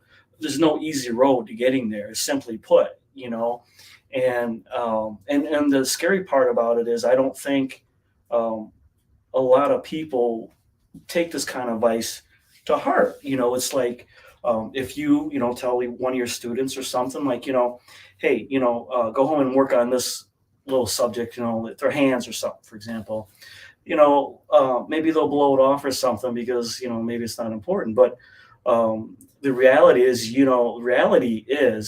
got to look to your peers other than just yourself. Because one of the biggest things I've learned through this whole process of this filmmaking and being on set here with Matt is it is about the people that you're with, the friendships, the networking. There's something to be said about the integrity, in life, that at the end of your life, whatever age that would be, and you're on your deathbed, you look back and you can say to yourself, I mean, this is my philosophy, that when I'm at that point, I'm going to look back and say, you know what, I did the best I could, right? I did the best I could. And without screwing anybody over, what I'm saying? People make mistakes that are true, but, stuff like all the negativity and stuff, it's going to haunt you. It really is going to haunt you. So friendships, networking, and just surrounding yourself with those types of individuals that support what you're trying to do. It's just that simple. If you want to be an artist, hang around artsy people. You want to be a filmmaker or actor, start hanging around those type of people. Surround yourself in that, and then brush up on it. Learn about it. YouTube. I learned so much watching YouTube. 101 YouTube University. There it is. People ask me all the time, well, how do I learn about this? How do I learn about that? There's tons of books out there. There's tons of resources. You have to make that happen. No one else is going to make it happen for you. And that's the truth. And again, a lot of people aren't going to take that advice, but it's the truth. You want to be a better artist, stick it out, freaking draw it. You know what I mean? You want to be whatever, it doesn't matter which field you go into, but that's the truth. And you really can't beat that. So for what it is. Yeah. Yeah. So I wanted to kind of take a quick segue over to the Aladdin 3477 campaign. Right now we're at 56,713, climbing our way to 57. Man, it would be great if we can get into the 60,000s. I just want to be able to say that we're sextupled. Have you ever been sextupled before? Oh, hey, if you hit it, you know what I mean? Get the numbers, and then if this were like a telethon, you could get the numbers up by doing a thing like Mike could do is a provocative dance, and then hey, if it'll get the numbers up, hey, we gotta whatever. We're your monkeys, so whatever we can do I will break dance for you. He will do it. I would pay to see that. It's going to be great. So I want to chat real quick. If I do this, hold on. Drop down, slide up, go to here. And it is the 24-hour live stream lounge that you are watching. So Aladdin 3477. If you're watching this, I'm assuming you already know all about what this is. It is Aladdin 3477. It is the tale of Aladdin set 1,500 years in the future. There's Aladdin and his sidekick Fiji, and this is the first of a trilogy. The cool thing about this is a lot of people might not realize. They might think, oh, we've got the first one. Oh, and then they want money. We're going to make 2 more. We have filmed all 3 movies. They're in the can. The first movie's ready to go, but the second 2, obviously, there's more editing and visual effects and sound and everything. But this is the first of 3 movies that are absolutely coming out. So this isn't something where, if the first movie does well, we'll make some more. Like, these 3 films are happening. They're coming out. Now is the time to get in on the Kickstarter on this initial splash. There's going to be just really cool things happening, because if you don't, this is what it's going to feel like when you see all of your friends getting the really cool rewards and you didn't jump in on the Kickstarter. it's going to be a smack It's gonna to hurt. the face. You're missing out on cool stuff Mm. like Fidgy the Fidgy. robot. I use those as pajamas. And Fidgy pajamas? No, in the image. Oh, gotcha. Right. There's James in the background. That's China right. Capital Arts. I think they were like kung fu suit. I'm like, it's like kung fu pajamas. Love it. The official trailer is already over 2 million views and climbing. It's just been awesome. Just been so cool. The music, the featured music artist is Cell Dweller, aka Clayton.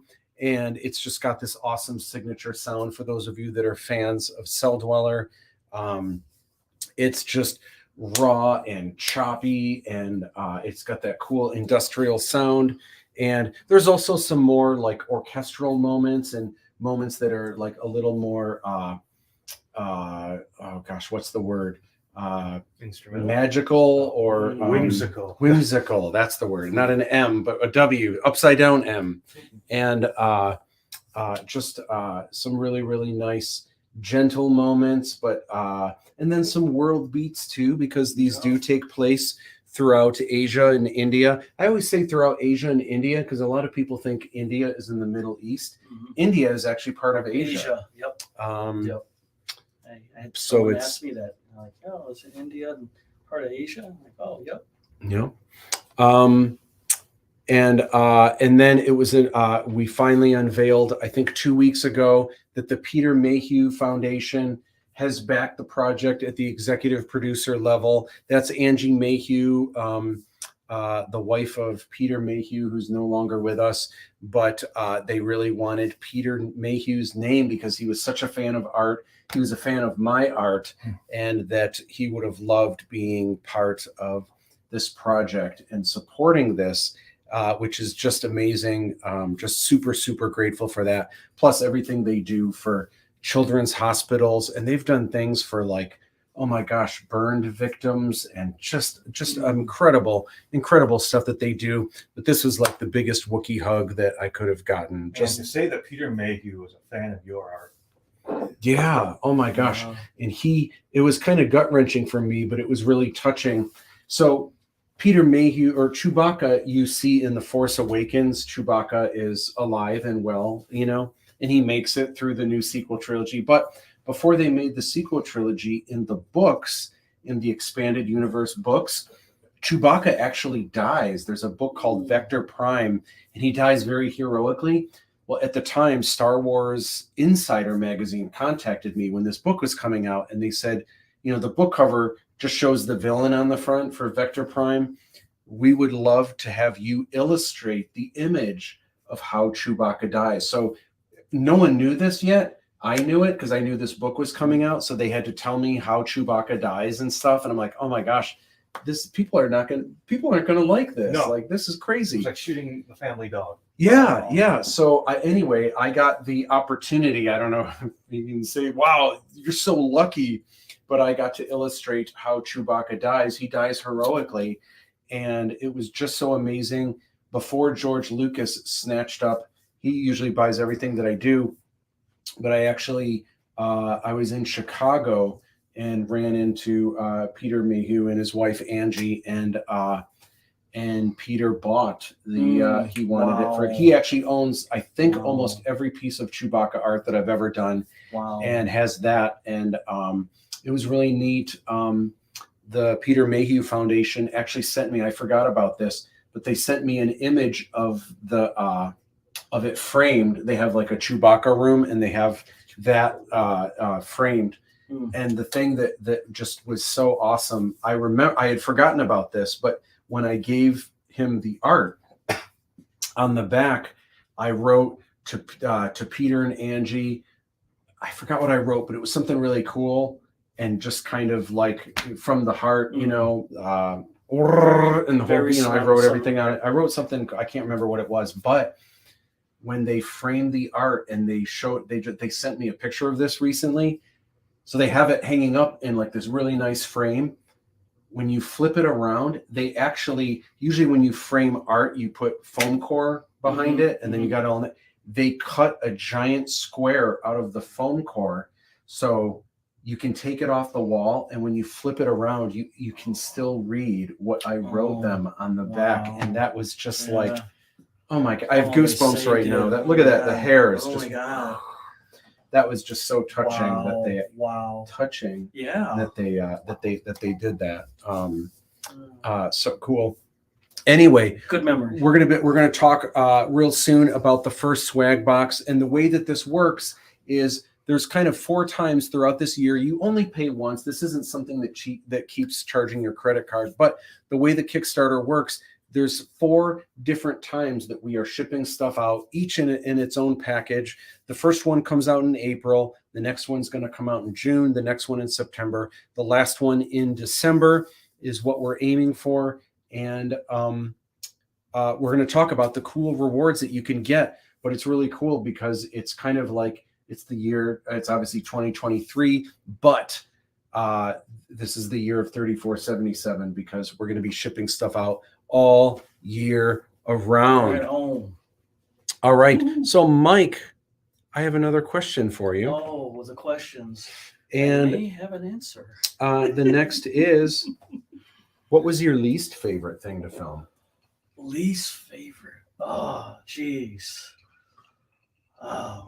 Was there something like, I don't know, hot and sweaty and 100 degrees, or was there something where I have to really stand up this whole time? Really? Couldn't I be the extra that's like sitting down in a lazy boy, just like chilled out? Like, was there, what was?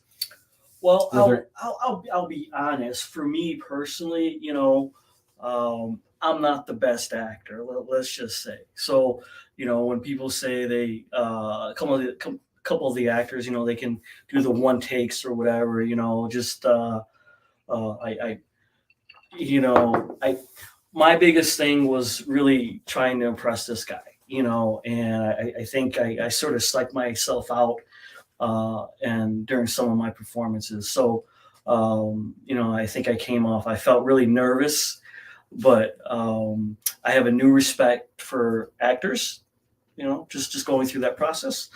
You know, I've acted previously, but on this level, it's definitely something I won't forget, and it is challenging. So, and I think for me as a filmmaker, it's definitely good to see that side of it, because if you're trying to understand your industry, you have to understand the nuances of your craft. You know, even as an actor, I always suggest that people try to understand how editing is, or what it is like to actually try to use the camera, you know, behind the scenes and stuff like that, and behind the camera, you know, because it just gives you a well-rounded knowledge of the process, and I think that's the most important. And it's just interesting to see how he made that process happen throughout this whole thing. So, was there anything that was sort of hard or, you know, difficult? You know, a lot of waiting around, I think, was probably one of the big things, you know, because, you know, you just have to wait. Sometimes your scene or your part doesn't come up until they finish the previous set. But you know, it takes a lot of hard work to pull something like this off. So, yeah, I just say I have a whole new respect for it, and you take the lumps along with it, if that answers your question. Kind of a long way around it, but yeah. Awesome. Hey, I just noticed I have a typo. I had said that this first round was going to go to 750, which is what I wrote down. This first round of the 24-hour live stream lounge actually goes to 850, and then we start at 9. I had said we're going to 750, and then we start at 9. This one's actually going to 850, just so you know. And real quick, I wanted to segue into the first rewards package, which is called, whoops, it's supposed to go here. It's called the Taj Mahal's Treasure. And this is the introductory package. This is shipping this spring, like literally a month 2 months after the campaign ends. This is going to be shipped out to you real soon. The book is almost done. The minifigs are ready to go. The enamel pins are going to be ready to go. All this stuff is happening real soon. But I wanted to just kind of highlight some of the things that people are going to get in the first swag box, the Taj Mahal treasure. Number one. So first of all, I think the coolest thing that you're going to get out of this alone is worth the price of admission, and that is the official collector's edition. This isn't the final version of the cover, but it's going to be something like this. And this is cool because I grew up. Did you have any of these growing up, like the official collector's edition for any of these? Yes. Which movies did you have them for? Oh, geez, I think, I want to say like the Batmans and I want to say even there's a Lost one, but I don't think so. There might be. Yeah. For Lost. I'm trying to remember. There was actually a magazine you worked on that I got, and I can't remember the name of the publication at all. But yeah, I've always collected, stuff like that. Yeah. Yeah, I'm just so stoked on this. I grew up. Now, when I grew up, and I don't mean to be like in my day, the way that's things what it is were back in how I our grew day, up. But when I grew up, because we didn't have the internet, because we couldn't just watch the movie trailer over and over. Right. The things that I did have was I could save up my money and I could get trading cards, and I could look at those and kind of relive the movie experience looking at trading cards, or magazines, or the official collector's editions were my favorite because they didn't have advertisements. And you could get like Starlog and stuff, but even if Starlog had like a feature on Star Wars or something like that, it would only be like 6 to 8 pages on Star Wars, and then the rest would be, Star Trek and other stuff, but it would just be a smidgen of Star Wars, where the official collector's edition from cover to cover would be all Official. new Star Wars and official because it was the official collector's edition. To me, though, when I was a kid, that was serious beeswax. Yeah. So cool. So it was really important to me. I really wanted this to be part of the experience, was for everyone to get the official collector's edition. It's 96 full color pages. These are just some of the spreads. There's obviously the foreword with me chilling out. That's how I was when James came in for his audition. That was me kind of like lounging, except it was on that couch over there. And it was like, James, impress me, do your thing. And this is really cool. This Fiji layout here, where it shows kind of the schematics of all the different things, all the pieces of hardware that Aladdin kind of kit bashed Fiji together. Of course, there's the Princess of India, who, by the way, is going to be a special guest later on. I should maybe say, just for people that are interested, some of the special guests that we have coming up. Of course, we're going to have Mike again. We're going to have James again. We're going to have Dave Todd again. Melissa Gallup is coming in at 9. Missy at noon. Paul Michael Caine is going to be video streaming in from New Jersey, just outside of New York City. And Lindsay is coming in at 2. Alex Ghost Jacobson, who's our director of photography, at 3. We've got Steve Pankatai, coming in at 5. Christy Porowski, which is the Princess of India. She's going to be back with us again. John Rick, who plays Brej. Cam Turner, who plays a bounty hunter, and he also plays Rajiv Vivek in the Taj Mahal. Aaron G. TV, of course, the Djinn of Wisdom, who is with us on Sunday. He'll be back again. And then, of course, Eric Steele, Aladdin himself, ringing it in into the final hours. Party on. It is a party. Party on Earth. So in the official collector's edition, there's kind of some, it doesn't really ruin the plot or anything. It just kind of has some loose plot points, shows some of the different locations, talks a little bit about some of the characters you're going to meet, some of the equipment that you're going to see, some of the characters. There's James and Cam, which are kind of the two. There's a couple bounty hunters that you see, but these are two of the main ones that you're going to see. Cameron? Oh my gosh. Oh my God. This James photo is Cameron. James Cameron. Oh my God. I never like, Wow. and this looks Wow, like it's actually this looks backwards. like a It's James Cameron. But no, the Kind one of a on the other Cam- side, yeah. I mean, One with at the the bottom, smoke in the yeah. background, that's Yeah. kind of a James Oh. Cameron shot. I like it. Taj Mahal. Of course, there's some really cool behind the scenes in this book as well. Cannot wait for you to see it all. In this rewards tier, you've got the 8 items plus the 2. This is 4, but Right plus the on. 2 thank you gifts. But you get the Aladdin minifig complete with all of the awesome accessories. You get a Fiji enamel pin, but there will be an opportunity. There's like the light and the dark. You'll have an opportunity to get both if you want both in the add-ons. I'll have that in the backer kit, which I'll have together in the next week or so. You get to choose one of 5 T-shirt designs. Mike, which Wow. T-shirt are you most interested in? I'll take them all, buddy. Well, you get. I know you're going to get 2 for sure.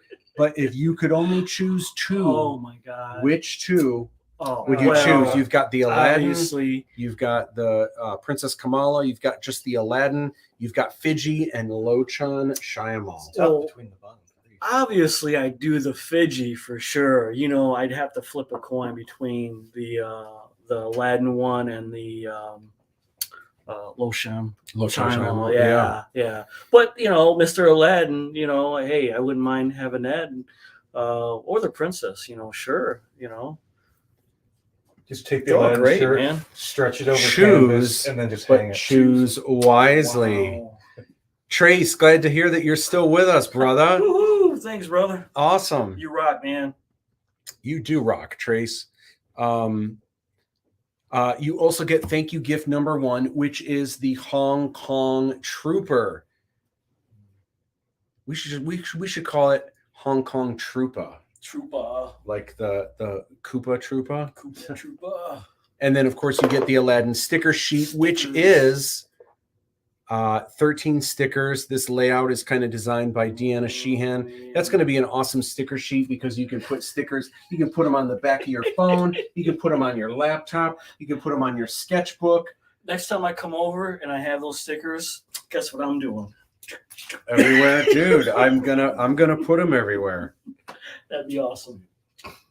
All right. So we're gonna talk about Jin's wise choice momentarily, but before that, I have another question. Oh, again with the questions. Again with the questions. Wow. So your character Daw has DAW.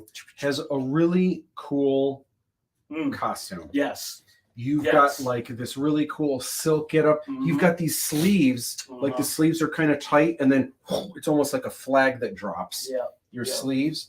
And then you've got this interesting getup Mhm. on your head where it's Right. almost like this crazy umbrella, but then this cool blue fabric that kind of goes Yeah. under, and the fabric has like kind of like these holes that kind of go through and Mhm. stuff. It's your space pimp hat. Yeah. It is like a space pimp hat. Yeah. And you are, this isn't getting into too much spoiler, but Mhm, you are mhm. this street merchant. Yeah. And you're kind of known as the person that can get anything, whatever Hmm. you need. You come to my place when you've tried everyone else and no one has what you want. Mhm. I can hook it up. But my question is, you had this really interesting costume, not including yourself, because obviously Okay. you had the coolest Oh costume. boy. But outside of you, yeah. who had the coolest costume that you saw? What kind of question is that? Are you Who gonna had the say? coolest? Well, I mean, I don't know. Like, You is see or how that he you've set it up? seen? It's like, no, I'm messing. So like was let's like see. was there an Oh, extra wow. where you were like, man, that's cool? Or you mentioned when the Hong Kong Trooper Yeah, came in with the yeah. armor. Was You there know, a costume that just like blew your mind? That was just like, wow, what a cool costume. You know, there was a lot of costumes that got my attention. You know, even even some of the ones that I put on as another character. You know, I wish I could have kept it because it was just that cool. You know, some of the other female characters that were on there, that was pretty cool on on a night set.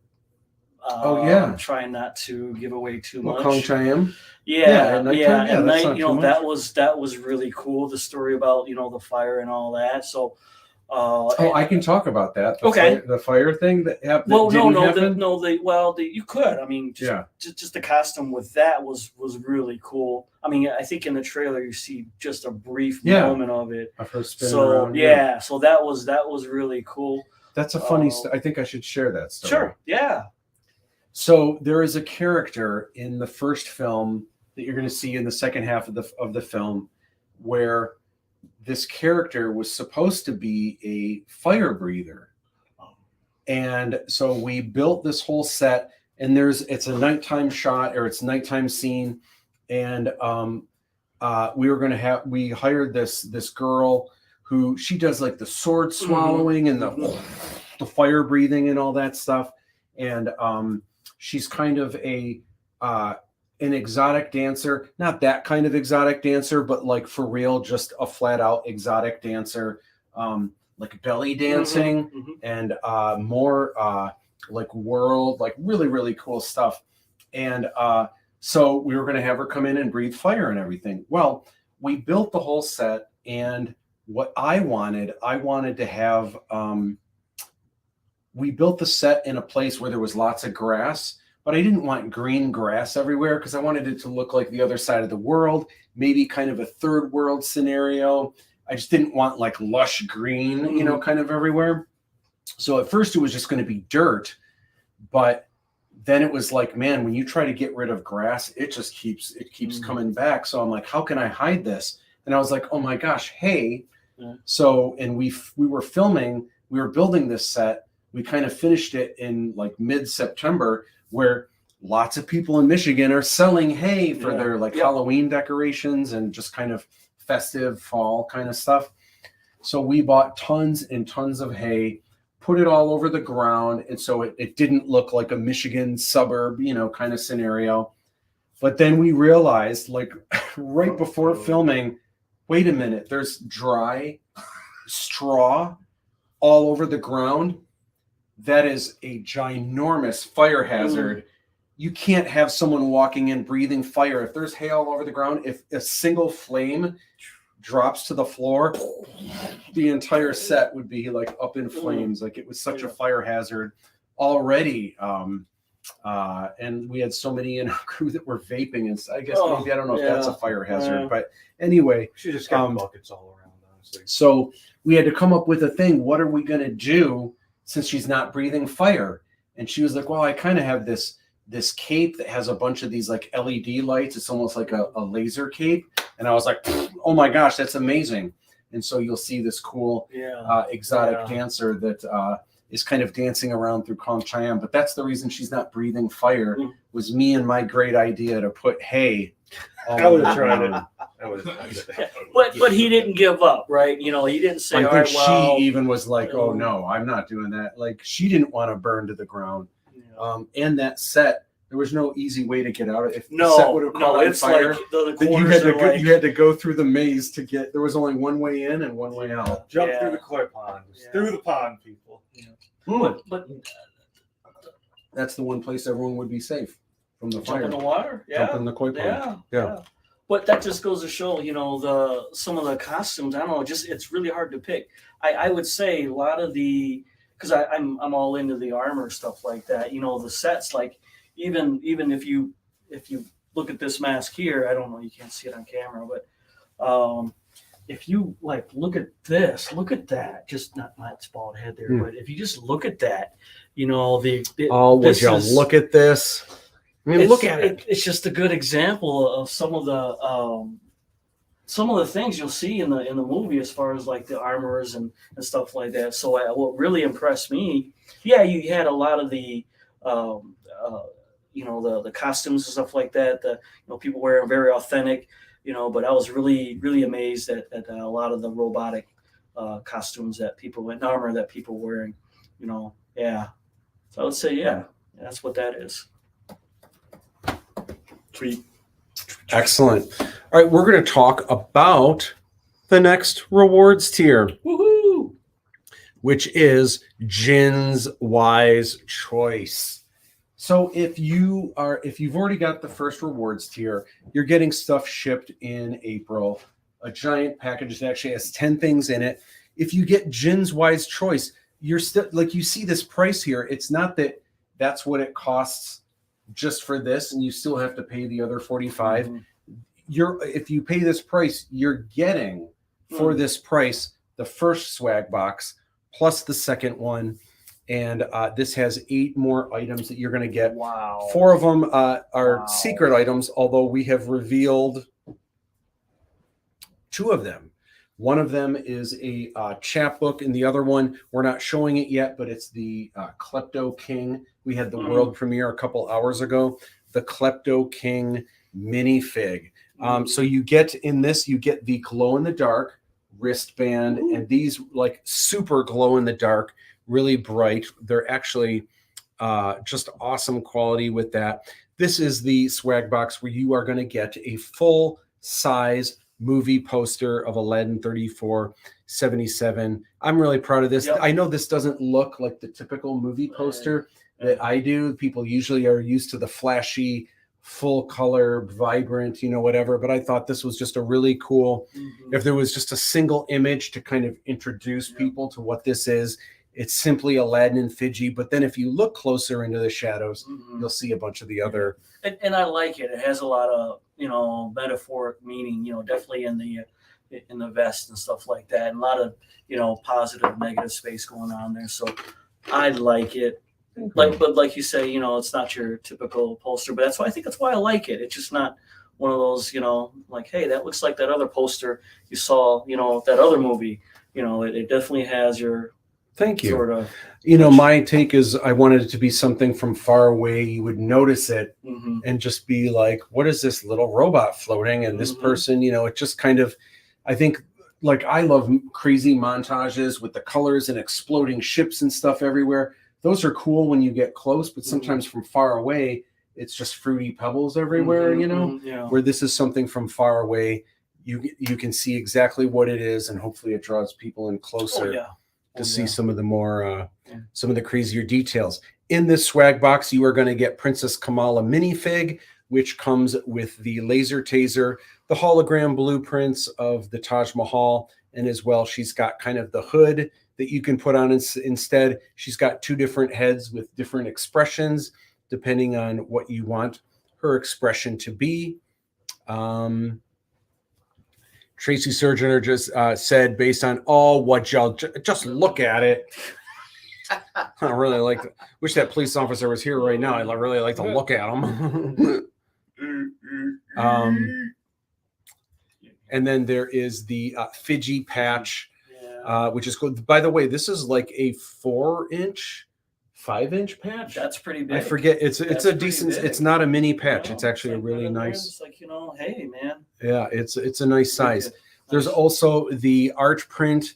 This is Nice. an 18 by 24, I think, is the size, or it might be 16 by 24. I'm not sure what the size is yet, but it's gonna be nice. It's gonna be a really sweet art print. So I want to ask you about that. Yeah. So you actually, that's like, it looks like a photograph, but you painted that, right? Well, Or you sort of. Am I getting ahead? Am I saying?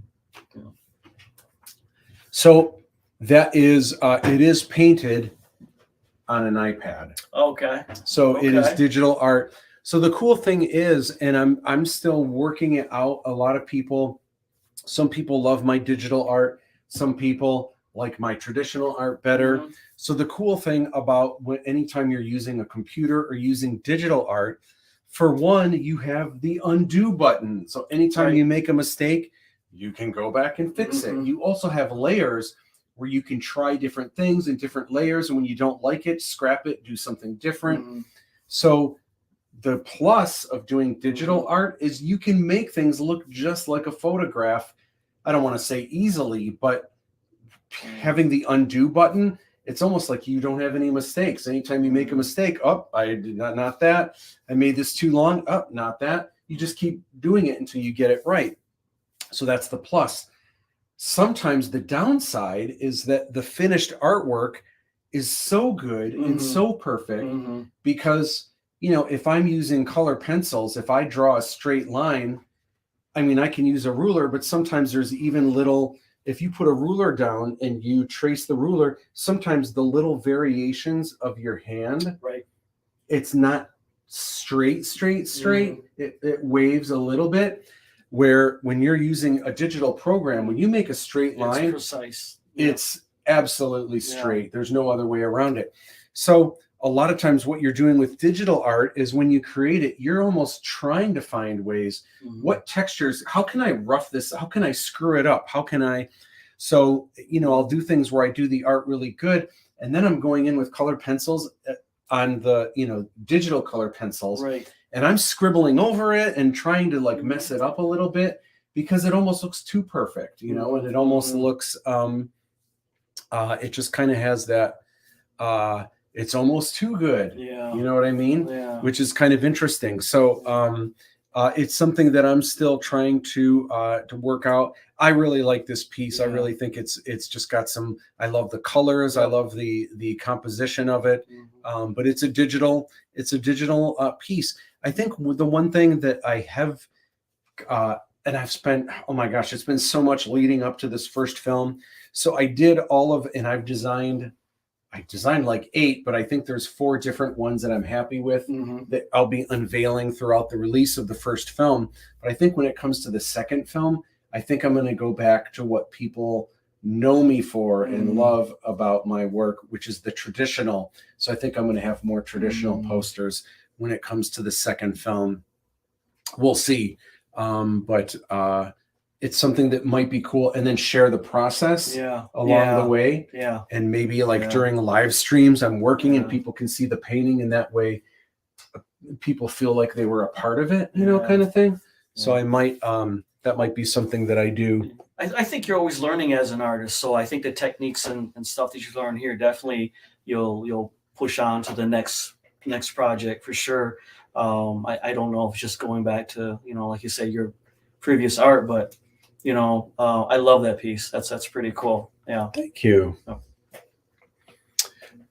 All right. Next up is, oh, there's one more thing that you get in the Gin's Wise Choice, the second swag box, and that is the Klepto King minifig. This is not an actual silhouette of the Klepto King. This is just an image on Google that I found. I think I typed in mystery minifig, and this was an image that came up.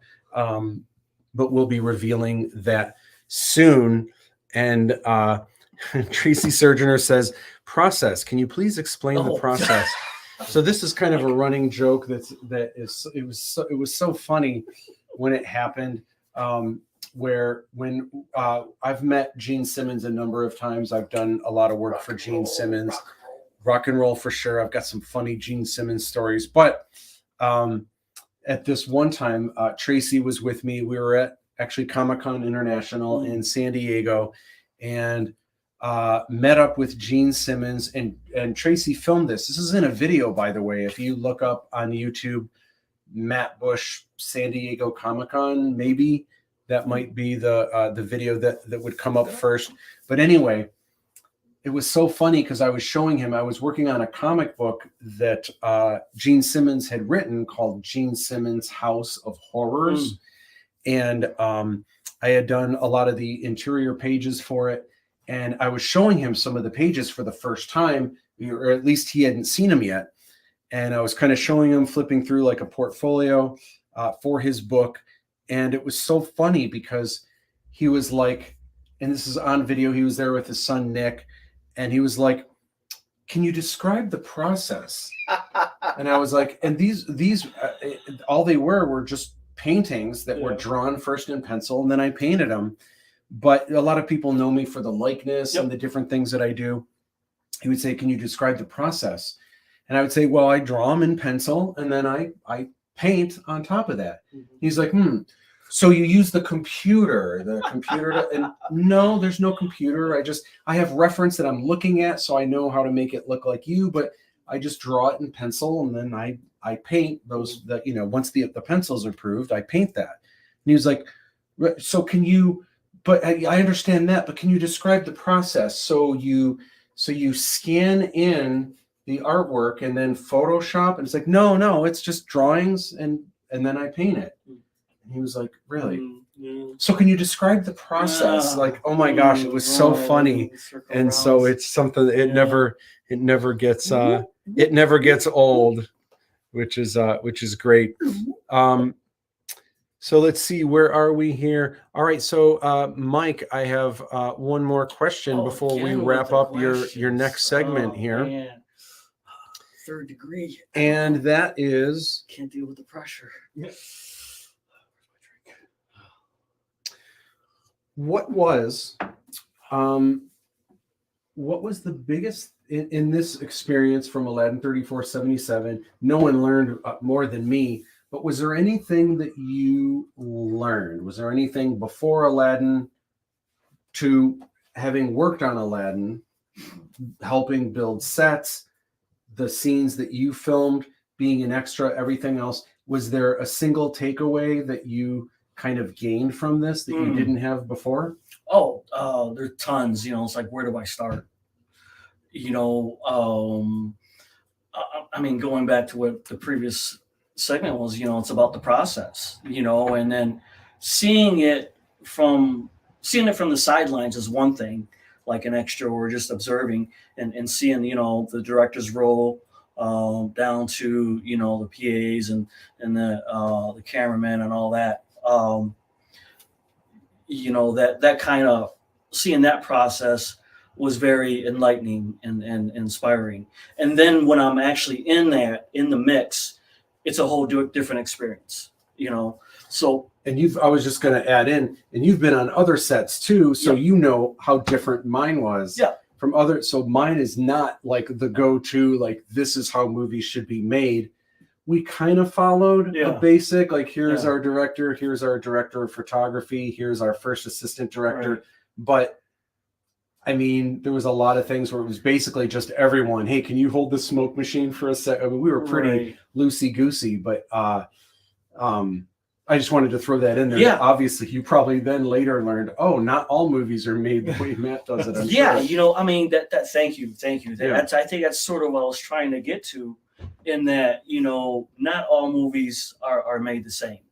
And it's not about doing it the right way or the wrong way. You know, for me, the exposure of seeing that process on Matt's set was a learning experience. And then I take that with me to other sets, and then I contrast that. You know what I mean? And you learn. It's like, okay, well, they do it this way, and then how do they do it that way? You know, and you sort of compare notes, and you learn from that. And then you go to a different set, and you find out they do it totally different that way. You know, so during that whole process, you know, it's sort of interesting to see.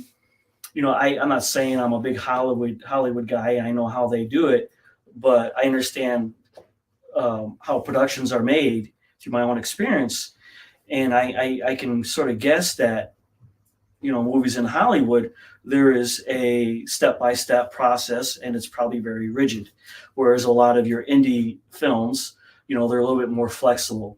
You know, so like maybe a film in Hollywood, you know, maybe one guy does one thing, you know, maybe you have a PA that's all he does, you know, he's an assistant, you know, you have a grip, that's all they do is they grip, you know, whereas, you know, you got an independent film and you're wearing multiple hats. You know, I've seen Matt, you know, although he's directing, you know, all right, you know, action, you know, he's picking up the boom mic, you know, he's moving a light, you know, and then, you know, even messing with sound in some cases. So, and that can be said with a lot of the, you know, like going from an actor, it's like, okay, get done with your set. Okay. You know, hey, you're, you know, moving some, you know, stuff around and stuff like that. You're helping out, you know, so there's interesting dynamic that way.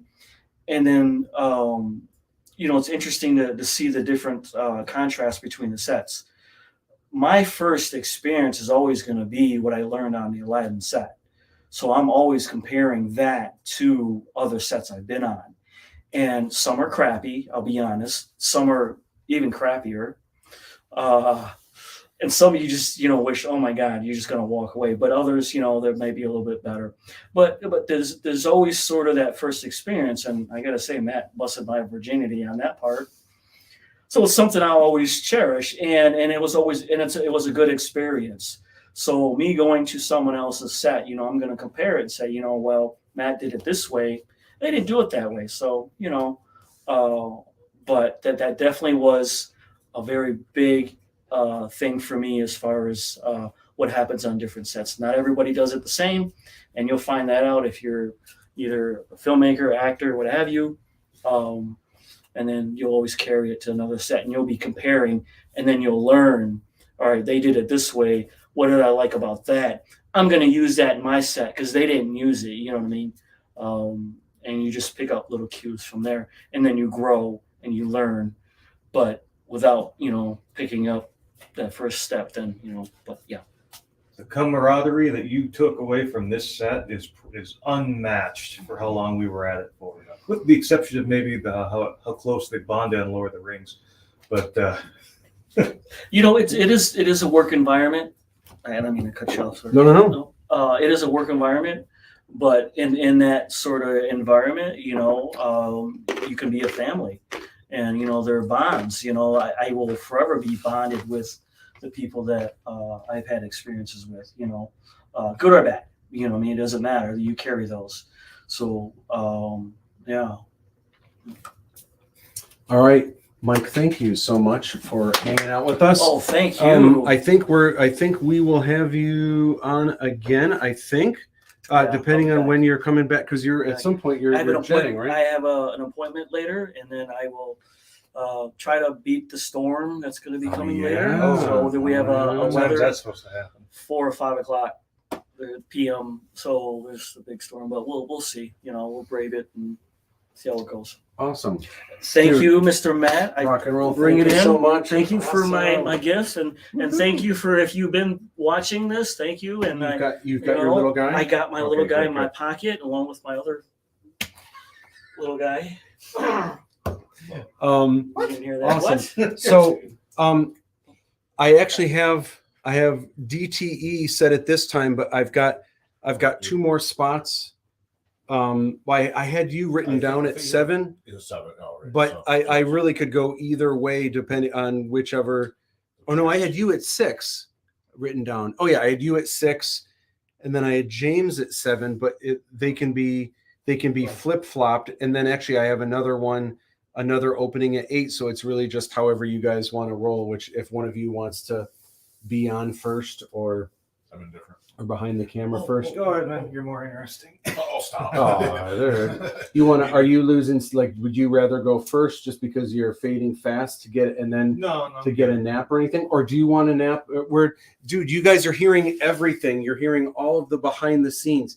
James, do you need to take a nap or anything like that? I do not. You don't really? For sure. Okay. Hey, real quick, when I come back, do I just text you or just open? Text me just so I know you're coming back in case because at some point Kip's going to be back out and and all that. Well, which is fine, but that way we can we can come up and get the door. It'll be better than otherwise. Thank you so much, Mike. Oh, yep. Thank you. Definitely be back.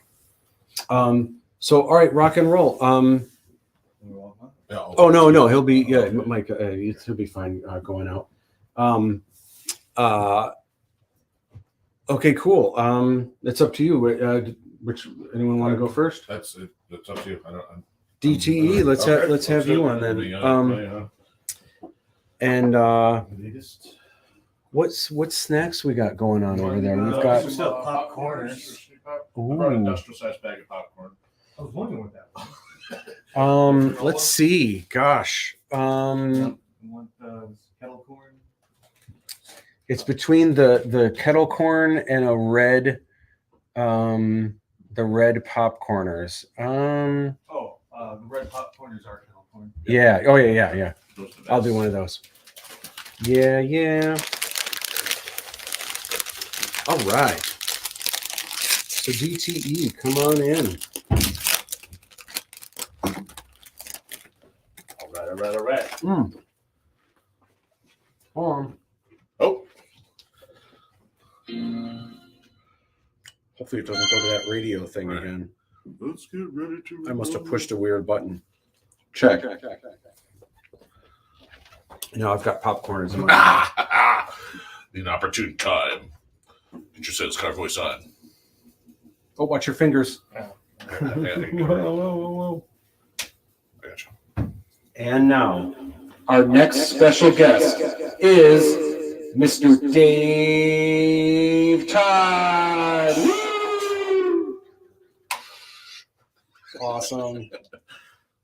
So, Dave, real quick for those people that may just be tuning in. So, you were an all-around, super crazy, amazing help to filming Thank you. the Aladdin 3477 trilogy, not just during the filmmaking, but also after helping with post, being there with me through a lot of the editing and the visual effects. You actually did some of the visual effects, Did a little bit. Yep. some of the digital visual effects for the film, which we're going to talk about your artistry coming up in a bit.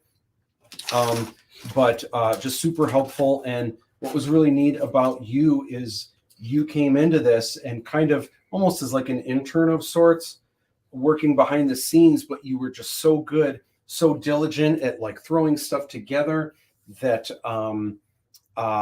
more and more we were kind of throwing more stuff your way. And it was really neat. I remember Rick Veers commenting on this is we would have a number of people behind the scenes, like some of his interns and stuff. There would be like 4 people and you would be one of them. And we would say something like, oh, we need gaffer tape.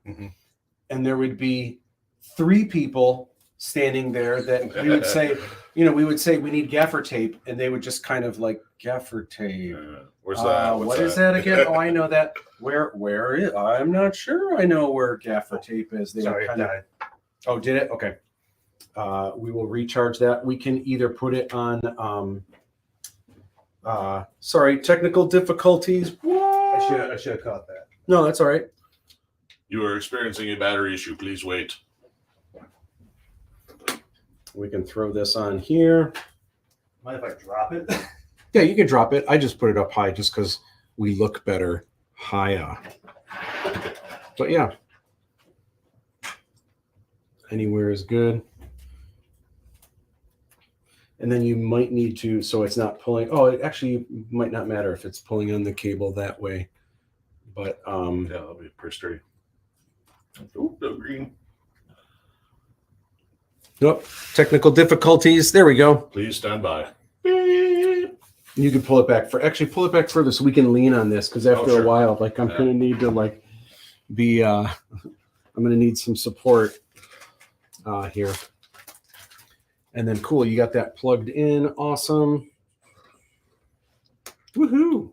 Oh, here, I'll leave this. I guess I can just leave this right here.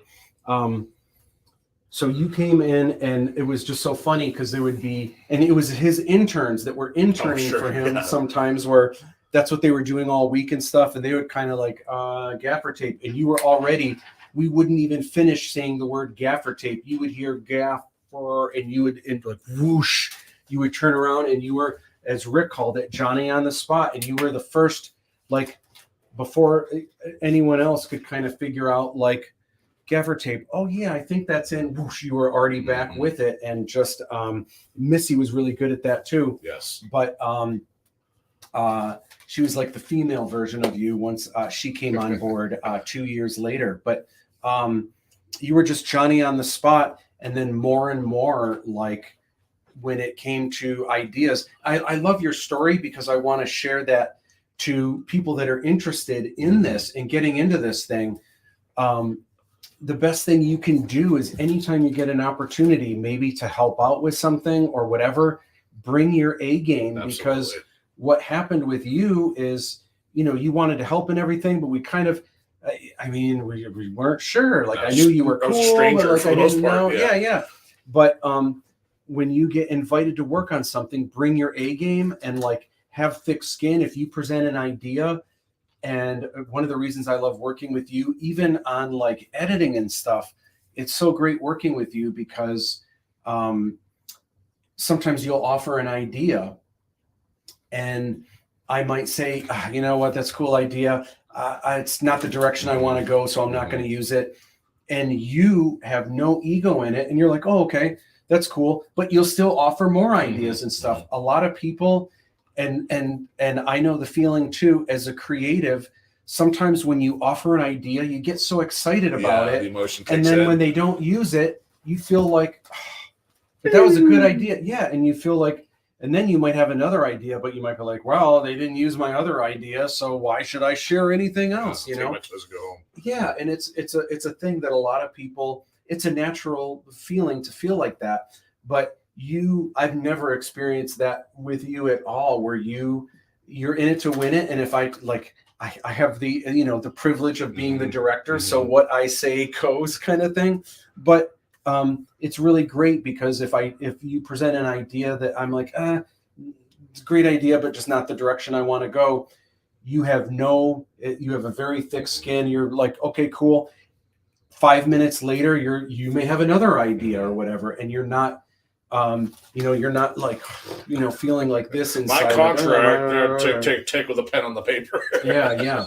It's a funny thing where I notice a lot of times, especially when I lived in LA, there were so many people that worked for Disney that kind of hated Disney, and it always rubbed them the wrong way. And I would ask them, why don't you like, wouldn't working for Disney, it must be your dream, right? Yeah. And they're like, no, they just, and I would hear their stories, and their stories were always something like, well, Abu was a monkey and was an elephant at one time, but my idea, Abu was going to be a butterfly. Now that would have been amazing, but no, they wanted Abu to be a monkey, and then for a time was an elephant, whatever. But man, Abu totally should have been a butterfly. That was my idea, but don't listen to me, right? And that's kind of, as creatives, a lot of times we get passionate about our ideas and things. And so it's no wonder that so many people working anyone who works at Disney is going to be creative. For any given movie, there are thousands and thousands of ideas that these thousands of creatives are putting in. You can't have all of them work. Yeah. So you're going to have the suits picking and choosing, or whoever the people are at the top, picking and choosing what ideas are used. That leaves a lot of people left over, kind of just the should have been a butterfly. The peanut gallery, the true peanut gallery. Yeah. Real conversation. But it's really great. That was something really, really cool working with you. You were just always so professional, always willing to help, never had any ego problems with anything like that, and just always were in it to win it, to provide ideas and stuff. And it's something that I wish more people kind of were like that, but that's something that I would love to share with just anyone looking to get into this.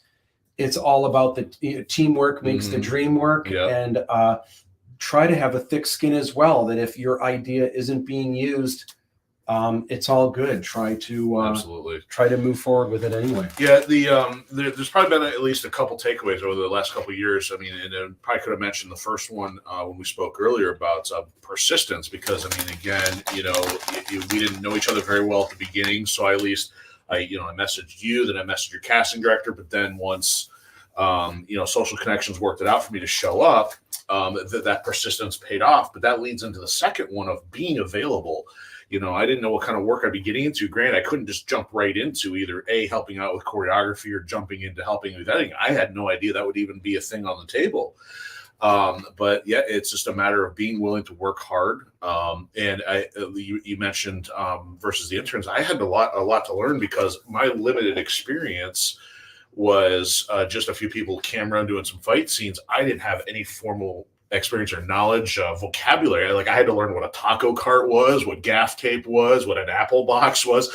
Not familiar with any of that, but thankfully, through Rick Veerse, he had some of those things, available to us. And it just became practice. And what was really cool for those of us who stayed on, from year to year, we started to, when we would show up on set, we would just grab our stuff, get ready to go. We would grab the green screens, grab the smoke machines, and let's just get everything ready, and so that became a routine, at least through practice, which was awesome. And I appreciate that, because it was a family environment, you offered room to grow, and you did have the opportunity to accept ideas.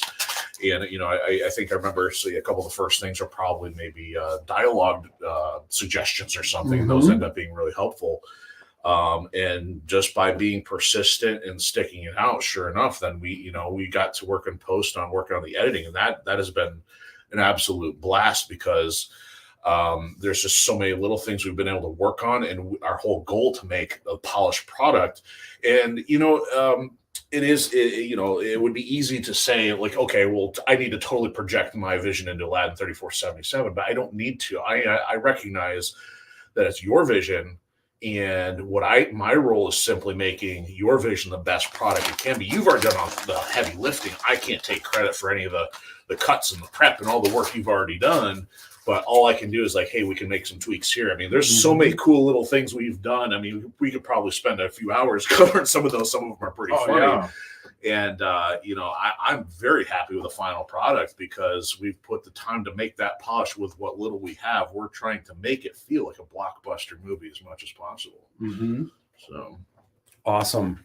I want to talk about the next swag box. Excuse me. I want to talk about the next swag box really quick. We actually have a couple comments I just wanted to follow with. And Tracy Wayne Surgeoner, Mike isn't here anymore, but Mike, you rock. And David Van Dyke is back after a 2-hour nap, and then back at it again. Dude, you rock. And thank you for hanging out with us. Hardcore. While getting your getting all of your deadlines done. That is just awesome. Super, super cool. And I want to see, hopefully he uses James, you as we have to see that Spider-Man from that pose. I feel like I could have done a better pose, but hopefully he can do something. He needed a pose of Spider-Man on a pole looking up. Or like a dynamic. Wow. So we had James laying on the ground, holding a tripod, and then Mike had the camera low, so it looked like you were looking up, even though James was on the ground. And we got this dynamic, like Spider-Man kind of thing. Yeah, and then that's a dynamic live stream right there. Those references in the middle of it. Yeah, super, super cool. I forgot to mention in the previous not Taj Mahal, Jin's Wise Choice, there is also one of the hidden items is this Princess Kamala poster. The Aladdin teaser poster is actually going to be in Aladdin's Inner Circle. The reason why, there are only 100-ish of these posters left. So anyone getting the Aladdin's Inner Circle or higher is going to get one of these, and then after that, they're gone. This is the very first initial teaser poster. So if you want one of those, that is the way to get it. Yeah, those cool silhouettes. Those were always awesome. So I wanted to chat about Fidgy's Find.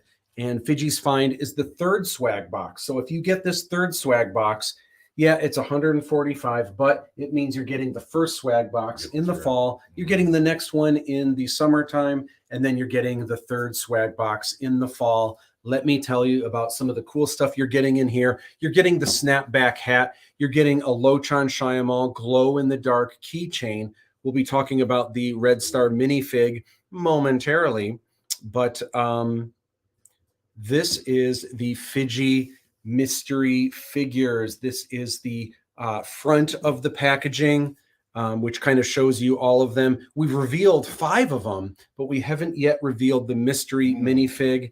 And I think it was Mike that was suggesting how funny it would be if the 6th minifig was actually just white. Oh, with a question mark. A question mark on it. Yeah, and I have to make another spoiler. It will not be Strawberry Shortcake in Series 1 either. So that one's also out. So if anybody's looking for that one, you have to wait.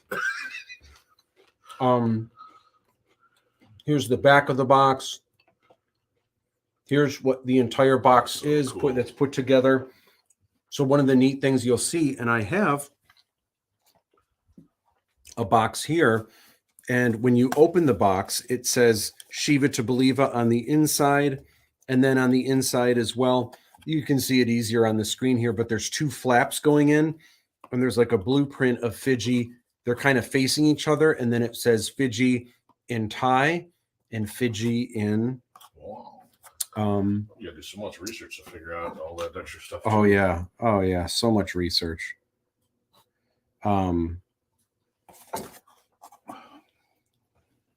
So fun. All these toys. I can't wait. There's only 4 minifigs here, but there's a total of 10. So the Fiji designer toys. This is the standard Fiji, inverse Fiji, Kong Chime Fiji, Red Star Fiji, and of course Ninja Fiji or James Fiji also. Or Ninja. Ninja. There you go. Or Fija. Oh, Finja. I have a terrible martial arts joke. What do you get when you cross Bushido and Ninjutsu? You Bushitsu, the art of deception. All right. Again, here's a little bit clearer image of the box. And then, did you see this earlier when I put this up? Oh yeah. With the Yeah. all right, so you already know that. Unfortunately, I've been. All right, that was good. so there's Ninja. We're gonna run this by Missy a little bit later. We'll see if she can spot Ninja Fiji, and I'm gonna have it keep popping out when she turns away, and then Yeah. like when she turns That'll be back, good. it'll go away again. You can't be watching. Hopefully, you're not watching right Oh yeah, whoops, darn it! Spoiler. All right, Hashtag. I keep putting a chip in my mouth before I'm going to talk. So this is the Red Star. This is actually one of the glossies that's going to come with the Red Star. And it's this cool 8-foot mechanical servant of Lochan Shyamalan, 2 giant Chinese war swords. You can see, just to get a feel for, this thing is massive, standing next to trees, just how big it is. And usually the Red Star has a Romo or 2 that kind of floats, and these are killing machines with these like machine guns, which I think in the trailer you see a split second of them firing away. So and there's a close look at the Romo there. So what's really cool about this minifig, which we unveiled earlier, is that this minifig comes with the giant war swords, and it comes with a mini Romo. So it's almost like you're getting 2 minifigs for the price of one. Massive, which is really cool. Yeah, and it's got the red handles and everything. And one of the things that I wanted to share is kind of a look from behind, the cool printing on the armor. And one of the things that's so fun is, I know a lot of this. Dave, you brought a lot of experience to the table because you are a massive collector of Lego. And so you brought a lot of experience to the table. We should probably talk about some of the minifig design that we kind of went into, kind of putting these together. Yeah. What do you remember about the Red Star? What can you tell us about this? So it's interesting because I know you had to compare a catalog of pieces, and at least by knowing the pieces, I kind of had to figure out, well, I know there's a couple things out there, but it all depended on what you were able to work with your supplier. And I remember these antenna that I think were the specific thing. And you had some hybrid samples, so you were able to come up with the armor. But I'm like, well, man, making that helmet was kind of difficult. I believe you had one prospect that actually I think maybe the one you used for Lochan, which was maybe a hair piece, or was it a helmet? But we just didn't want the 2 to be too similar. But we had these little prongs we needed for the Red Star, and the antenna worked pretty well. Plus, because they're 2-part, we were able to get both the yellow and the orange. So we were able to get those color coordinated properly. Yeah, it was that was really cool. That was a great idea that you had. So what's interesting about Lego design to me is that, and obviously these aren't official Legos, but they do work. They're exactly the same size. They're interchangeable. They're totally compatible with Lego. But the interesting thing that they do is, as much as they can, they try to reuse existing pieces because the molds are really expensive to make. Absolutely. Yeah. So I tried pricing out some quotes for getting new molds made. For example, for Fidgie's head, I was like, man, I should have a Fidgie head that actually looks exactly like Fidgie's head. The cost for a single mold, not including making them or producing the new pieces, not including the rest of the figure, the price for just the mold of a brand new piece, as small as it is, $3,000. So that, and then you basically, if you're able to get existing pieces, was probably comparable to that, right? I mean, existing pieces was way cheaper. Were even because, cheaper than yeah, so, because I mean, they already so have the pieces. If Yeah. one piece, so if you want to do just your helmet or something, for example, of this, you would have had to pay 3, and then still pay all your costs for all the assembly and packaging of everything and else. the rest of the figure and It's all wild. that. Yeah. So that's just definitely right makes off. sense to use what's already there. So one of the things that I like to share is this Oh, is yeah. a droideka from this is from Star Wars. And Yep. what's interesting about this,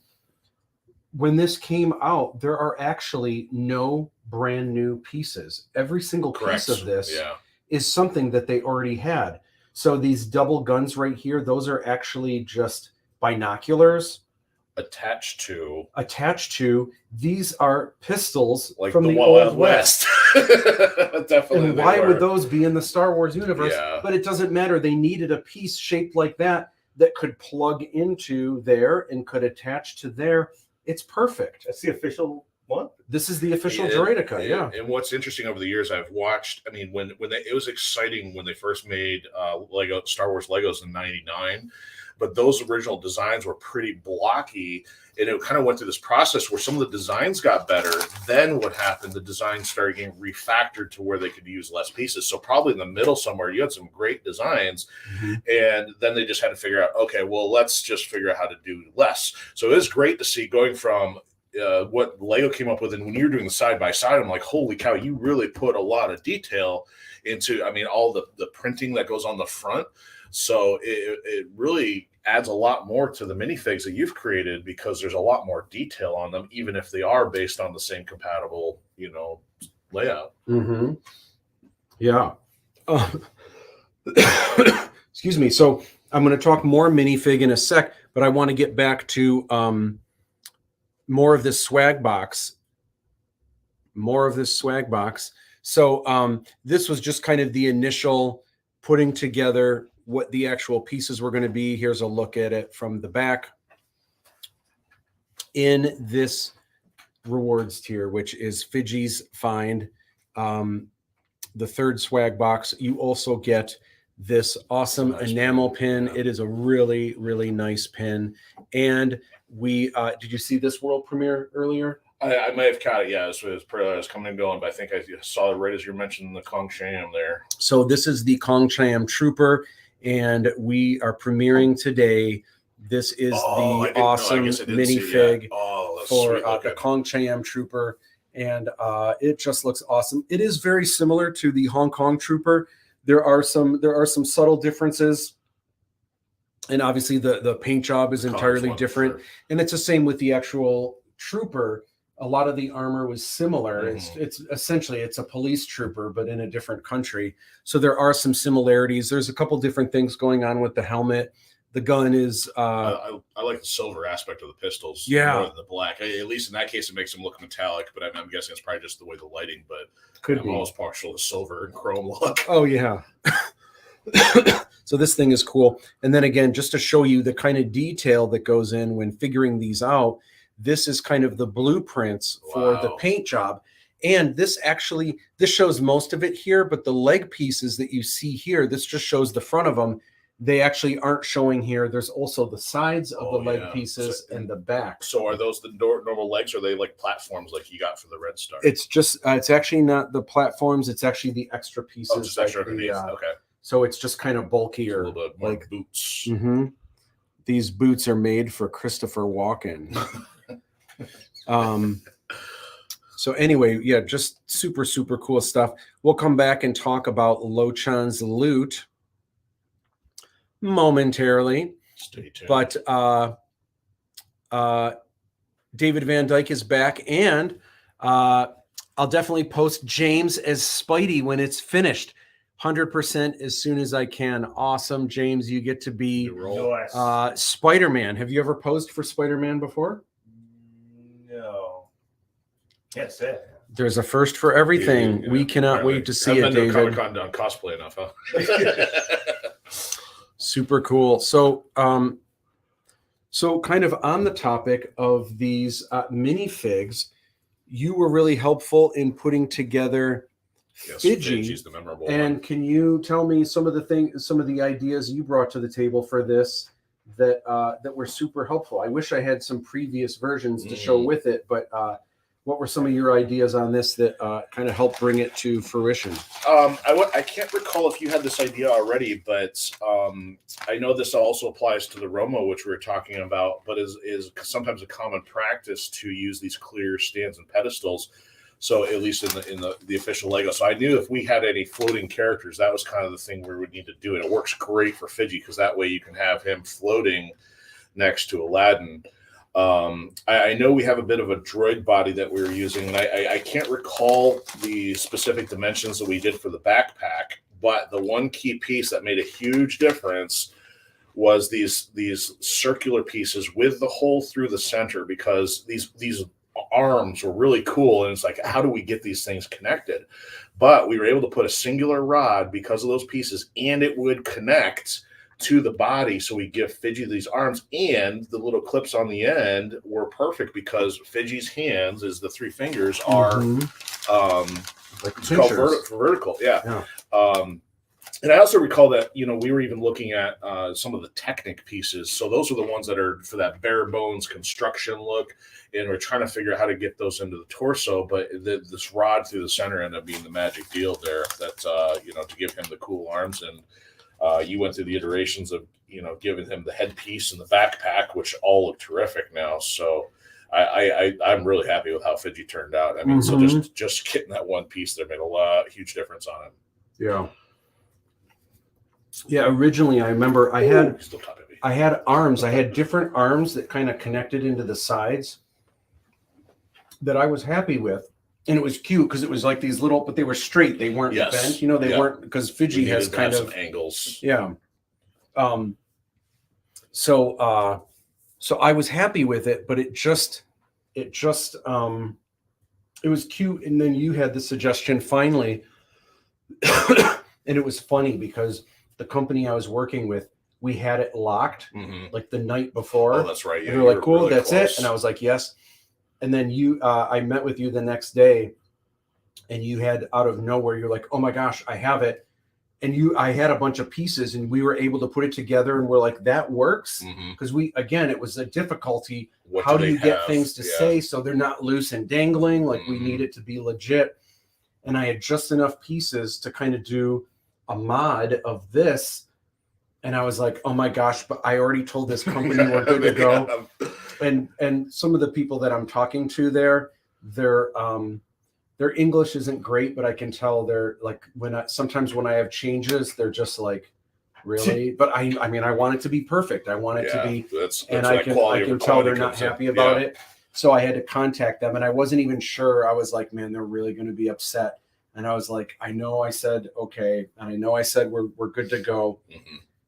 I want to change the arms, and as much as you can kind of tell over just dialogue and email back and forth, I could tell they were just like, there was a lot of interactions you went through to get these changes done, and part of the dilemma on this one was that now if official Lego has these, I was not aware of them. In my entire collection of all that I have, I don't recall having these circular pieces with holes. I mean, I have the circular pieces, but not with the hole through the center. So the fact that the samples you had those available, that was the game changer. So it was just awesome that we were able to, at the last, I mean, again, not to disrupt the process, but at least we were able to get it one step closer to the vision of what we feel Fidgy looks like. Yeah. Okay, so next I wanted to chat about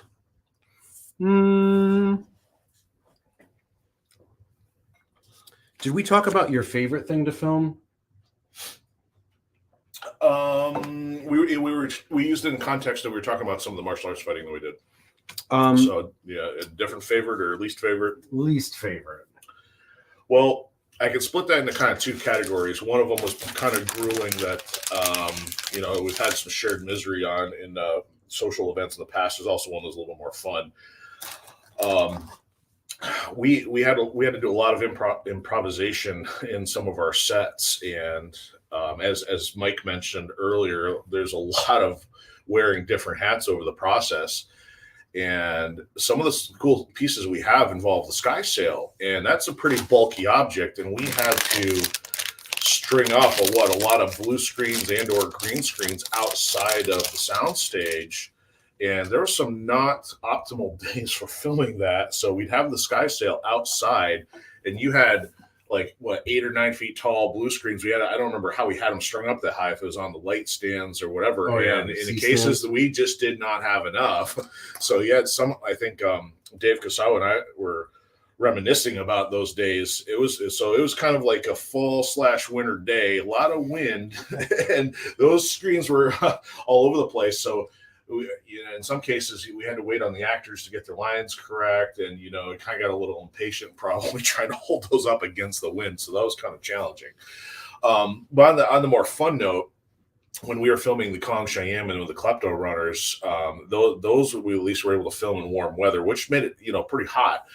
But toward the end, we have the scene where the Klepto Runners are targeting a specific character, and we needed a couple dead bodies at that point. So I'm wearing the full Klepto Runner outfit, and of course, this actually works out great because you mentioned that we had a lot of hay on the ground. So this was at the end of the day of filming a lot of the fight scene choreography, and my whole role was just lay there in the dirt in a specific position. But it was kind of funny because worn out, hard to breathe, and not only that, I'm breathing in the hay in my mouth, and one of the other kleptos kept having to fall on me, so I had to compound all that. It was kind of funny, but so it wasn't necessarily great, but it was a little more interesting than some of the laborious stuff that we probably did over time. One of the things I was super grateful for, and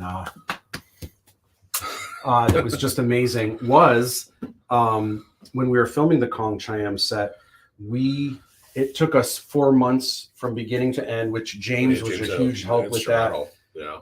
Digging to put, we had to put, there was a giant pole barn that served as one of our walls, but then everything else, all of those walls were just in a giant lot where they're freestanding. So we had to drill in to put these pipes with the walls and everything else, and then draping fabrics everywhere. It was pretty crazy, but 4 months to build. And then I knew we were going to have a couple weekends of filming. I think we had maybe 4 days and 1 night that we were filming, but this is across several weekends. Yes. 4 days before we had just finished the set, we were filming in 4 days, and we were out there working, I believe, if memory serves. And that's when the police came and said, you have to tear down, you have 4 days to tear down your set. And we're like, we don't even start filming for 4 days from now. I forgot. They're like, sorry, you have to tear it down. But as they were leaving, one of them kind of said, if you had a film permit, then you could keep it up as long as you've got the film permit. And it was like, oh. So I ran to Sterling Heights, the civil, whatever, county, civic center. Yeah. And I got a film permit. Now the film permit doesn't cost that much, but the insurance to get the film permit, that's what costs a lot. Anyway, so I was really nervous because this is starting. Originally I wanted to film this in the summertime, but we just couldn't get it together.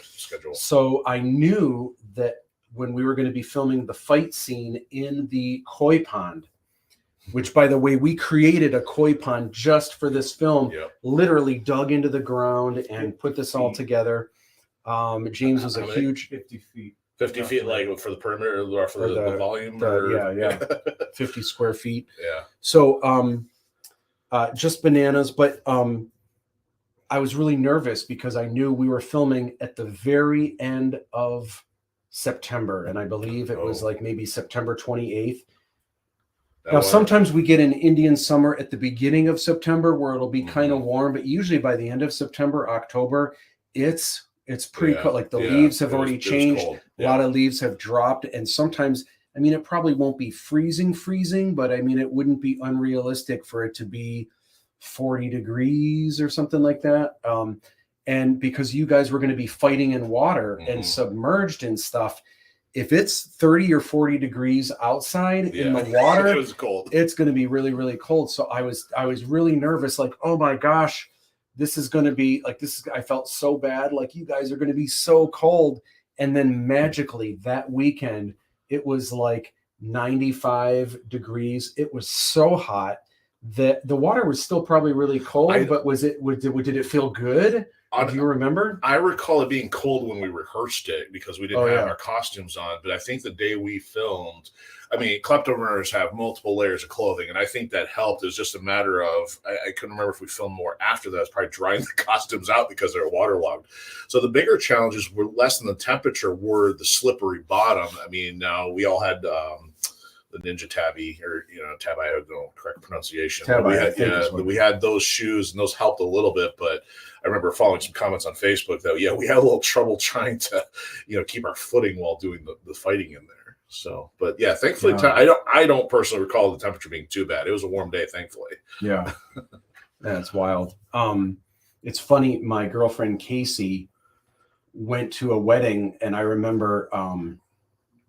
I'm trying to remember what she had said about this. It was a wedding that she told me once. When I had met her originally, she was like, a couple of years ago, man, I went to this wedding. It was like late September. Thought it would be cool, and it was so hot at this wedding. I'm trying to think. A bunch of stuff had melted at the wedding, and all this and that. Yeah. And I remember saying to her, was it September 28th or whatever? Maybe 2017. And she was like, yeah, how did you know? And I'm like, trust me, it was a really warm day. And because I was like, thank you for it being so hot, just because I knew you guys were going to be in the water. And so funny that I knew exactly what day that was. Yeah. I want to take a quick segue back to actually, I think we have a new comment, and Brittany is hanging out with us. That's so cool. I made my own Lego Fidgy for draw this in your own style. Awesome. What? No way. I can't wait for you to see it. You must see these pictures. Yeah, Brittany, I can't wait to check it out. I need to see this. That's awesome. I want to talk about the next swag box, which is Swag Box 4. The big tamale. This is the big tamale. Well, this is one of the, they keep getting bigger, but this one's cool because this is the one when you're at this level or higher, you're going to get stuff all year round. So the first swag box, you're only getting stuff in the spring. Second swag box, you're getting spring and summer. Third, you're getting spring, summer, fall. This is the one where if you get to this level, you are getting awesome rewards all year around. Every quarter. You're getting all the previous rewards. There are 4 secret items that aren't shown here. We have seen the Fidgy we were actually just looking at, but this does come with another Paul Michael Caine chapbook. Ooh. This also comes with, is there something else I'm forgetting? We'll go through. There's a number of things that are in here. The big thing that a lot of people are excited about is the Blu-ray. And the Blu-ray, of course, it is going to have a cover. The only reason there's a question mark is because that'll go with the question mark. I actually have a couple different artwork things that I've created, and I just don't know which one. Do I put the original poster on there, or do I have a couple different options? Good posters to pick from. Yeah, and maybe I'll do a poll at some point to see what people like best. Another top tier item in this rewards tier is the Art of Aladdin 3477. It is a hardcover coffee table art book, and it's the same size and ratio as all of the Art of Disney movies or Art of Pixar. So if you these look good on the shelf, same size. Yeah, totally. Yeah. And the Art of Star Wars books, it fits right in. And these are just some sample layouts. You can see there's a lot of different styles. Oh, wow. And in addition to some of the more polished stuff like this, you're also going to see some marker renderings, and you're going to see a lot of the storyboards, some of the more like scribble drawings and designs. Just super cool. Of course, the Deanna Sheehan Lochan Shyamall Deluxe enamel pin. Sweet. This thing, and this is kind of a computer rendering, but it's going to have this textured metal, and it's got glow in the dark eyes, and it's just, man, this thing is going to be gotta awesome. be James approved. Tell me that. Yeah, the multi layers of the different textured metals with a glow in the dark eye. How can you go wrong? And the red. Yeah, you can't. You can't. The fact that I do not physically see this thing in front of me, I can only imagine. But it's how I felt when I keep saying we can talk about all day how cool these Fidgis are, but until you really feel one and get it in your hand and the heft, that you feel the quality, the textures, you'll never know until people start getting them. Yeah. They're not going to get it until. And not only that, I mean, to build on what Mike was talking about, the designs that you put into your Lochan. Oh, it's just like. Well, I mean, even the weight of it, it's like. And this is this is like Kid Robot. This is like but Mike was talking about the detail like he put into the Lochan helmet. So not only do you have the detail that went into the original, you've got the same amount of detail going into the pin itself. Yeah. I mean, that makes it fun to collect because, I mean, you get your collectibles even matching the detail level of, what you're going to see in the film itself. It's pretty fun.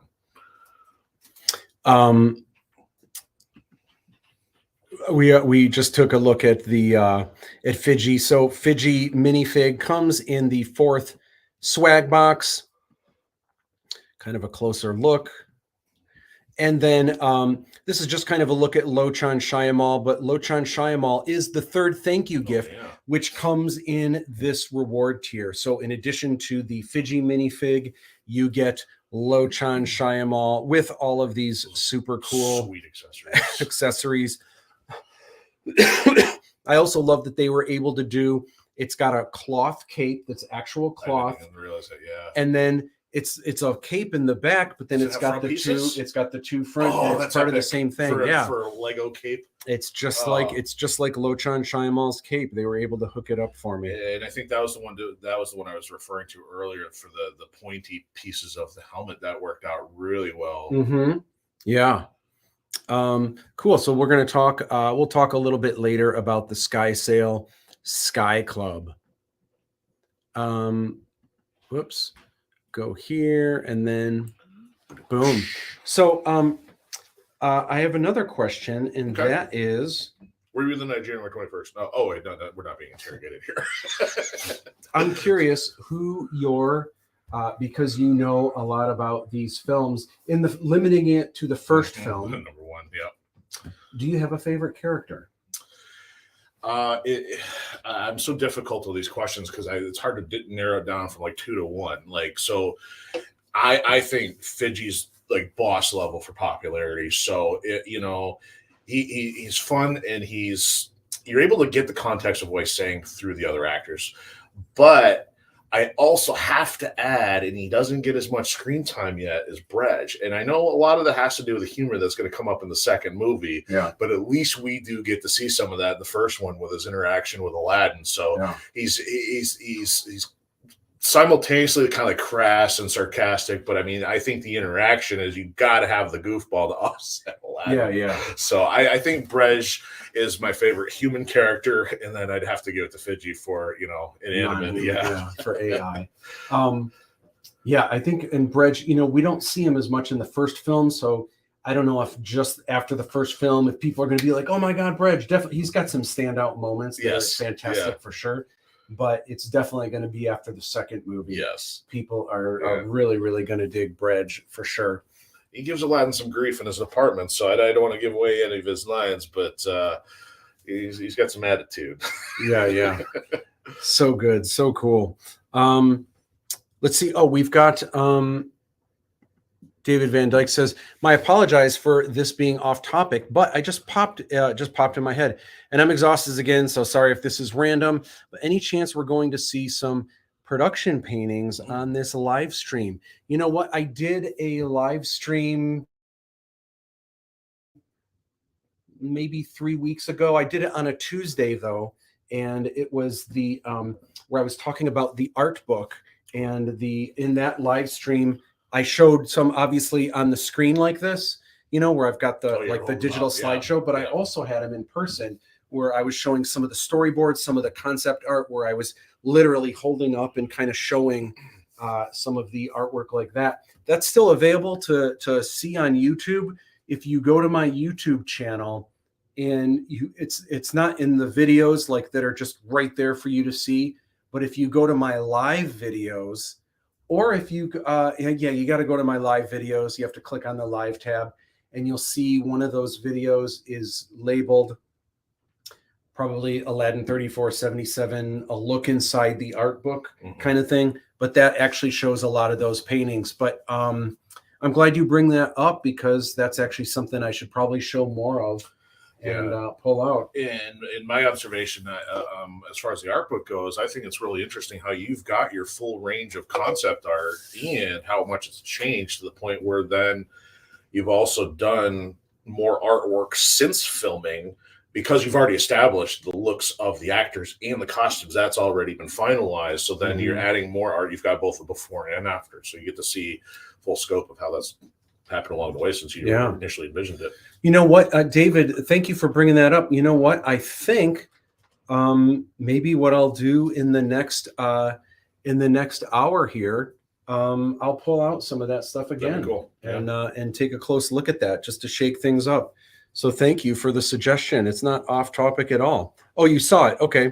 I'm going to bring some of that out again, and I'll chat about that again. Sweet. Real quick, while I got you on here, Dave, let's go through one more of these swag boxes, and then we've got we'll have you back on again a little bit later. Sure.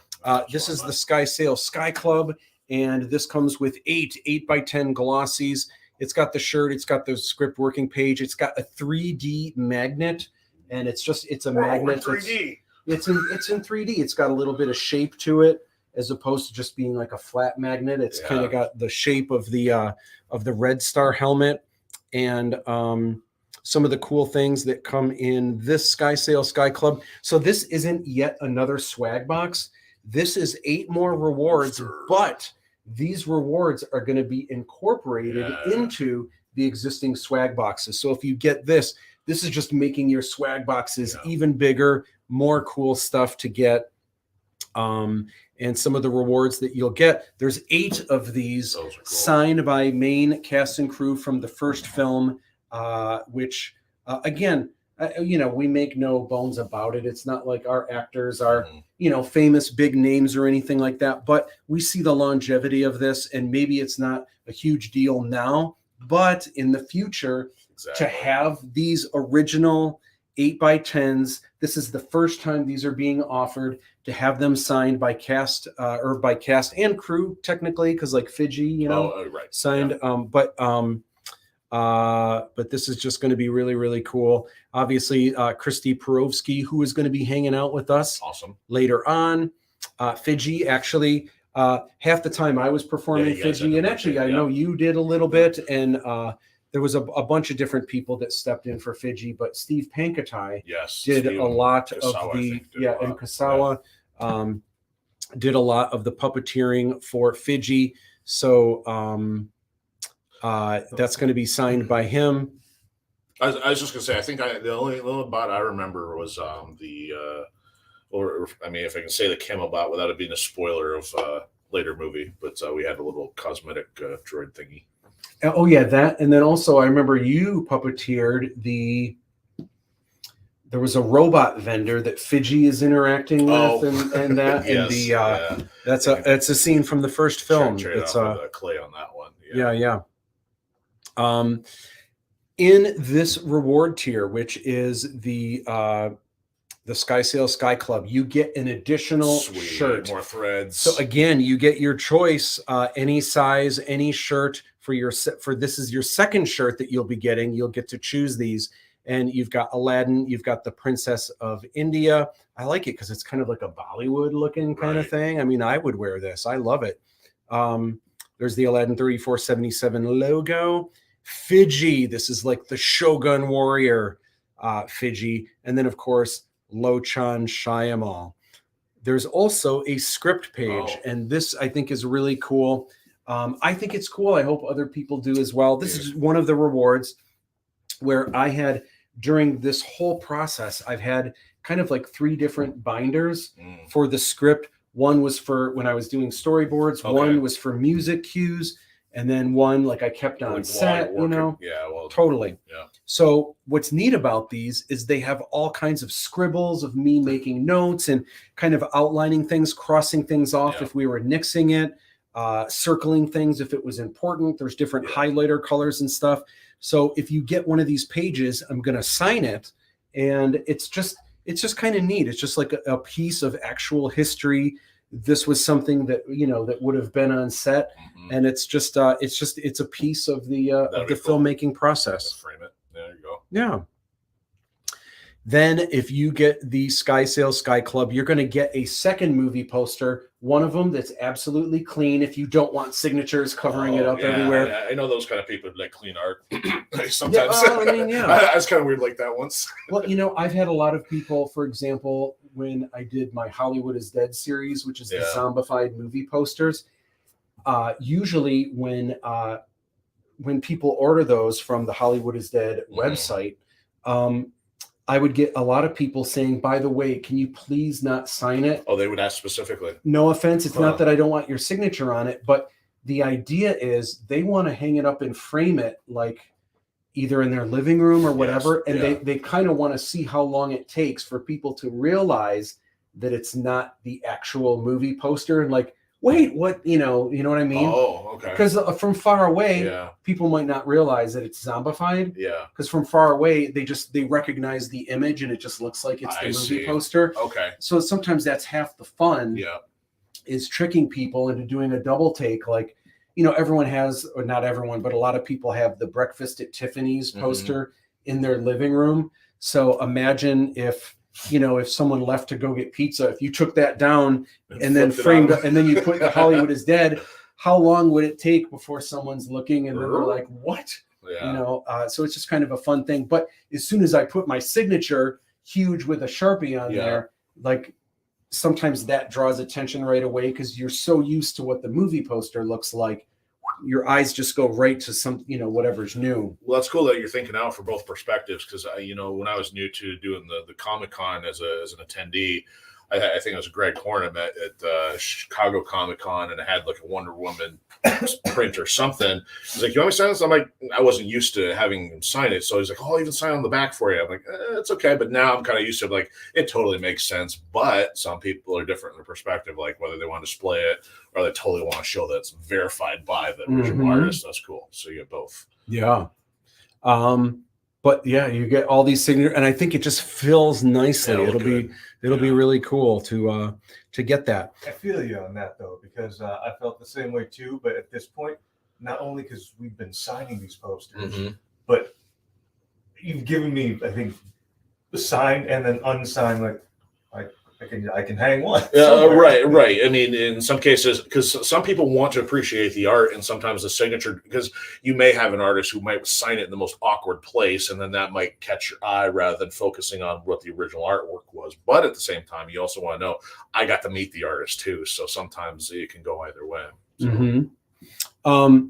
So next up, this is an 8x10 of the character Umi, and this also comes in the Sky Sales Sky Club, but we world premiered earlier. Did you see the reveal of the Umi minifig? I don't think I did. I think I was en route.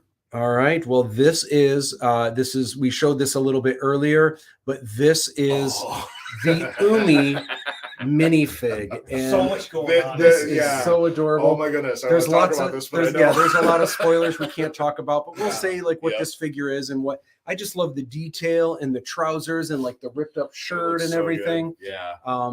And it comes with 2 heads, one with the garb up, with the goggles and the hood, and then you've got the hair coming down. There's a staff with this long Indian flag on it. Again, this character is not Indian. Why would this character come with a flag like that? You'll just have to see the movies to kind of get what that's about. Gives you a little flavor. Yeah, a little flavor. And then, again, no spoilers. We don't want to talk about it. right now you're probably just like, what? Okay, it's a coin from Thailand and it's a bowl of noodles. Like, why? Why would that be this? But when you'll see why. Yeah, when it's you quality watch, scene. when you see the film, you'll be like, oh my gosh, it is so cool that I have this minifig and I have the bowl of Yeah. noodles and the coin Yeah. to boot, which is just really cool. Again, this is kind of a look at kind of Oh, the it's like artwork, how it's nice. put together, and you can just see some of the crazy detail that goes into it. Oh, I just say, if whoever gets the minifig, take care of those flags. I remember those being a very fragile piece growing up. Those prongs. They're like- so they're you like gotta be careful with them. crackers. Yeah, don't use them for actual fighting like Umi actually did. Gotcha. Good to know. Awesome. So, Dave, thank you so much for hanging out with us Thank you. once again, and I think we're going to have you on again a little bit later. Yeah, it's 4 o'clock. If it at 1 o'clock. I think we switched to 4. I mean, I talked to you yesterday. Oh yeah, because you As long had as- some other. Yeah. Okay. So you had something. Okay, let me just make sure I got that on here. If I can make it back in time, but I don't know for sure. So I don't know 100% if I'll make it back by 2, because I'd say somewhere between like 1 and 2:30. I gotta. Okay. So I'm switching out here. So all right, rock and roll. Good. All right, so it is 7 o'clock. And then what time do you have to leave? I'm gonna hang around for a bit. I don't have to rush out right away. So- Okay, cool. Because we may have you back on at 8 o'clock if Okay, you're sure. All right. James, come on down. I'm like facing the camera. All right. As per usual, we're gonna do this every time. It's my 24-hour live stream. We are gonna do it my way. Do I need to do anything special here? Just let it Nope. roll. So you can frame it differently if there's a Whatever better way to you frame need to it. do. You can pull back. You can move forward. Just Oh, be I careful. bumped Oh yeah, it and it's then- because the cable. If you pull the cable, you need to just put it back in a little bit. Maybe that's what's wonky. You just got to make sure. I'm getting a slide screen. Sorry. Yeah, I think if you touch it, sometimes it'll. Yeah, I just bumped over here. Yeah. Oh, yeah. I'll say cancel. Yeah. Okay, there we go. Sorry about that. Check. There we go. We are back in black. And for my next guest, once again. Oh no. Oh no. All right, it's got to we out? We're officially waiting on We'll smoke. come- This is normal. Yeah. This is true. We'll come back to that. We'll reintroduce you. Do you have a drink? Do you need a drink? Oh, I'm out. You want me to, you want it, what would you like? What sounds you want something from the cooler? You want something, can I make something for you? Yeah, make something, but go light on the dairy. Okay. Something fresh and fruity. But with caffeine in it? Yeah. All right. I mean, I already took one of the 5-hour energy shots, but I should have done that on camera because people are like, you're really going to take 6 of those today? I'm like, if I have to. So you got hash marks saying it. Mr. James Polony, Mike's thanks. is still over there. Oh, that's fine. Well, when we take a break, we'll probably do a quick cleanup to get some of these cans out of the way and everything else. So James, awesome to have you back in black, and it's nice to have you in front of the camera. You always do such a great job for the live streams, hanging out. Everyone loves seeing you dance. Which is interesting because when we were going through production, I was told, James, we can't interview you during any kind of the production because you just don't have that kind of interviewable like energy. I'm like, well, I don't know what that means, but I disagree. Okay, that wasn't. I don't think I ever said that. No, you didn't. A little bit of this. Was that too much dairy? And then do you want a little bit of the peanut butter magic? Yeah, didn't get in on that last time. Oh, well, this is the peanut butter. I think you got the peanut butter magic, but then you didn't get the. You wanted the donut, right? And you didn't get the donut. I accidentally got the donut. Oh, and you wanted the peanut peanut butter cup. Gotcha. Well, we are gonna. Okay, we've got like Oh, 8. We got like 19 more hours of this. So wait, and then wait. You're not into dairy, so do you want this vodka infused They whipped still- cream? They still have that. I found this at Myers. Dude, feel how cold that is. That's it. Dave, have you ever tried this stuff before? It's whipped cream or It's- what? it's Well, whipped it's cream, but it's Oh, dairy- alcoholic whipped cream. Yeah. Let's be on my. Do not refrigerate. Oops. It says do not. Yeah. Oh. No wonder. I'm like, man, that seems like it's a little cold. Yeah. No. We might have some real technical difficulties here in a moment. Boy, all right. So now I know not to. You find at the party stores, and for a while it was just called whip, and it was alcoholic whipped cream. I said, "How do you do that?" So we just went ahead and just drank root beer, poured it right on there, and with some ice cream, and we just had floats. Oh wow. The original stuff was not as good as you think it would be, because I'm like, oh, it's whipped cream with like vodka infusion. What's the worst that could happen? I'll tell you what's the worst that could happen. Just burns more than cream should. All right, I got some new straws. Whoops. Got this right here. We expect Missy at 9. Yes, Okay, Missy is at 9. and that's when the other people will start trickling in. Yeah. We're just slamming and pounding away this here. is the full-time crew. The other part-times, daylight. Goodness, what's the big deal? Here come the temps. No. Of course, down here, we'll never be able to tell the difference between. Yeah, right. We're about to bring in the stunt doubles for the daylight. Now, I have a couple friends who work third shifts, and I didn't realize what third shift was. Oh yeah, it's. And then they told me, I was like, "Are you kidding me? That's such an inconsistent kind of thing. What kind of people work third shifts?" And then I met all of my friends, coworkers who worked third shifts, and like, it is a. Yeah, 10, I mean, it is a different breed. It's 10 p.m. interesting. to 6 a.m. ish. All right, so James, I need you to take a swig out of that before we can add a little dash of this. I hope when I do this, it doesn't. We're gonna find out. Oh no, it's not gonna do that.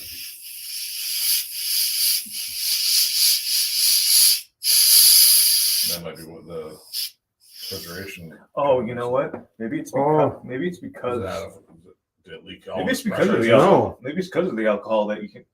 It's just not supposed to be. No, it's Did I just ruin the whole thing? This was not cheap. No, it's not cheap. This is like $14.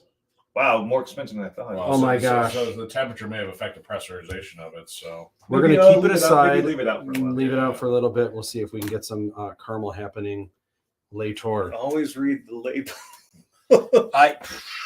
half the time I do the opposite. You're supposed to refrigerate and I forget to put it in the fridge. Yeah. All right.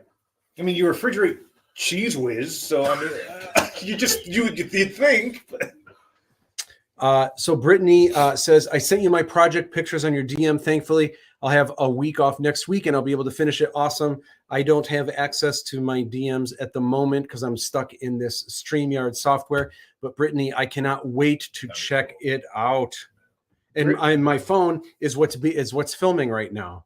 So I'll be able to check that out later. Scotty Boombade, what is up, dude? I got to hear the story about how you are sitting on Prince's motorcycle in assumedly Minneapolis, or is that maybe Chicago that has like a Prince museum or something like that? I'm curious. That I know there's a story behind that, but that looks awesome. And man, what a great record that was back in the day. He should regale us that story just in his pool. In the hot tub. Yeah, in the hot tub. Love it. All right, so James, I'm curious. Did you talked about your favorite thing to film when I had to take a quick break? What was your least favorite thing to film? I guess I danced around my favorite thing. Like it was just a real tough call. Oh, okay. My least favorite thing, I mean, if I just had to pick one particular thing, it was when I tore that ligament and I got crushed when someone threw a klepto runner on me, and it was out of position and I got crunched into the ground, and it was about 3 solid years before I could fully move my arm over my head again. But physically, people can't really tell, but I can tell because it's my body that there's something that's just kind of off, and I can see it too in the mirror. But it's fine now. I mean, I've mostly recovered, and if this were a union project, that would have been addressed almost immediately. But like, what was I gonna do? I mean, it's not like I was never, even if there was A union or whatever. a union, Yeah. I would never have been able to do it to you. Well, thank goodness that was probably the biggest injury that we had. For sure, it was the biggest injury. Because we had a couple things where, like, someone hurt their knee real quick, or some scrapes and bruises and stuff like that. Eric got hit in the head pretty good Several at one times. point. And needed to take like a 15-minute break or whatever. Haley DeCoste. Yeah, I'm not laughing at man. that. I'm not laughing because it happened. I'm just There was a couple hot days in filming the Taj Mahal that also had a couple. Oh, Maybe yeah. it's up to you whether. Yeah. There was we had that now too. that I'm thinking, man, we had some. We had some, Dang. but I mean, the recovery time on some of those is up for debate. But this was definitely one of the more lasting incidents that I still think about sometimes. But it's okay. It's okay. It's part of the suffer for your craft is what I always say. Absolutely. I'm usually meaning metaphorically, but here we are. So I'm taking a look real quick at the Kickstarter. Let's see if I go here and I go here. We're still at 56. We're climbing. We're getting close to 57. Okay. So the big things that you guys can do that is super helpful. We're trying to raise funds as much as we can today. That's why we're doing the 24 live stream. We are being entertaining for your pleasure. You tell us to dance. I'm not going to dance. I'll dance too. We are your monkeys, whatever it takes to get you guys to help out. There's 3 things that you can do. And the first 2, obviously, you could, if you have not backed the project, you could back the project and get one of these awesome reward tiers, get some really, really cool rewards. If you have backed the project, of course, again, it's not just about money, and we're not just looking to nab as much money as we can, but if you wanted to help, if you can, if it's in your means to do so, you might consider raising your backing. You can always you can go to the Kickstarter site for the Aladdin project, and you could simply manage your pledge, and you could back. You could get into a higher tier, or you can go into your same rewards tier. You could add some add-ons and kind of get a couple more things. Help us raise funds. The cool thing, and the whole thing that we're trying to do with raising funds, obviously we are already funded, but the cool thing about raising our funds, it does 2 things. For one, the more funds we get, the more rewards we can give to you. So the more items, the more minifigs, the more pages we'll put in books. There are things like, right now, the hardcover art book is just going to be the hardcover art book. But if we get enough funds, we could have a really nice dust jacket. And if we get a little more funds, we could have a slip case that the book goes into and really make it something special. But it really just depends on how the funds come in. This is quality stuff too. Oh, yeah. I mean, if this was about money, I feel like we have had several opportunities where you could have just sold out. Just so we could. Oh, yeah. Well, and here's the third thing that you can do. And actually, this is the most helpful, more than just obviously backing the project or raising your backing. The best thing you can do is spread the word. And there's a lot of ways that you can do it, and obviously you can share on social media, and that is, I'm super appreciative of that. That is great.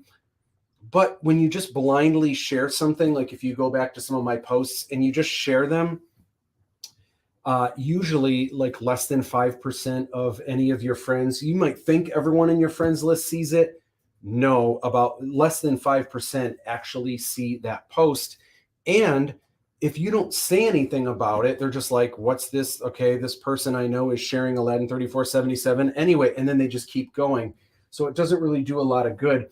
The best thing you can do is really think about the project. Do you have any friends? Like if you can go through your friends list, go through your contacts in your phone, and if you can directly contact people, either texting them, DMing them, emailing them, whatever it is, and when you send them the link to the Kickstarter, tell them why they would like it. Because again, if you just send them the link, they're like, this person wants me to, I don't know what this is. And then they won't look at it, right? But if you contact someone, there's so many different angles of what makes these movies cool. You might have friends that are really into martial arts. You might have friends that are really into robots. You might have some friends that are really into Disney's Aladdin, right? You might have friends that are into like Star Wars or sci-fi or Indiana Jones type adventures. Whatever it is that you think some of your friends would like this, that's what you need to contact them and tell them, hey, I know you love Star Wars. This is a Star Wars artist side project. It's really cool. Check it out. Whatever it is, whatever the angle that you think is going to make this special, that's how you want to share it with your friends directly. It popped up a new notice on Kickstarter, so I don't know if you want to check. Do you want to check the numbers? Oh, sure. We might have gotten a ban. Let's see here. If I go here, it doesn't automatically pop up on here, but if I do this, oh, would you look at that? Rock and roll. We are in. Thank you so much to whoever just pledged. We are in the 57 Chevys of Aladdin 3477 Kickstarter. Woohoo! We are getting close to being sextuple. Have you ever been sextuple before? Not since last March. I don't even want to know. I don't even no, want to know. it's fine. It's fine. I It's a yes or no question. Yeah. I don't want to talk about work. So anyway, so sextupled being that's when you're funded 6 times over. It's called sextupled. I don't make the rules, but anyway. I don't make the rules. So what were we talking about?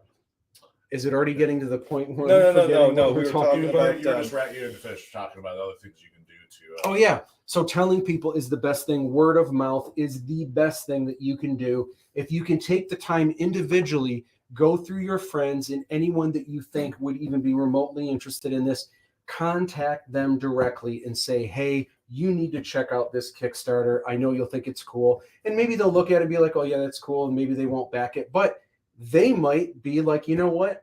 Like, I'm not going to back this, or maybe I don't have the means to back it, which is totally, totally cool. I get it. But some of those people might be like, but you know, I have a friend who needs to see this, and they may contact another friend who ends up backing the project. So the best thing you can do is to share, send people to the Kickstarter, please, and thank you. Awesome. Scott Connie says, we're in Florida avoiding the snowstorm. You're in Florida again? Yeah, oh my gosh. again? You were just there. That's amazing. Love it. You guys are awesome. Scott, we miss you so much. And I can't wait later in the year. I'm going to be in Florida with Scott in Boca Raton. It's going to be amazing. Woo! I can't wait. Gosh, I love, have you guys been to Boca Raton? Boca Raton. Oh my gosh, it is beautiful there. We actually had a backer, Scott, if you can believe this, a backer who backed the project at an amazing level from Boca Raton. And actually, she's from Michigan, but now she lives in Boca, which is awesome. Anyway, she's going to come up here. She's got family up here. She's going to see the film in the home theater, which is awesome. But she lives in Boca, which is super cool. Brenda, what's up? Dos Lopez. Dos I do. Lopez. You do, Brenda. You do a lot of promoting, and so I don't want to bombard them with links. Yeah. So I just share on my pages. Absolutely, totally get it. That is a really cool. You and John, I love the get up that you guys have there. But Brenda, you have been so amazing in sharing. So cool. Yeah, and she's been sharing a lot. Really pushing the Kickstarter and all the links. So it has just been amazing.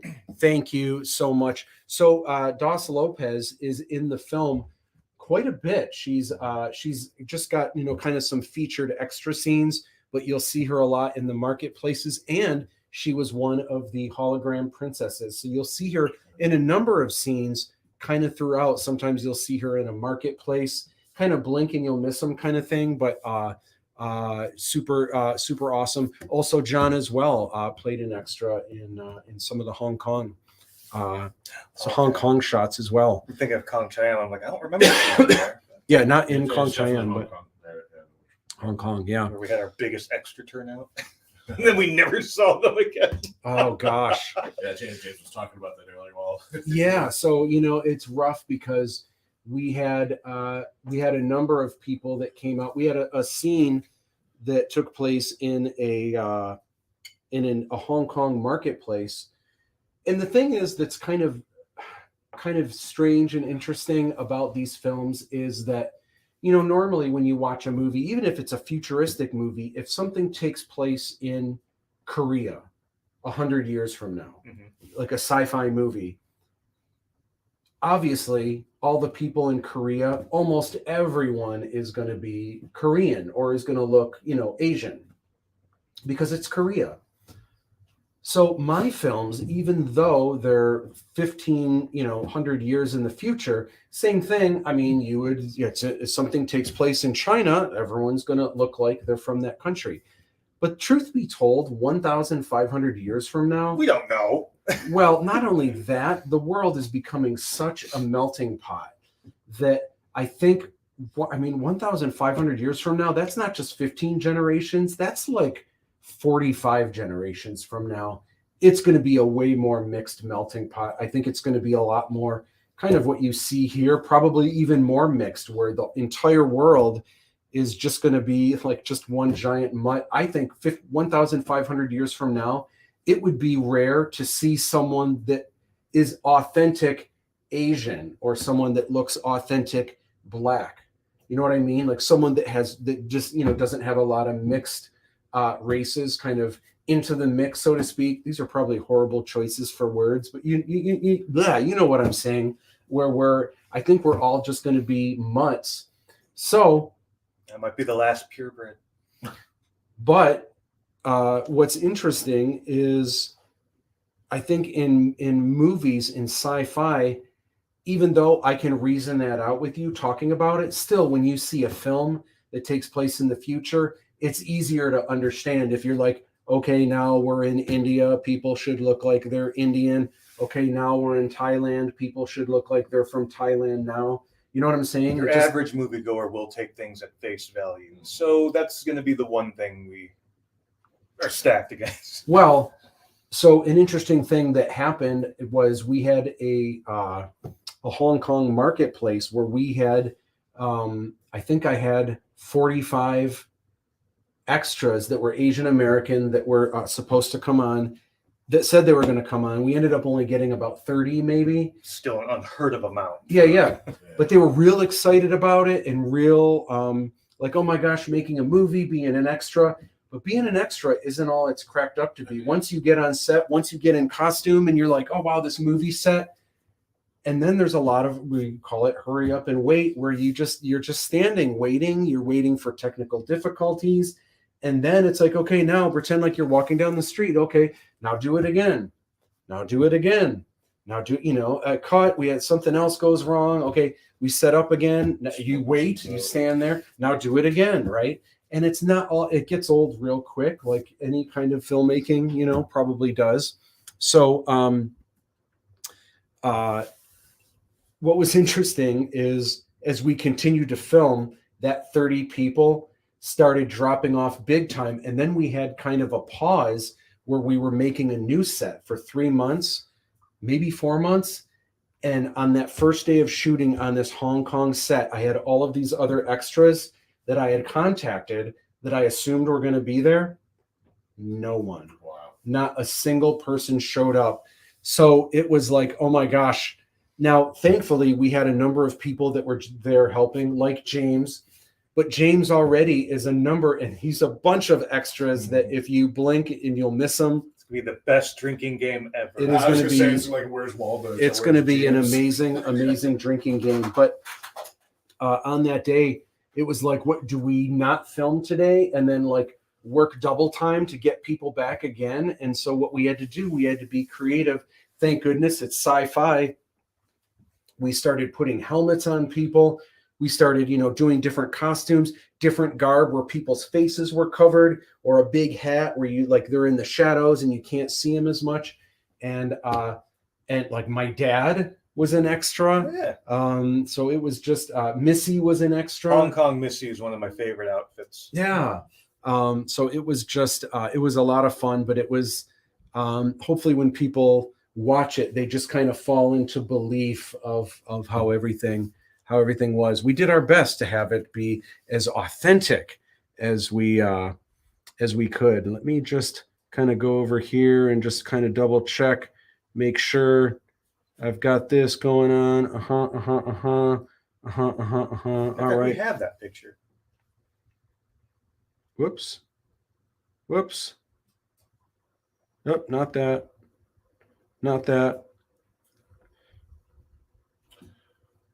This text notification is still on screen. Do I need to do anything to? Oh, you can. just You can tap? just. I think you not tap it, but just like Slide it up. Yep. You have to As do I it just- not where that thing is in the middle. Oh, So you I have to see. do it on the side, probably where that thing isn't. It's not going up to it. James, I mean, can it's fine. I can just, as long as it's not showing up on that. Then I'll Yeah, just no, leave it's it. not showing So up. I just want to make sure I got you guys in frame. I'll leave it. So yeah, that was crazy. That's the one. Oh yeah, that was a cool outfit. That- Yeah, I forgot. That's another one. She had a number of. She was an extra a number of Can I times. see that? Yeah, of course. But Yeah, that. that's what just- I don't know how to change the focus, but Oh, I mean, just I could tap tell. If you just tap on in the middle, there you go. Yeah, just the makeup she had on the face there, and just the furry little thing around her head, and it's like a little moon rabbit princess. I know. But, That was so cool. and I didn't recognize her at first when. Really? So I walked up when they were putting the outfit on her. Like, What are you doing? it was like, well, okay, you kind of, yeah. It was like, wow, like that's beautiful. And you're like, thanks. I'm like, oh, Missy. Oh. I mean, no, you are. Yeah. What's up? And I just walked away. I want to chat real quick about swag box number 7. So you might have noticed if you're counting numbers, we skipped one. That's because there's 2 different versions of the Lochan's loot. There's an early bird version, which there's still some available that are cheaper than the regular version. But those are going quick. There's a limited number of those, just so you know. And then this is Aladdin's Inner Circle. So this is cool. Again, this is not another swag box, but this is even more rewards that are going to get inserted into the existing swag boxes that you have. The first is if you want all 6 Fidgies. And you do. And you do.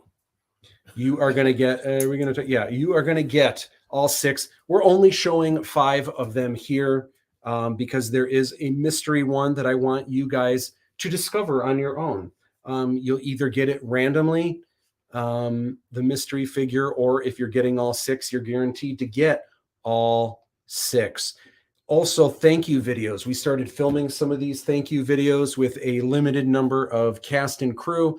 I would love to have all of cast and crew together, but I mean, all of cast and crew would be over 100 people, that have helped out, So, and it ends up being kind of too many cooks in the kitchen with ideas and then kind of rounding everyone together. So it's kind of a nice, there's like 10 or 12 of us, but we've been having fun doing these videos where, again, we sing, we dance, we tell jokes, just kind of having fun. And those videos, you can actually start seeing them. They're all going to be posted on the Aladdin 3477 YouTube channel. And so I think there's already maybe 6 there. And that's where they're going to live forever. So if you want one of these cool videos, it's Aladdin's Inner Circle is the place to be. You're also going to get an Aladdin's Inner Circle. There's only 100 spots for Aladdin's Inner Circle. But if you are in this reward tier, you are going to get an actual page of storyboards. And there's 4 samples that you see here. But these are hand-drawn storyboards. You're getting the actual story. This is not a photocopy. The actual storyboard. It'll be signed by yours truly. And these were just so helpful in filmmaking, where I would basically draw out what I wanted to be on screen. This was really helpful for our director of photography, Alex Jacobson, to kind of take those drawings and figure out how the perspective would be, what kind of lens should we use, kind of figuring things out with the lighting. This was also helpful for actors because, you know, when you don't have storyboards, a lot of times when a director is describing things, it's just like, so I want this, and you're kind of like that, but then you go over here. But this doesn't mean anything. Like, no one knows what this means. Like, I don't know what your hands are doing, but is this from your point of view, or is this from me looking at you? Like, which way? Like, but when you draw something like this, unmistakably, you can kind of see what is meant to be on screen. And it takes a while to kind of draw these ahead of time, but you're saving so much time on the days that it comes to actual filming. So these were really, really helpful. And it's almost like a comic book when you look at these in order, telling the story of Aladdin 3477. Now, in Lochan's Loot, the 4th swag box, you are getting the art book, the coffee table art book. It's a hardcover. It's 160 pages. It already comes signed and numbered by yours truly. Yours truly. But if you are in Aladdin's Inner Circle or higher, I am going to draw an original Fiji sketch inside the inside cover. So your book is going to be a truly one-of-a-kind collectible. Super, super cool. I mean, I'm going to be drawing a lot of those, Yeah, but you got a little work cut out there. yeah, but it's going to be cool. So then we've got the Gin of Wisdom, and we unveiled this last Sunday when Aaron G was here. But of course, if you want the Gin of Wisdom minifig, if you want to get this, there's 2 ways you can do it. One is you can get into Aladdin's Inner Circle. You're going to get this minifig with that, or there is, excuse me, there is a add-on. Thank you. I'm like losing steam here. I'm not really losing steam, but I'm losing my voice. I haven't talked this long in a long time. But if you want, the other way that you can get this is an add-on where you can get all 10 minifigs for $75. That's a pretty good price, because normally on the market, anytime you're buying a minifig, they're usually like kind of starting at about $10 a pop, depending on how rare they are. They're more expensive than that. But this is going for like anywhere from 12 to 15, and 4 of those already is like. And some of these have a lot of, I mean, this one just comes with the Lamp of Wisdom and the dreamy Jin hair, but some of them have like the extra armor and the multiple weapons, or the bowl of noodles, you know. So there's some cool stuff that comes with this mini fig. All right, we're going to talk about the executive producer in a little bit, but next up, I wanted to chat with James. And my next question for you, James, is, in the first film, not including yourself, who is your favorite character? First film, huh?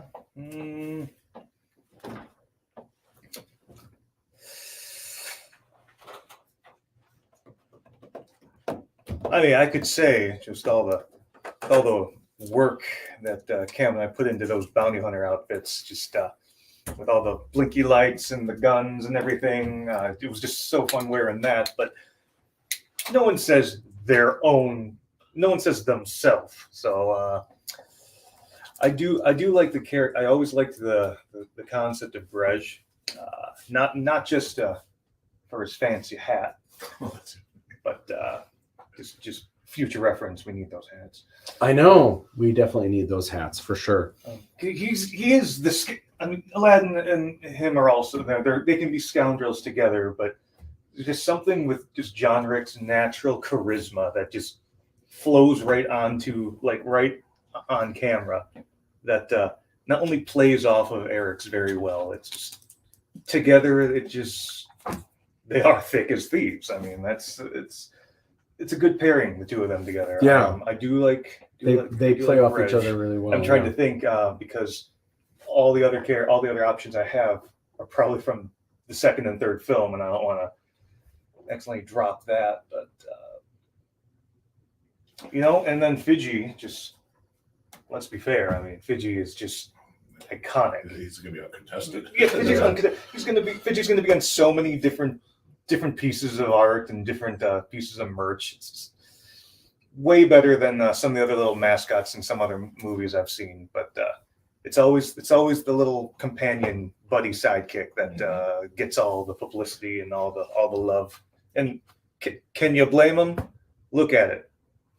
It's adorbs. There are going to be 6 of him in those little minifigs. I don't know if I want. There you go. Perfect. There we go.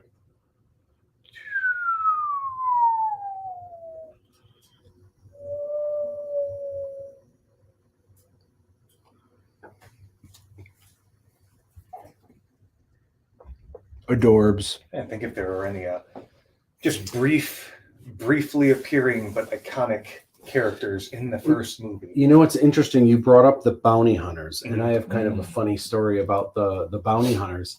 So what happened with that? Originally, there were no bounty hunters in the first film. Okay. So what happened was originally it was this chase scene with Aladdin and the Hong Kong troopers, and originally, actually in the script, there's a hover chopper chase scene where Aladdin is flying through the air with Fiji on a hover chopper.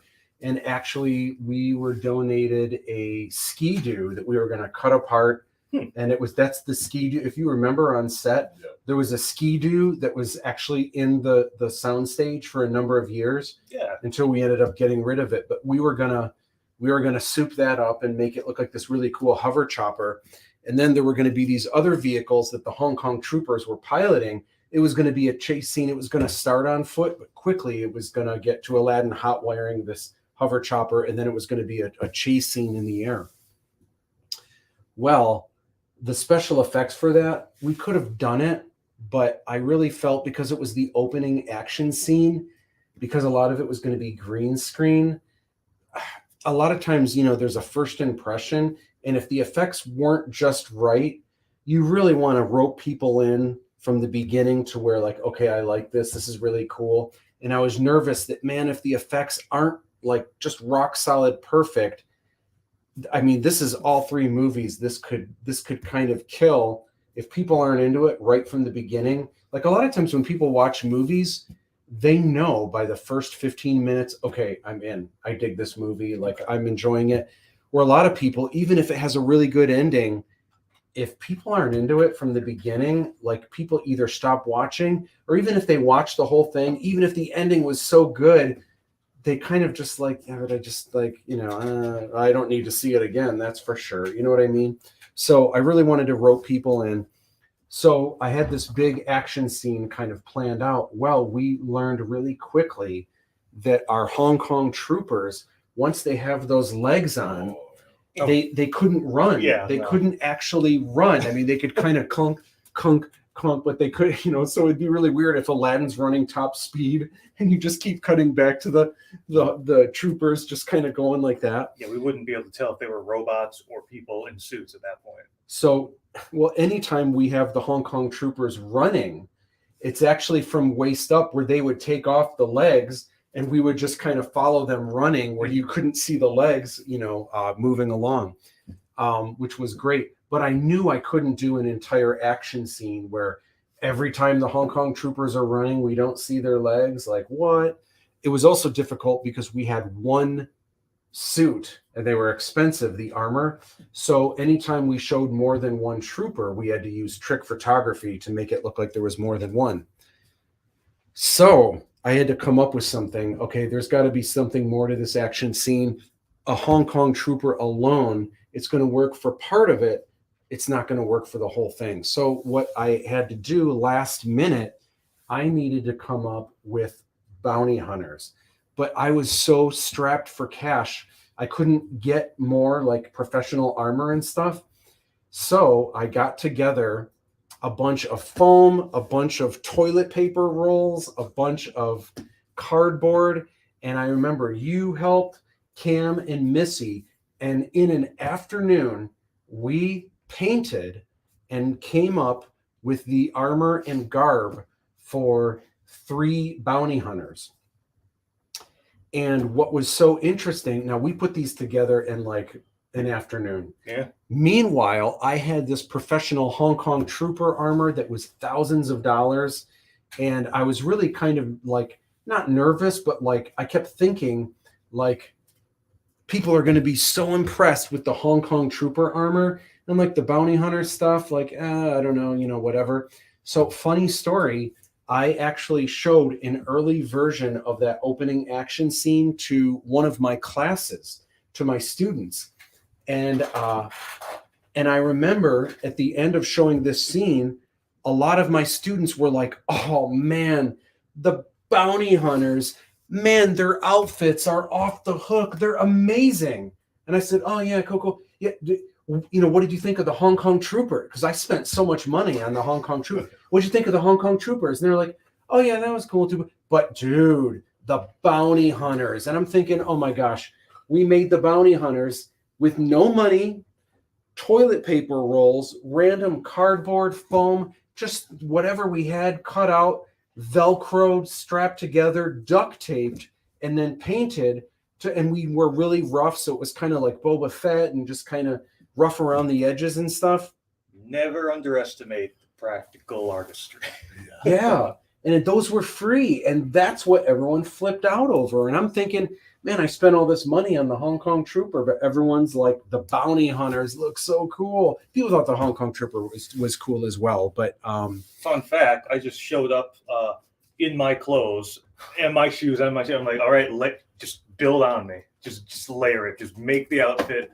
And then we'll just I'll just remember these jeans. Well, and you had the mesh shirt and everything, and totally cool.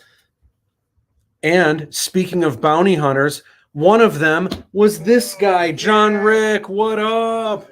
And John Rick is going to be a guest later on tonight. John Rick plays Bredge in the film. He also is the 3rd bounty hunter that you are going to see in this film. So it's James Cameron John.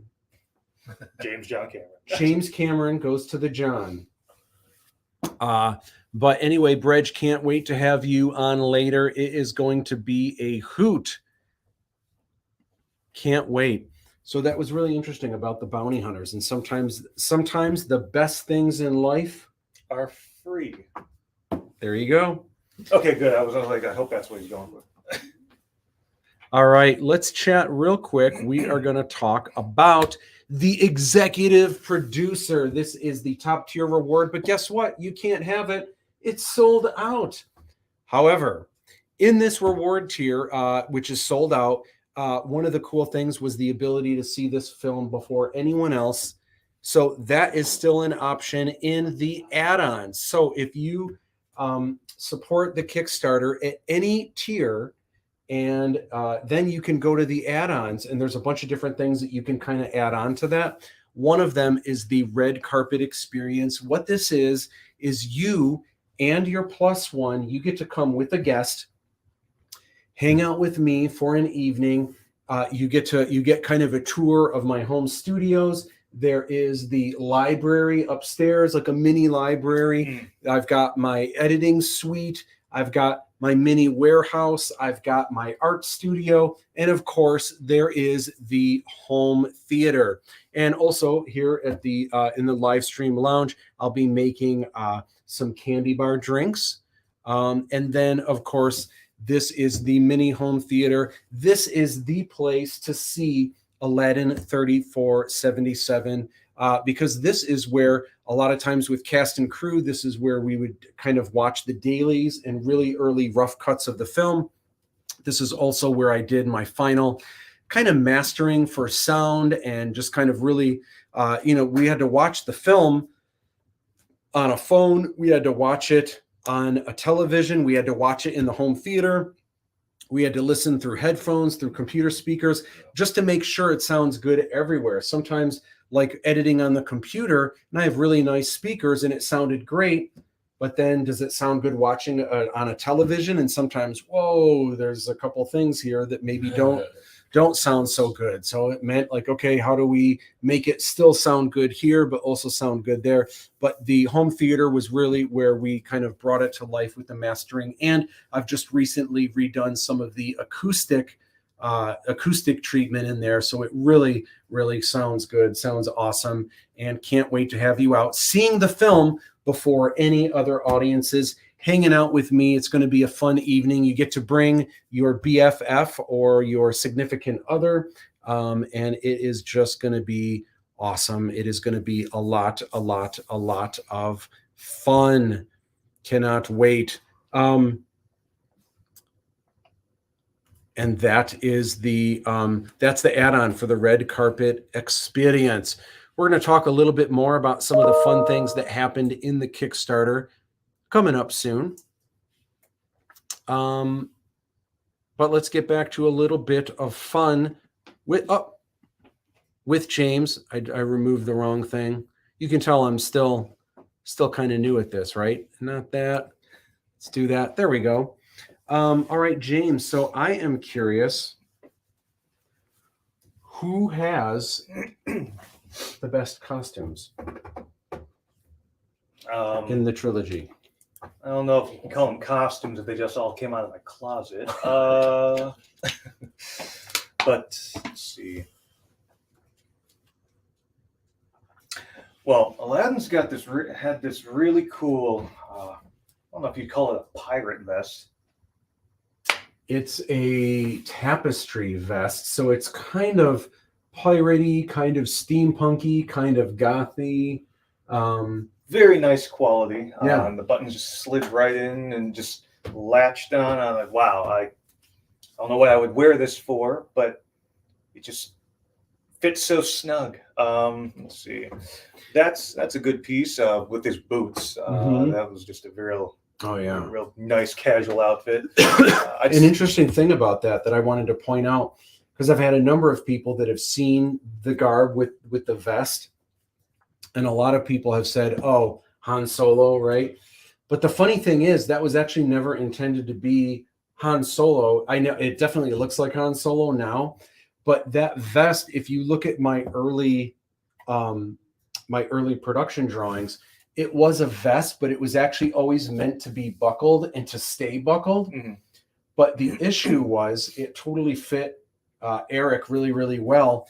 But we kind of learned early on that not just for any fighting or running around, but if he would, because it was magnets holding it together, if he even put his arm out like this, it would start to blink, blink, blink. It would start to open.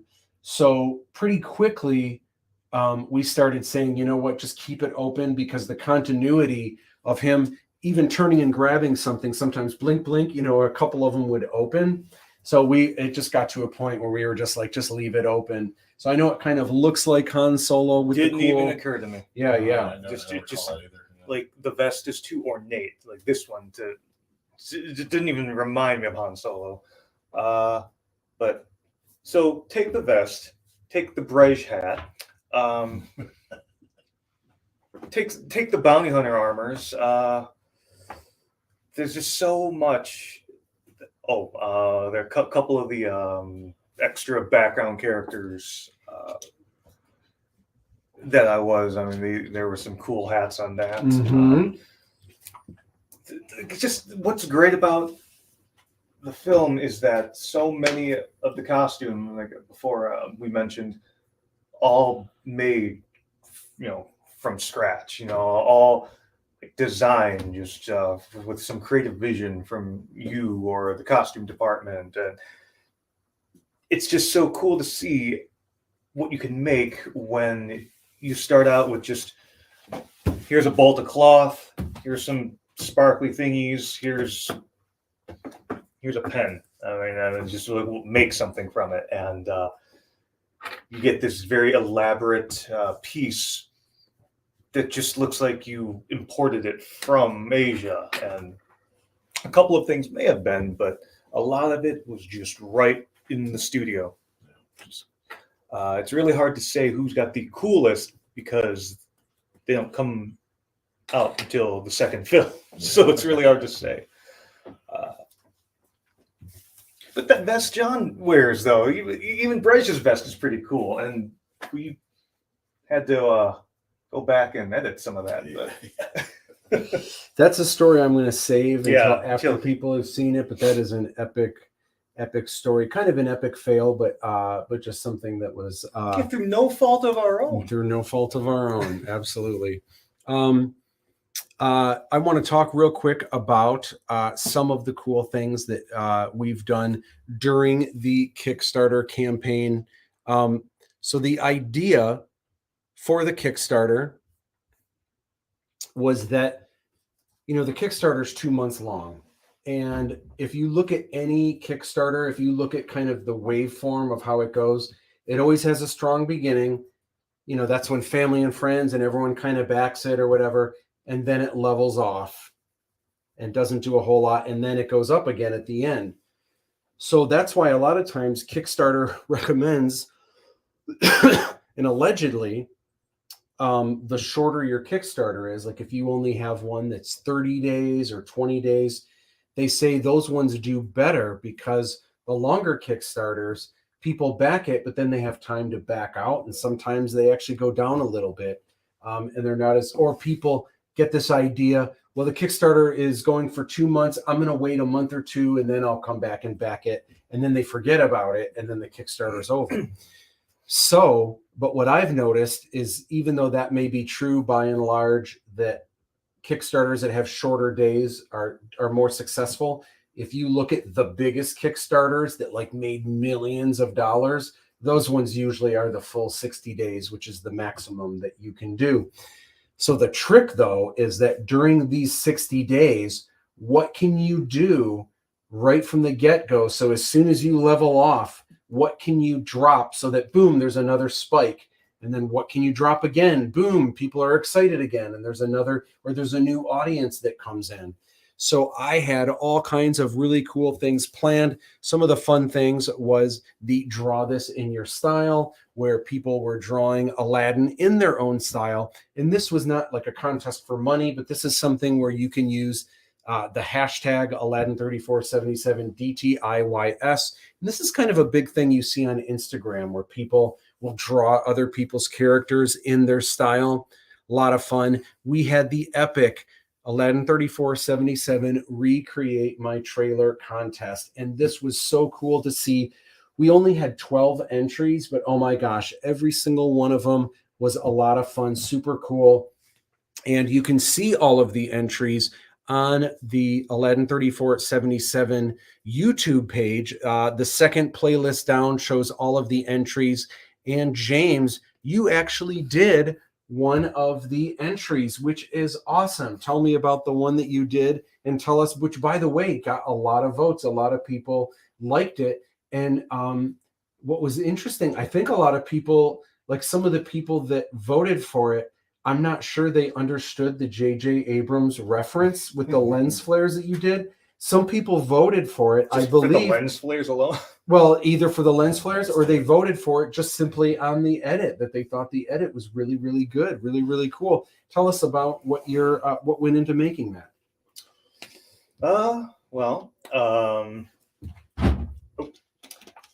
I'd say Eric was was pretty big on the inspiration for that.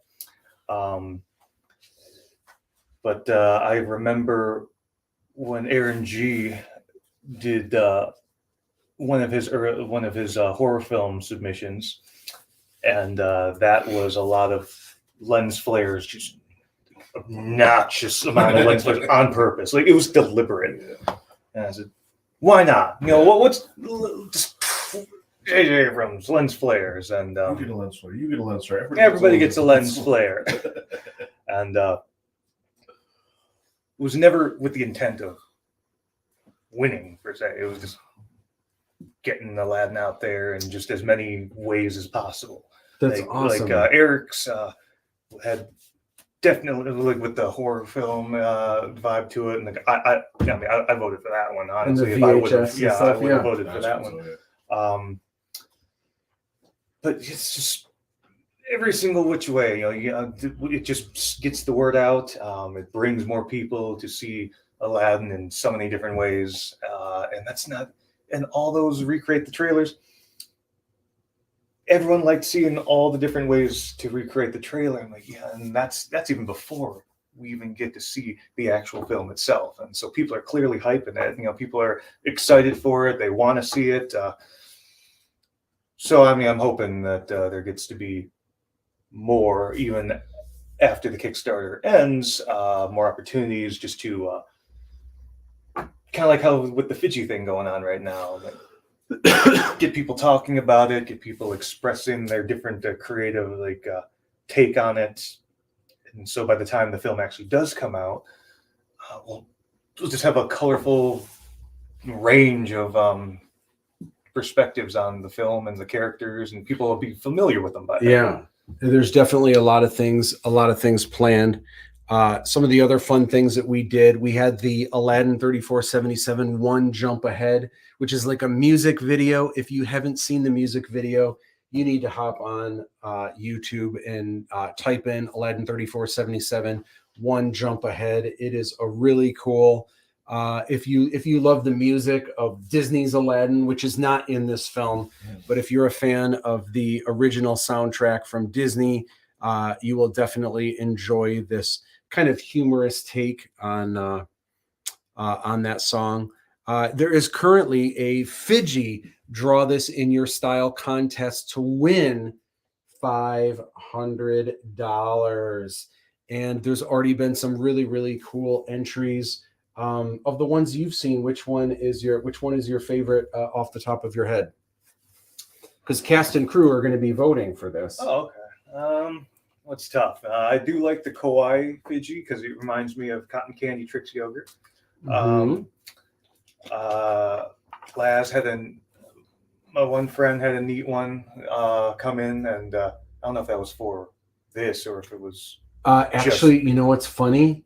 She actually hashtagged it correctly. Even back then, she couldn't have known this, and she hashtagged the correct. Like when I had it, I guess the thing when I initially announced the Aladdin one, I was kind of clear that this is for the character of Aladdin, but a lot of people just kind of drew. Most people drew Aladdin, but some people drew Aladdin and Fiji. Some people just drew Fiji or just another character. But it was kind of intended like this is the character Aladdin, and then this one, the focus is Fiji. There'll be another one in like a month or two that'll be another character. But so funny enough, she actually already hashtagged it Fiji DTIYS. So I had filmed this video, but no one had seen it. So as soon as this contest started, there was already a Fiji DTIYS, and they were the first one. And so when I saw their submission on that, it just had this cute little, almost reminiscent of like a little bug in the face there. And I said, you know what? I like that. That's a sticker if I've ever seen one. And then the third one I can think of, it was like a chibi kind of Eric and Fiji. And really, and Fiji was kind of condensed and like right there. That's the tattoo. If I were to get Fiji as a tattoo, it'd be that little. Yeah, Milton from Colombia. Yeah, that was really, really cool. Kind of the new school. Yeah, I'm eager to see the rest of the submissions because it's always neat to see at the end of the contest all the different takes on Fiji. So And of course, we dropped the behind the scenes video. The first one this week. There's a bunch of them that Oz So had many. put together. Lots. And this is the first of many. This one kind of focuses on filming on the dunes. If you haven't seen it, we dropped it earlier this week. Silver Lake, right? Check it out. It's the Silver Lake sand dunes. Had a lot of fun with that. We're going to talk a little bit more about the campaign momentarily, but James, thank you so much for hopping on again. Oh, yeah. We're going to have you on again, faux show. And I'll be here all day. oh yeah. Hardcore. So we have this next round. We're going to go for about 45 minutes, and then we're going to take kind of like a 10-minute break because that's when we'll have to start a new live stream. For those of you following along, we have to break this 24 hours into 3 segments because Facebook, you can only do live streams for 8 hours at a time. So we're kind of breaking this into 3 8-hour segments to do our 24 hours. So we're just going to do a quick 10-minute break to just kind of freshen up. And also I've got to get the new live stream going. I have to kind of like label it and type it and kind of get the framework for it going. So we'll be taking a 10-minute break in about 45 minutes from now. How are you feeling? Are you going to be going to bed anytime soon or taking a nap? I got a few more hours in me, I feel. A few more? Okay. Because in an hour, Missy is going to be here. She's going to be our next guest. But we'll have Dave on, assuming you're good to go for another another hour. Yeah, another hour. I know All right. I'm feeling it, but I'm good for another hour. Yeah. Awesome. Then rock and roll. I was going to say if you wanted to take a quick nap or whatever, because we've got that on there, it might be cool when Missy gets here. If that's a little charged, maybe we can try the. Oh, no, that should be fully charged by the time she gets here, and I'll Awesome. definitely want to be there to poke at her a bit. So Well, if you want to, I mean, you're welcome to take a nap. If you wanted to, we can kind of that's a great a new one. 46 minutes ago. Oh, let's. I don't know if that's in that's the. the same one. Is that the same one? Yeah. Oh, okay. Like I It's said, a I very didn't wanna nice. switch it, That's a so- very nice one. Let's see, Face ID. Let me check this out.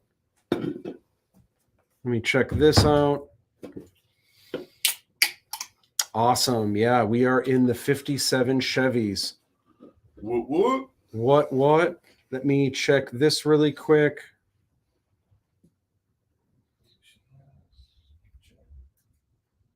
Awesome. Whoops. I keep trying to center that logo, and I realize I don't really need to. Awesome. So let me see. We've got this. Okay, that looks good. Good. We've got that rocking and rolling. All right. I'll probably start lighting candles later, but like it's morning is like Yeah. too like candles going in the morning. But awesome. So all right, DTE. Oh my gosh. So how you holding up? How you feeling for the first third of the 24-hour? I feel like it's kind of like the first rule of live or stream club is that we don't talk about how tired we are. But otherwise, pretty good. I mean, the morning hours are good. It's the catching up because I'm not a morning person where it starts adding up after a while. But yeah, well, I'm in it. I'm gonna hang out. So Awesome. we're good.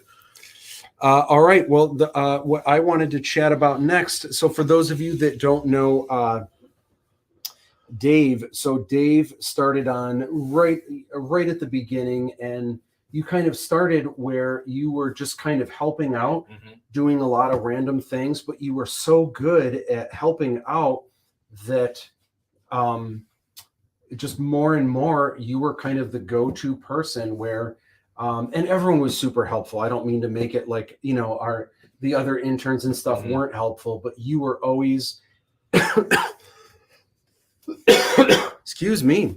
You were always what we called or what Rick Veers called Johnny on the spot. I always called you DTE, which was my acronym. Nickname. Well, DTE for Dave Todd Oh, Energy, but isn't there Is it acronym or is it? Well, it's because my initials Dave Todd, so DT. You know, and I've had a lot of people over my lifetime refer to me by my initials, so just adding But the what do you- rip rolls off the tongue. What do you call that when it's like it's an acronym, right? Where it's it's Abbreviate the initials for yeah. something that Yes, it like yeah. makes another word, you know?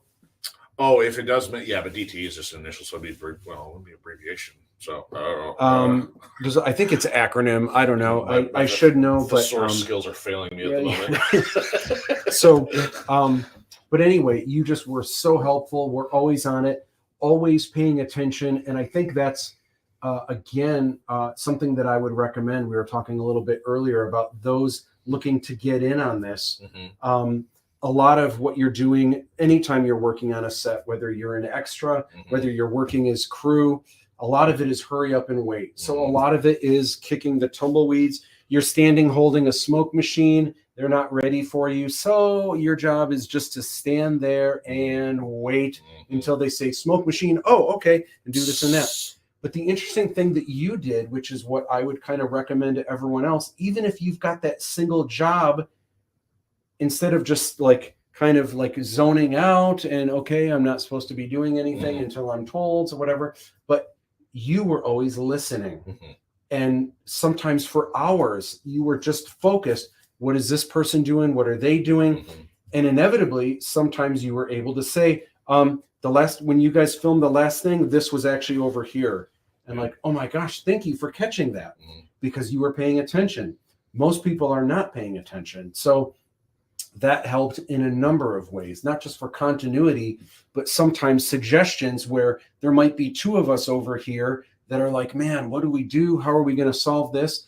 And normally crew not involved with that would, again, they're just standing, holding the smoke machine, kind of waiting for the next thing to happen. But again, you were listening. You were kind of just aware. I mean, you have to stand there anyway, Yeah, right? Might as well keep your mind So busy. you would listen, and occasionally you would pipe in, hey, what if you da-da-da-da-da-da? And it was like, oh my gosh, that's amazing. Like, that's good.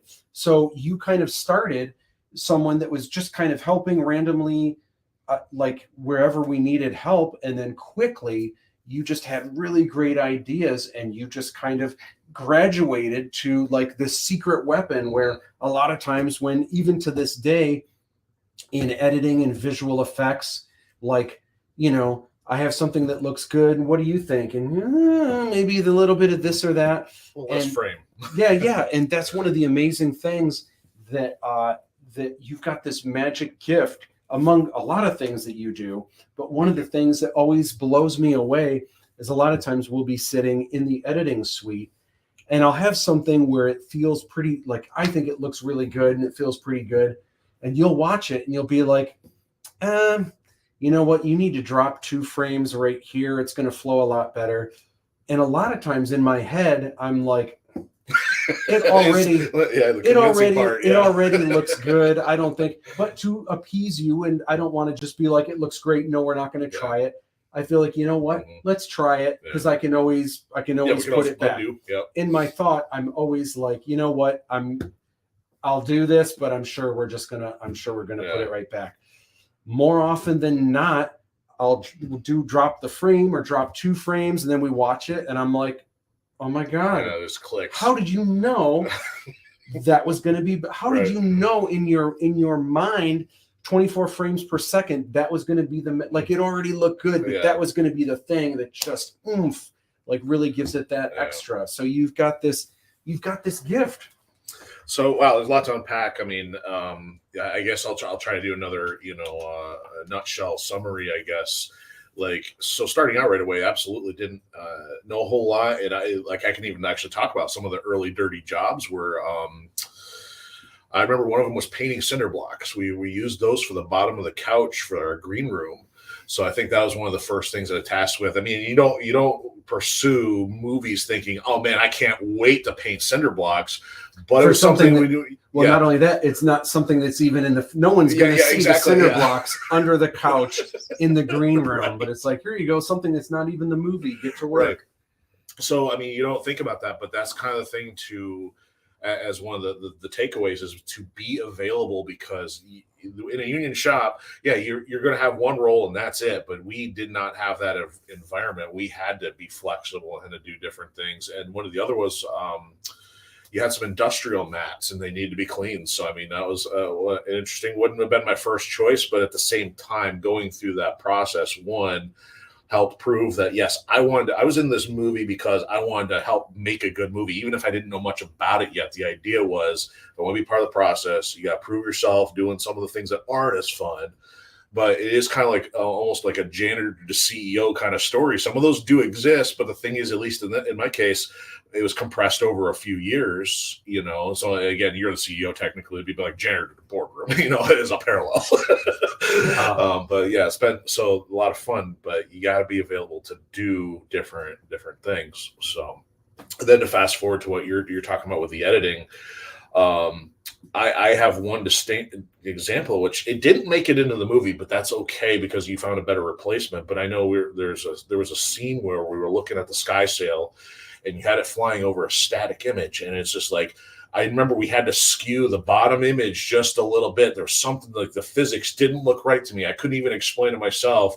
And after we tweaked it just a little bit, we moved it. It's like suddenly it actually looked like an actual flying scene. I'm like, I was even surprised myself, but there's something, I don't know if it has come from the martial arts editing or the granular nature of working with games or coding, but just to be so particular that something does or does not look right.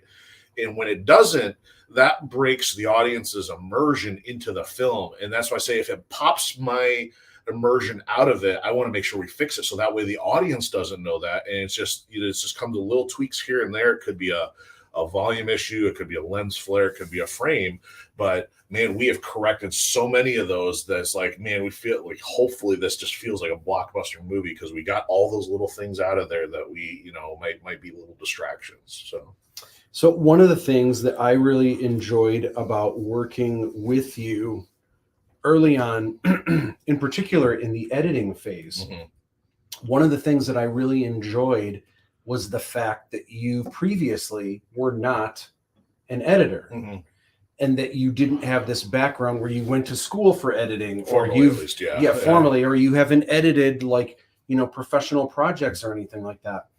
But here's why I think it's part of what working with you kind of really, really helped.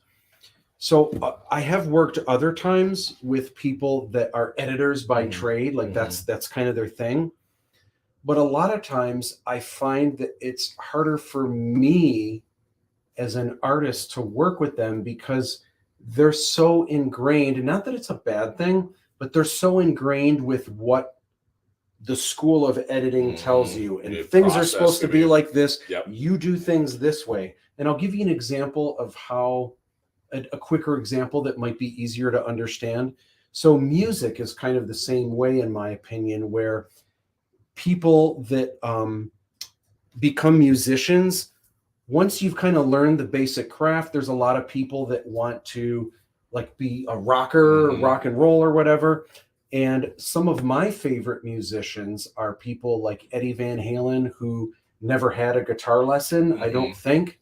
And Eddie Van Halen learned piano, but didn't really know a lot of music theory. And the way he plays and the way Eddie Van Halen played, or the way he wrote songs, was just listening. Absolutely. And just kind of, this chord's cool with it. Oh, this sounds interesting when I do this next. You got my trial and error. Yeah, and kind of putting things together that way.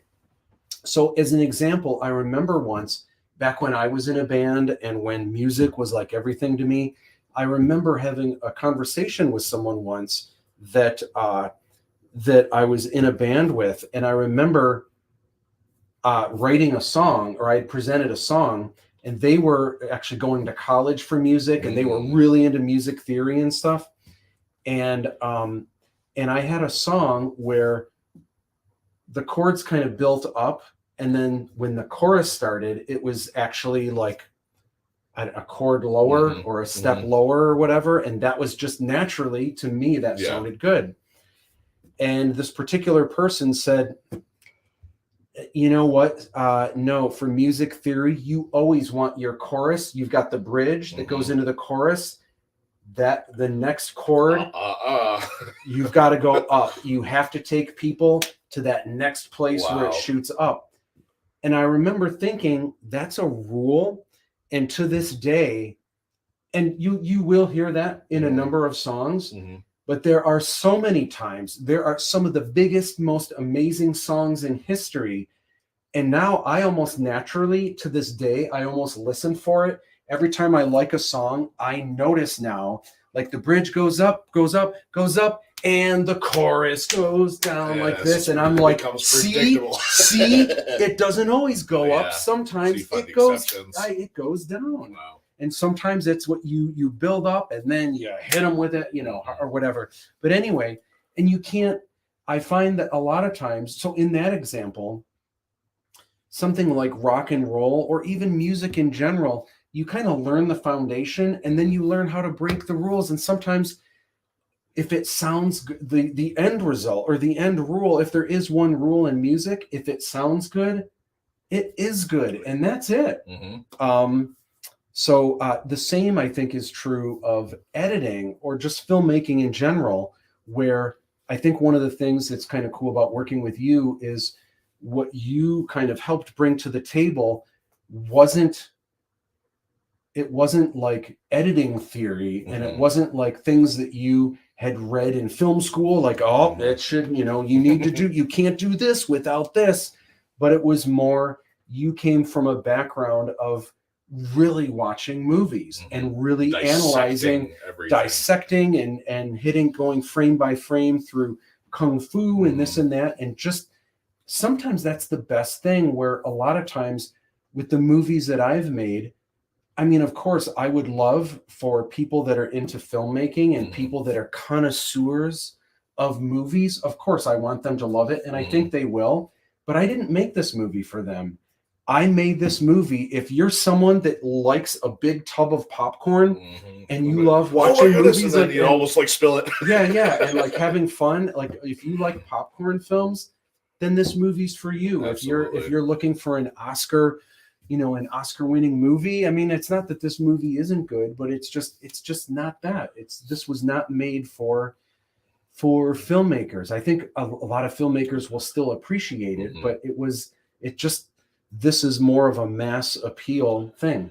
We definitely share the vision that we have a desire for having massive pop culture style effect, where we grew up with Darth Vader and Luke Skywalker being household names. We want Aladdin, Baskara, and Princess Kamala to become, or Fiji to become those household names.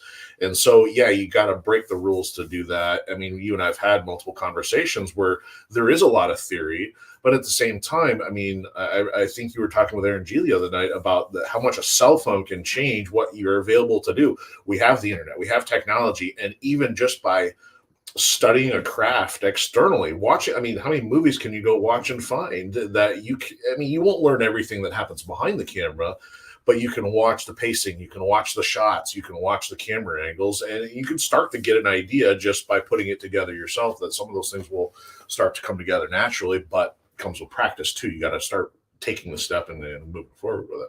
Yeah, it's awesome. All right, so I wanted to chat real quick. I wanted to hop over to, and I wanted to chat about the Kickstarter itself, kind of how it's doing and everything. Right now, I just lost it, but we are at 57,000, which is just awesome. Oh, there we go. Super grateful. That is super, super cool. Actually, I'm going to check just to see if there is an update. I can click here and click here. And yeah, we are at 57,000. Thank you guys so much. That is just cool. But I wanted to have some real talk really quick and kind of chat kind of under the hood, how things are going along. So this is kind of our chart. This is kind of how the campaign has been going. This is actually not very different from any Kickstarter. It's always very big in the beginning, and then it always trails up at the end. There's this middle part where you've got the plateau. And so the idea is, how do you get spikes going up in between? And so that we kind of showed earlier how we had the Recreate My Trailer Yeah, contest. interaction. We Yeah. dropped the movie trailer, which had over 2 million views. So you would think, oh my gosh, when you drop the movie Like, trailer, where do I find more? that must have spiked it up, right? Yeah. It actually didn't do anything. In Hmm. fact, you can see some little dips here. This Yeah. might have not been when we did the movie trailer, but I think that might be I don't know if that was the Maybe music contest video. or I mean, it's hard to know which Yeah. particular thing. But at one point, we actually went down and dropped like, Hmm. 1,500 or something. Like, oh my maybe it was gosh. because we didn't have Disney's characters in it or Oh, something. it might be that. It might be. Who What, knows? there's no. Yeah, What? Abu isn't in here. I'm out of here. Desk flip. If no genie, we riot. So anyway, so when we got halfway through and I started seeing this plateau over a couple weeks, I was like, man, I think I need to bite the bullet. I really want this to just be the biggest splash it can be. I'm going to pay for some advertising, and advertising is not cheap. And there was a company that reached out. They're a very reputable company. They are known for getting Kickstarters. Like if you go with this company, a lot of their projects are in the millions. They do really well. The only sticky point is, in order to make money, Gotta have money to spend. you've got to spend money. So what they do is kind of genius, where they do this ad spend thing. They work with Google and they work with Facebook, where they will make a number of ads. So they took my assets, like my videos, my images, and the very first week they put out 10 different ads and to see which ones would bite. And you can see here where it starts going up. That is actually the 2 weeks that I was with. So they did this, they put out the 10 ads, and based on that, they started getting bites where people were seeing on Facebook and Google, and they started noticing which ads are getting more bites, which ads not as much. So the next week, they took the top 3 that were doing well, and based on those 3, they made another 10 ads, but now a little bit more focused. Yeah. That week started doing better and was a little bit more. And then the idea was then, okay, we're going to take the top 3 of those and we are just going to blast and do a lot. Now, each day they're spending my money. They're spending hundreds of dollars each day, but you can see it started working. It started trending up. Yeah. And if it would have kept going through this Kickstarter, for sure, it would have been over 100,000. They were saying, they were not guaranteeing, but pretty much saying for sure you're going to get 200,000 or more. For your money, were they giving you any kind of samples of the kind of work they were using for the ads to see what they look like? Oh yeah, they were did? every step of the way. They were Good. showing me exactly what was going on. So did that give you any indication? Was there more of a focus, like Fidgy stuff did better or an action thing did better, that you're able to take away from it, considering they had the metrics on it? It was basically a lot of the stuff that I had, but one of the things that they were pushing at first, and I think this was maybe because they just didn't know or maybe didn't understand the market, but one thing that they found very quickly, some of the ads that they did the first week, they put the focus on me. Oh, as a director. And it was like the inside scoop from Matt Bush and, this and that. And I am not, in some circles with Star Wars, I'm a known name, but to be fair, like there could be like a kid down the street that loves Star Wars. They probably don't know who Matt Bush is. There's so many people that like, maybe they really love Lord of the Rings. Well, can you name an artist that has worked on Lord of the Rings? They probably can't. Most people. Yeah. So I like keeping my feet on the ground, like in some circles, they know who I am, but there's a lot of circles, huge Star Wars fans that still, probably don't know who Matt Bush is. And that's totally fair. I get it. But they were kind of pushing that. I think they kind of assumed if we use the Matt Bush angle, like maybe we'll get a lot of sales that way. They did not get a lot of sales that way. And I kind of knew that going in that they might not. What was interesting though, they said, well, let's try another thing. The next week they did more with me being the focus, but they kind of rephrased it. Instead of putting the emphasis on Matt Bush, they changed it to Star Wars artist or an artist who's worked on Star Wars and Lord of the Rings. And that did better. But the stuff that did best was just cutting right to the point, Aladdin 3477. This is Aladdin in the name future. and sci-fi. The name, sci-fi, robots, the action, and kind of skipping me entirely and just going right to the goods. What this is, that was doing best, which I'm actually happy about. I mean, as much as I would love for people to be like, this is Matt Bush, this is the greatest thing ever. I'm actually more elated. Like, it's really, this project isn't about me, it's about the film itself or the story itself, and that was what was getting the best bites. So at least out of that, even though we're able to continue, at least can take some of that research to be like, okay, just leverage that, and for more stuff, because it's not like marketing's to be done as of this project. We're still got a lot to advertise, so you put the emphasis on the title, the franchise, and keep it rolling. So what's interesting is you can kind of see this upswing and then it levels off again. Yeah. So that's when I maxed my credit cards and I ran out of money. Yeah. So had I had a little bit more, and part of it was because I've spent a lot of money making these Fidgy designer toys. Had I waited a little bit longer and kind of saved up a little bit more money, man, shot through. Something that was interesting that you brought up to me, you did your research on when was the best time to do a Kickstarter, and I mean, you mentioned that, well, we could wait another year, but at the same time, I mean, as I've encountered a lot of people, you tell them like, hey, work on a movie. Well, the first thing they ask is, when's it coming out? And I'll be like, I don't know. But a lot of people have been looking forward to it. And I know one of the big things that, got a lot of people's attention was finally the trailer. Finally show them the trailer, because we've been holding on to working on it for so long. But the trailer is a big deal. And now we want to so everybody can see the rest of the movie too. Yeah. And it was great to finally have a trailer that we can point people to. It's such a relief now, because we've been working on this for so long and had little couple behind the scenes photos here and there, but not as much to show for it. Savol, hello, I'm back. Hello. I absolutely love your profile, and you have to let us know if you did that artwork or if that is someone else's. Also, let me know if I'm pronouncing your name correctly. And what country are you? This almost looks like the Netherlands or something. Well, either Scandinavian or possibly I was almost say Norway or Sweden. Curious. Yes. Inquiring minds want to know. Also, Joe Palazzolo, what is up? There's my boy. Aladdin 3477 rules. So Joe is the one that introduced me to at Comic-Con. He was asking for some feedback on artwork, and you were very gracious. And I think even at the time, I had questions for you because you'd worked with Star Wars. I had asked about licensing, so we had a little bit of history there. Yeah, that is awesome. Super cool. Trailer was awesome. Thank you. I'm digging seeing what you're drawing there. I haven't seen your stuff in a while, so I need a primer on everything. From Turkey. Awesome. Hello.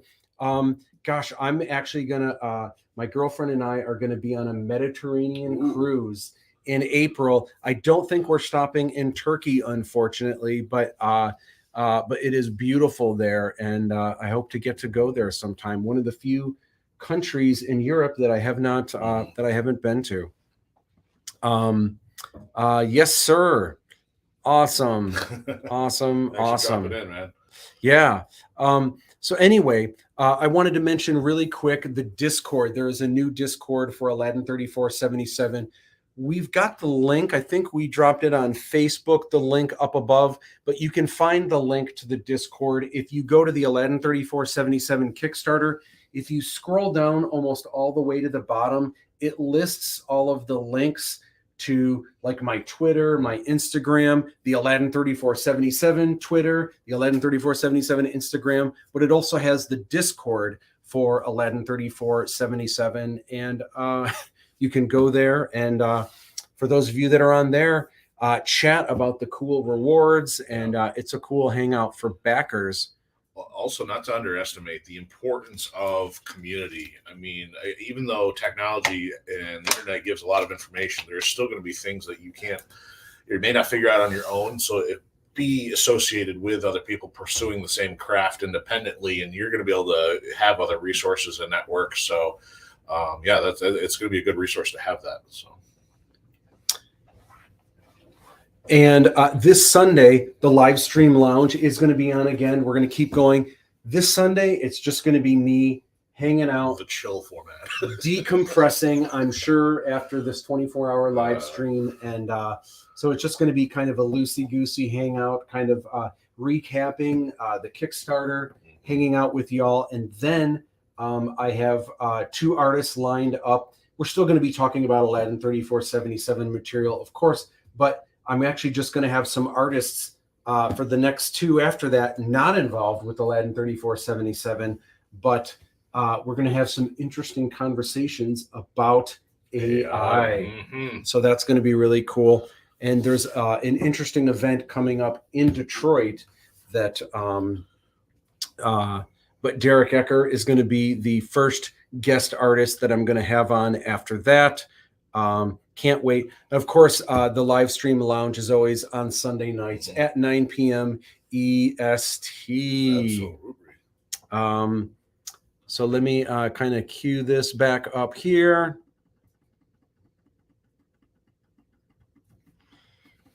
Oh, wait, I can do this easier by going here. Whoops. Jump back to the beginning here. Boom. Boom. So I have another question for you, Sure. Dave Todd. The next question is, I asked you who your favorite character is, right? Yep, I think we did that one. Did I talk about costumes? I don't think we did. Okay. What is your favorite costume? What character has the best costume or Oh, I costumes? had this in the my film? head earlier, and I probably forgot. I'm trying to think. I know the armors are pretty awesome. Despite the challenge being, not super functional. I mentioned because the guards couldn't run in them very much. Everything is so decorative. It's really difficult to pick. And I do have a history with cosplay, by the way. So I mean, the way I critique it might be a little different. Mm-hmm. I don't know. Am I allowed to pick on the kleptos? Because it's probably just the first thing that comes to mind. Yeah. It was real interesting. Because I give a little history on some of the decisions we went through. The klepto runners just kind of like they've got this ragtag deal going on, and I know originally you wanted to have these silver reflective masks, That's and right. I know those were so cool looking. But when we went to go try them on, knowing that we had to do the fight scene, well, the first things going through my head was these also have to be functional, because if Lindsay's throwing a punch or any of us throwing a punch, it's like I want to make sure you see it coming and get out of the way. So not only that, there's also a breathing challenge as well. So thankfully you were able to make concessions and you were able to adapt. So we still have these cool meshes which obscured what we look like, and you had all these different variations. So they're a really cool costume, and it was a great way to actually make the numbers look like there's so many more of us than there were. Mm-hmm. So it was very fun. And actually, once we got to use them, it was great because they were loose, they were flexible. We were able to fight with them no problem. Other than the situation, we're probably to dry them out after the pond fight. But they're pretty good. And I wish I could think more of another one off the top of my head, because we had so many decorative costumes. That those ones come to mind. I'm partial to robots and armor and stuff, so I think the big ones are pretty cool. But I don't envy any of our stand-ins and doubles who had to wear those for any length of time. Clunky armor. They look really. They look awesome, but they just no mobility. Yeah.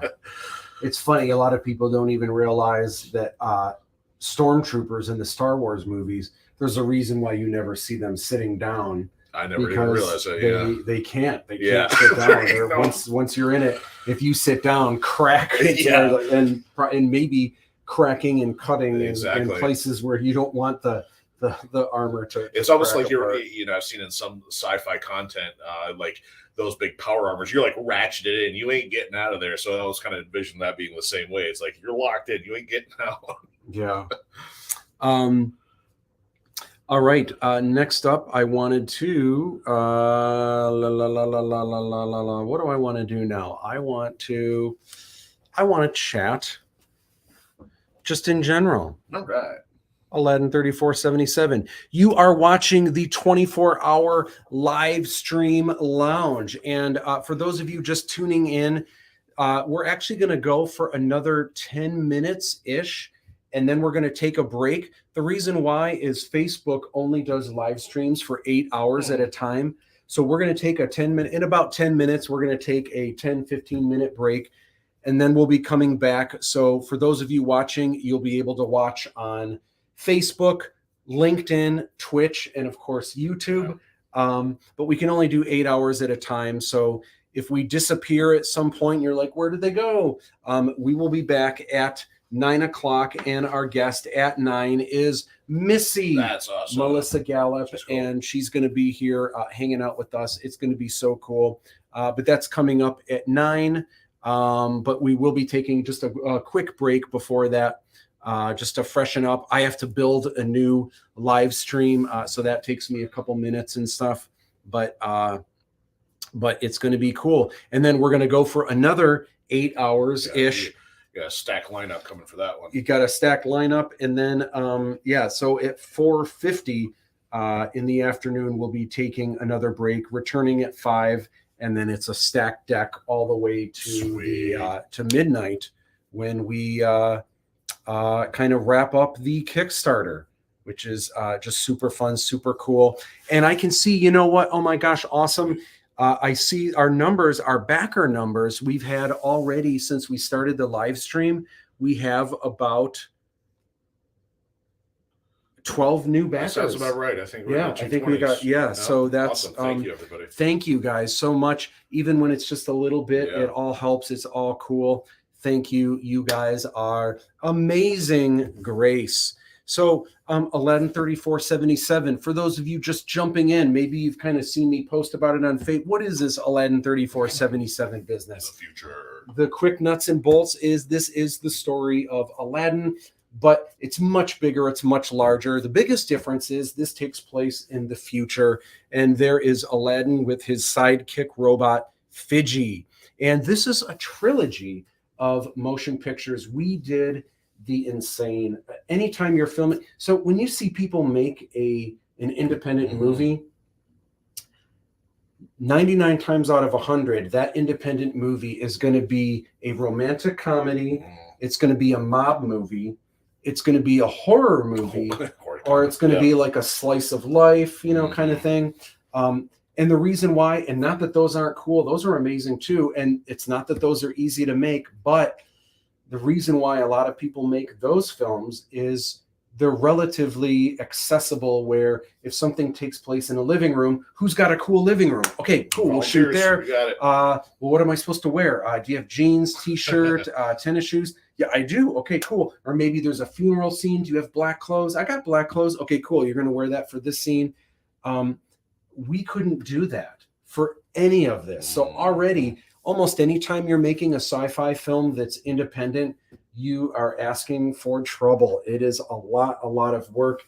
It is. We couldn't really there weren't any costumes where people could just have their clothes. We either had to buy costumes, have costumes made, make the costumes ourselves, which is usually what we did.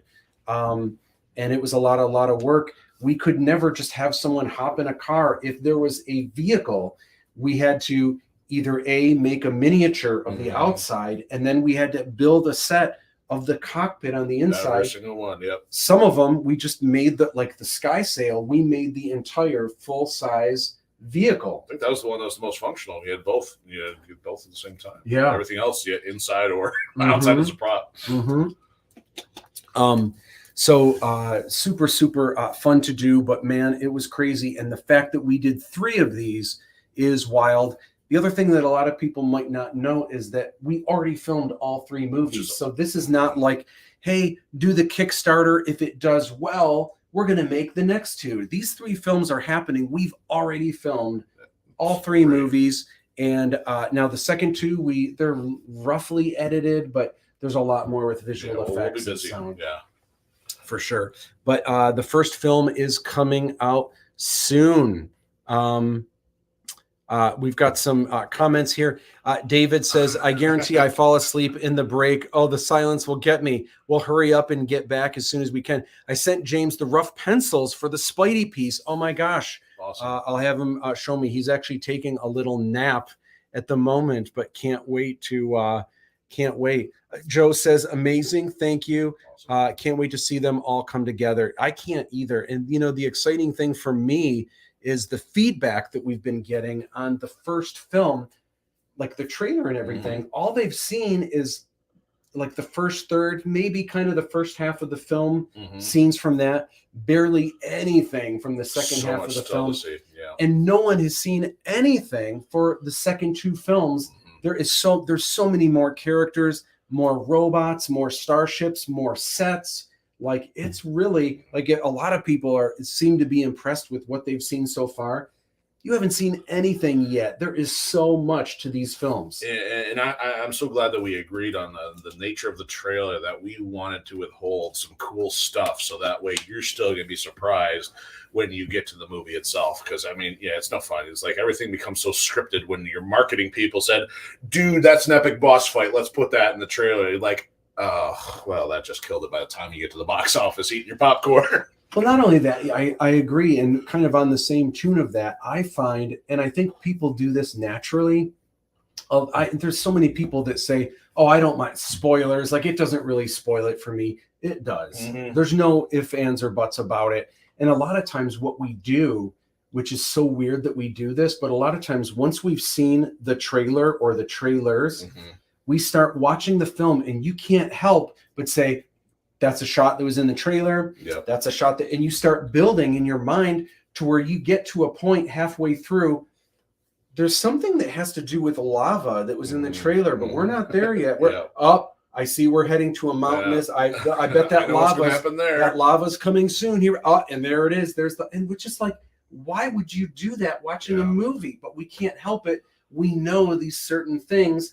And so trailers are difficult because you want to fill those seats, you want to sell those tickets, but at the same time, the less you can show or the more you can kind of just have it be in the beginning, get those trailer shots out of the way so they can enjoy the rest of the movie and have those surprises. And the nature of that is, it's just, you got to have your film hopefully filled with at least a couple epic scenes somewhere in your first half anyway. So, I mean, that's the thing is, if you have backloaded your film with your epic stuff all at the end, well, then, I mean, are you going to hold the audience's attention? So hopefully, if your design is good from start to finish, your audience shouldn't lose their attention. So you should have enough to work with in the beginning of your movie. Say, hey, here's a little flavor, and there's enough cool things in it, and then you're going to want to see it without having to spoil anything. Yep. So I can't, man, there's just so much on the horizon. Yeah. This film is like, man, I'm going to need one of these a little bit later. No, I'm actually doing pretty good. Yeah. I've actually got my second wind. I feel like I'm on fire. I'm doing pretty good right now. But this is a pulse-pounding adventure. I can't wait for you guys to see. And if you were wondering whether the slaps in our film are real or not, that almost doesn't look real. We see you just face right there. But that's a real frame from the film. And of course, we've got robots. Yep. Which is super cool. Saval chimes in and says, sorry for my ignorance. Will your independent movie be released in theaters or will it be released digitally? That's a great question. So the short answer is I am aiming for the moon. Yep. And even if I miss, I land among the stars. We're going to aim as high as we can. For sure, it's going to be in at least some theaters, whether locally we may have a premiere. We're definitely going to have a premiere here in Michigan. There may be one in Los Angeles, but depending on the distributor we sign with, it may go straight to streaming. Not really sure. So, sorry, go ahead. I was just going to say at least digital at a minimum, and we're hoping to expand in theaters beyond that as much as we possibly can. We want as many people to see it because we're excited about it. So we're just waiting to sign with the distributor. There's a lot that can happen during this year. Where are we going to go the film festival route, film markets? There's already been some interest with some places contacting me. Oh, good. I'm kind of waiting. Like right now, my head is just on the Kickstarter, and especially in the next couple of weeks, it's going to be finishing the rewards to make sure. I'm pretty sure that most of these rewards are going to be delivered when they're supposed to be, but this first one is I've got some of the rewards already, but getting the books printed and this and that, timing. There could be if any of them were going to be delayed a pinch, it might be that initial first one, but I'm going to be on it for the other ones ahead of time, but pretty confident. I'm hoping it will in fact be April. I think the technical term is squishy. squishy. But anyway, there is, however, in the Kickstarter, there are 2 ways locked in to see the film. One is the Blu-ray. Yep. So you'll be able to get the Blu-ray in the 4th swag box. That'd be awesome. And then the next way is if you get the red carpet experience as an add-on, you can see the film before anyone with me in the home theater. And that is just going to be a lot of fun, hanging out, talking shop. You'll get the Yeah, tour this is of the good. full thing, and I'll make candy bar drinks if you're into that. If you're not into that, I'll make are they called virgin candy bar? I'll make a candy bar drink that's, I don't know. I'll figure that out what they call it Mad those. water cocktail or something. There you go. There you go. Anyway, so there are a number of ways you can still see the film that way. Go through here. Did I do that right? There we go. The official trailer dropped, and it is at 2 million views plus. Yeah. Thank you guys so much for Awesome. spreading the word, and that is just so cool that everyone has been so responsive to it. Does YouTube give you the ability to see how many it's actually at? Because I think publicly it just says 2M. I don't know how close we're. Yeah, it's a little loosey. I can see, Okay. so I know I can see, but it's slowed down a little bit as any do Yeah. after a while. Yeah. But But still, 2 million is pretty awesome. it's for underdogs like us, that is crazy good for sure. The music, the yeah. featured music artist is Cell Dweller, and there are, as of right now, there are 9 different Cell Dweller tracks that you hear throughout these films. Kicking. Some of them you hear in multiple, like it's not just, you don't just hear 3 in one movie, then you hear a different 3 in another, and different, you'll hear some of them you'll hear kind of repeated, or a piece of this song here, but then another piece of this song here. 9 tracks throughout the films, and then there is Cell Dweller Sonics, which you've used Cell Dweller. Yeah, I have. Sonics, right? It's really interesting, and that's been one of the benefits of working with you, teaching me some of the ins and outs. And I'm not a music guy by trade at all, but I have experimented with putting music over fight scenes, and Cell Dweller stuff is awesome, especially for your high octane action. And the Sonics pack was broken into bits and pieces that you can use for different scenarios, and I think it's a great thing to have for action, especially, not to mention the whole film if you have a good place for it. Yeah. Just super cool. Great stuff. As we talked earlier, Peter Mayhew Foundation is Awesome. Executive producer, that they back this. We'll talk a little bit more about that later. And we've got the 4 spring, summer, fall, and winter fulfillment. We're going to get into the reward tiers real soon. But first, we are going to take a quick break. We are going to return with Melissa Gallup. Cannot wait. Oh my gosh, it is going to be a riot. So stick around. We'll be back in about 15 minutes, and we'll be running for another 8 hours. Thank you, gang. And we are going to end with, let's see if I go here. And do you mind letting Missy in upstairs?